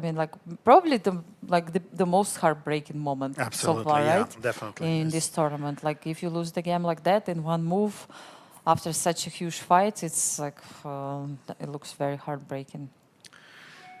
Yeah. So but again, kudos to Harika for playing a fantastic game. A very, very interesting pawn sacrifice from the very beginning. Crazy time to scramble. And after losing the game against Elisabeth Paehtz, which was very hard, so she managed to find strengths. And she's a fighter. She's been there so many times. I've seen her after losing, like striking back. It's a very important quality for any strong chess player, to be able not to completely be crushed, but continue fighting in every game. So we have still one game. We have one last game, and here, Aleksandra, look at this. So it's interesting. So she eventually did take, but she decided that she wants to keep the rook on the from the side. As we said, it's one of the best setup. But here, the problem with this, yes, that you can also play maybe d4. Exactly. So the Black will have a d4 move, and even now I'm trying to think. Okay, so I think the point of White is that she has nice move, yes. Rook g4, but with it's not the number of pawns that count, but how advanced they are. So, for instance, if you play d3. Rook b1 is already a threat. And d2, simple touchdown, as that, yes. Sorry, what, you play king the E1? crazy arrow. King E1 or something like So that? if you play king E1, you play king E1. Yes, the king is still cut, so D3 right? is a stupid move. I mean, not stupid, but you could give it a try. You, maybe you can say it. It's yes, stupid. yes. You could give it a try just to show that king E1 and protects So everything. rook G4, and for instance, if we take, Yeah. You think they can go to descending, yes? if you take, then king E4. And I understand maybe what she's trying to do. Can she kick this? she did play king? D4, I think, yeah, and I like this move. Because with such an active king, when white is so passive, black is not really risking at any point. But it's very similar to the other game, yes, where you explained to me that you need to give the rook for the pawn and then Yeah, promote, but it's so the much king different. Is, the king is much very- closer. First of all, it's a central pawn and Yes. not the B pawn. Which game it was? Do you remember? It was Anna's game against Yes, you're right. Divya, I Divya, think, yes, on the game. yeah. And black is much more advanced than in the other game. So if we compare to the other game, white pawns were like already on the fifth and the king was much more active. Absolutely, and here is, I mean, black can also create some checkmate threats by playing from time to time king f3, king e3, and then combined with the threats of promoting the pawn, d-pawn, it can be, I mean, unpleasant. White will need to sacrifice the rook, and who knows? We can maybe Even show try it, to yes? see some possible ideas. So for Take. instance, we go here. Now I'm thinking, yeah, we want to play king e4. We don't want white to cut us Yes, off, right? I absolutely agree. Yes, we should try to bring the king as close as possible. Yes, so king e4 is very, I think, is king active. e4 is quite important, I think. And they are doing exactly what we have predicted so far. And now we want to play king Yes, f3, yes, this kind of threats. creating some unpleasant threats. And if rook f6 will just take g3 pawn. Exactly. And yes, you will cut the king, but you will lose the second pawn. Probably it's just So a for draw, instance, if you just run here, then king f3. And so she played, I think, check, h5. king takes. Maybe this is how it will end, right? Yes. So we go here, check, we go here, and this is And king g4, a draw king in g5. numerous ways. Yeah, this is one of them. And king e4 is on the board. So this is exactly the position on the board. And let's say we want to keep some chances. Yes, so rook f6, yes. For Cutting instance, the right? king. Cutting and- the king from here. But then this pawn starts running. And what do you do? Yes, rook b1 is a threat. If you play king e1, King e1, so we start even checking or... I wouldn't mean even king e3. No.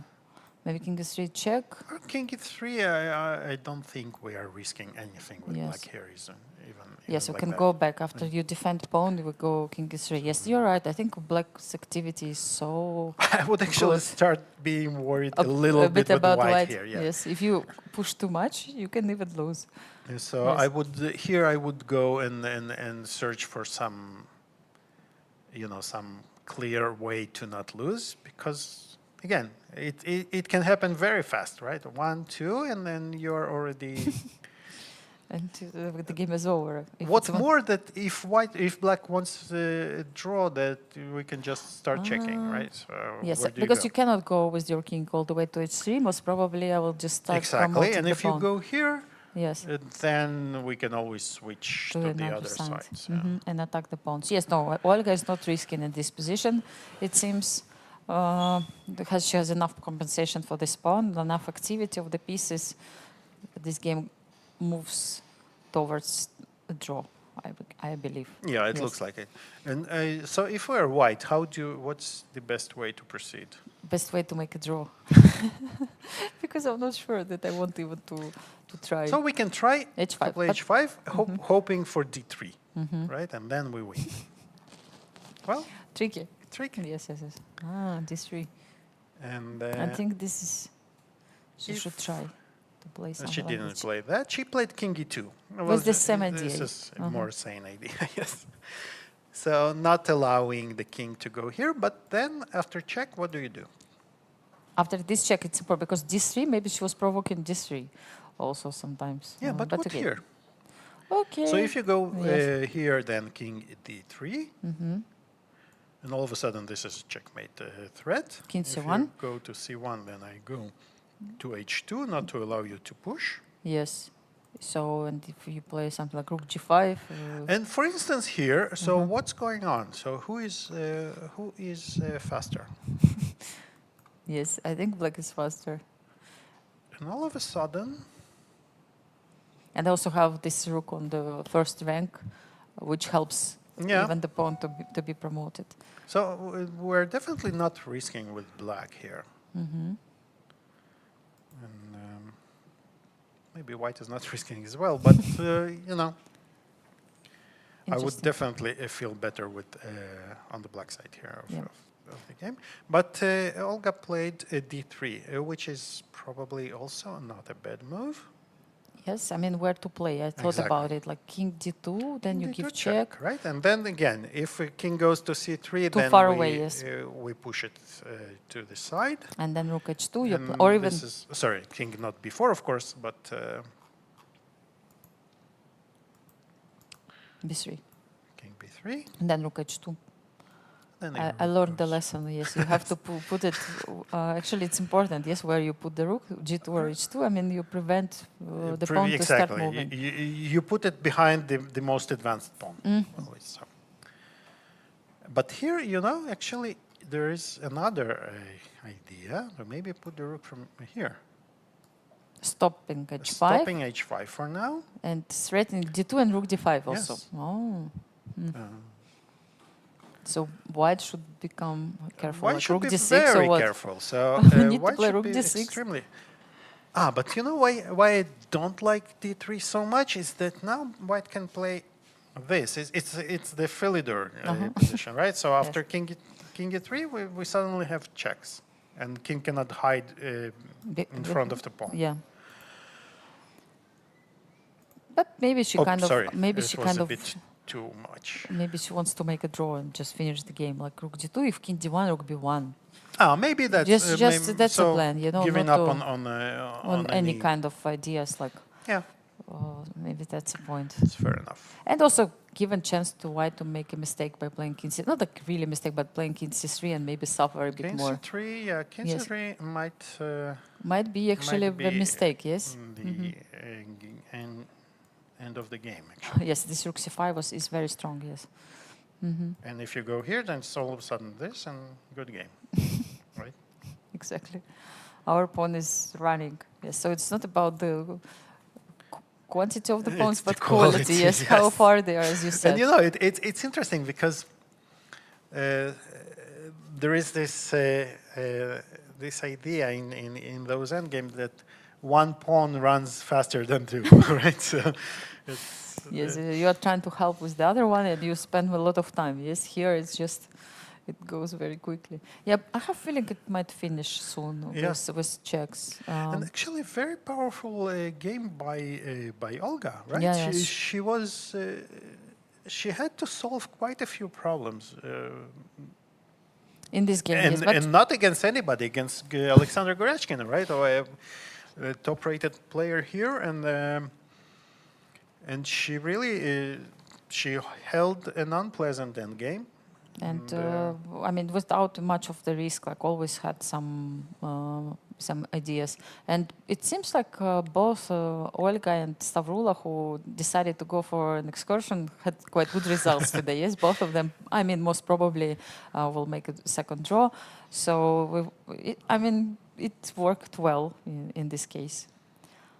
So hope you King saw this D. video with from the rest. And if not, you should Yes. definitely. Those of you who haven't come here yesterday, Yes. as Anastasiya said, you should do as well. Yeah.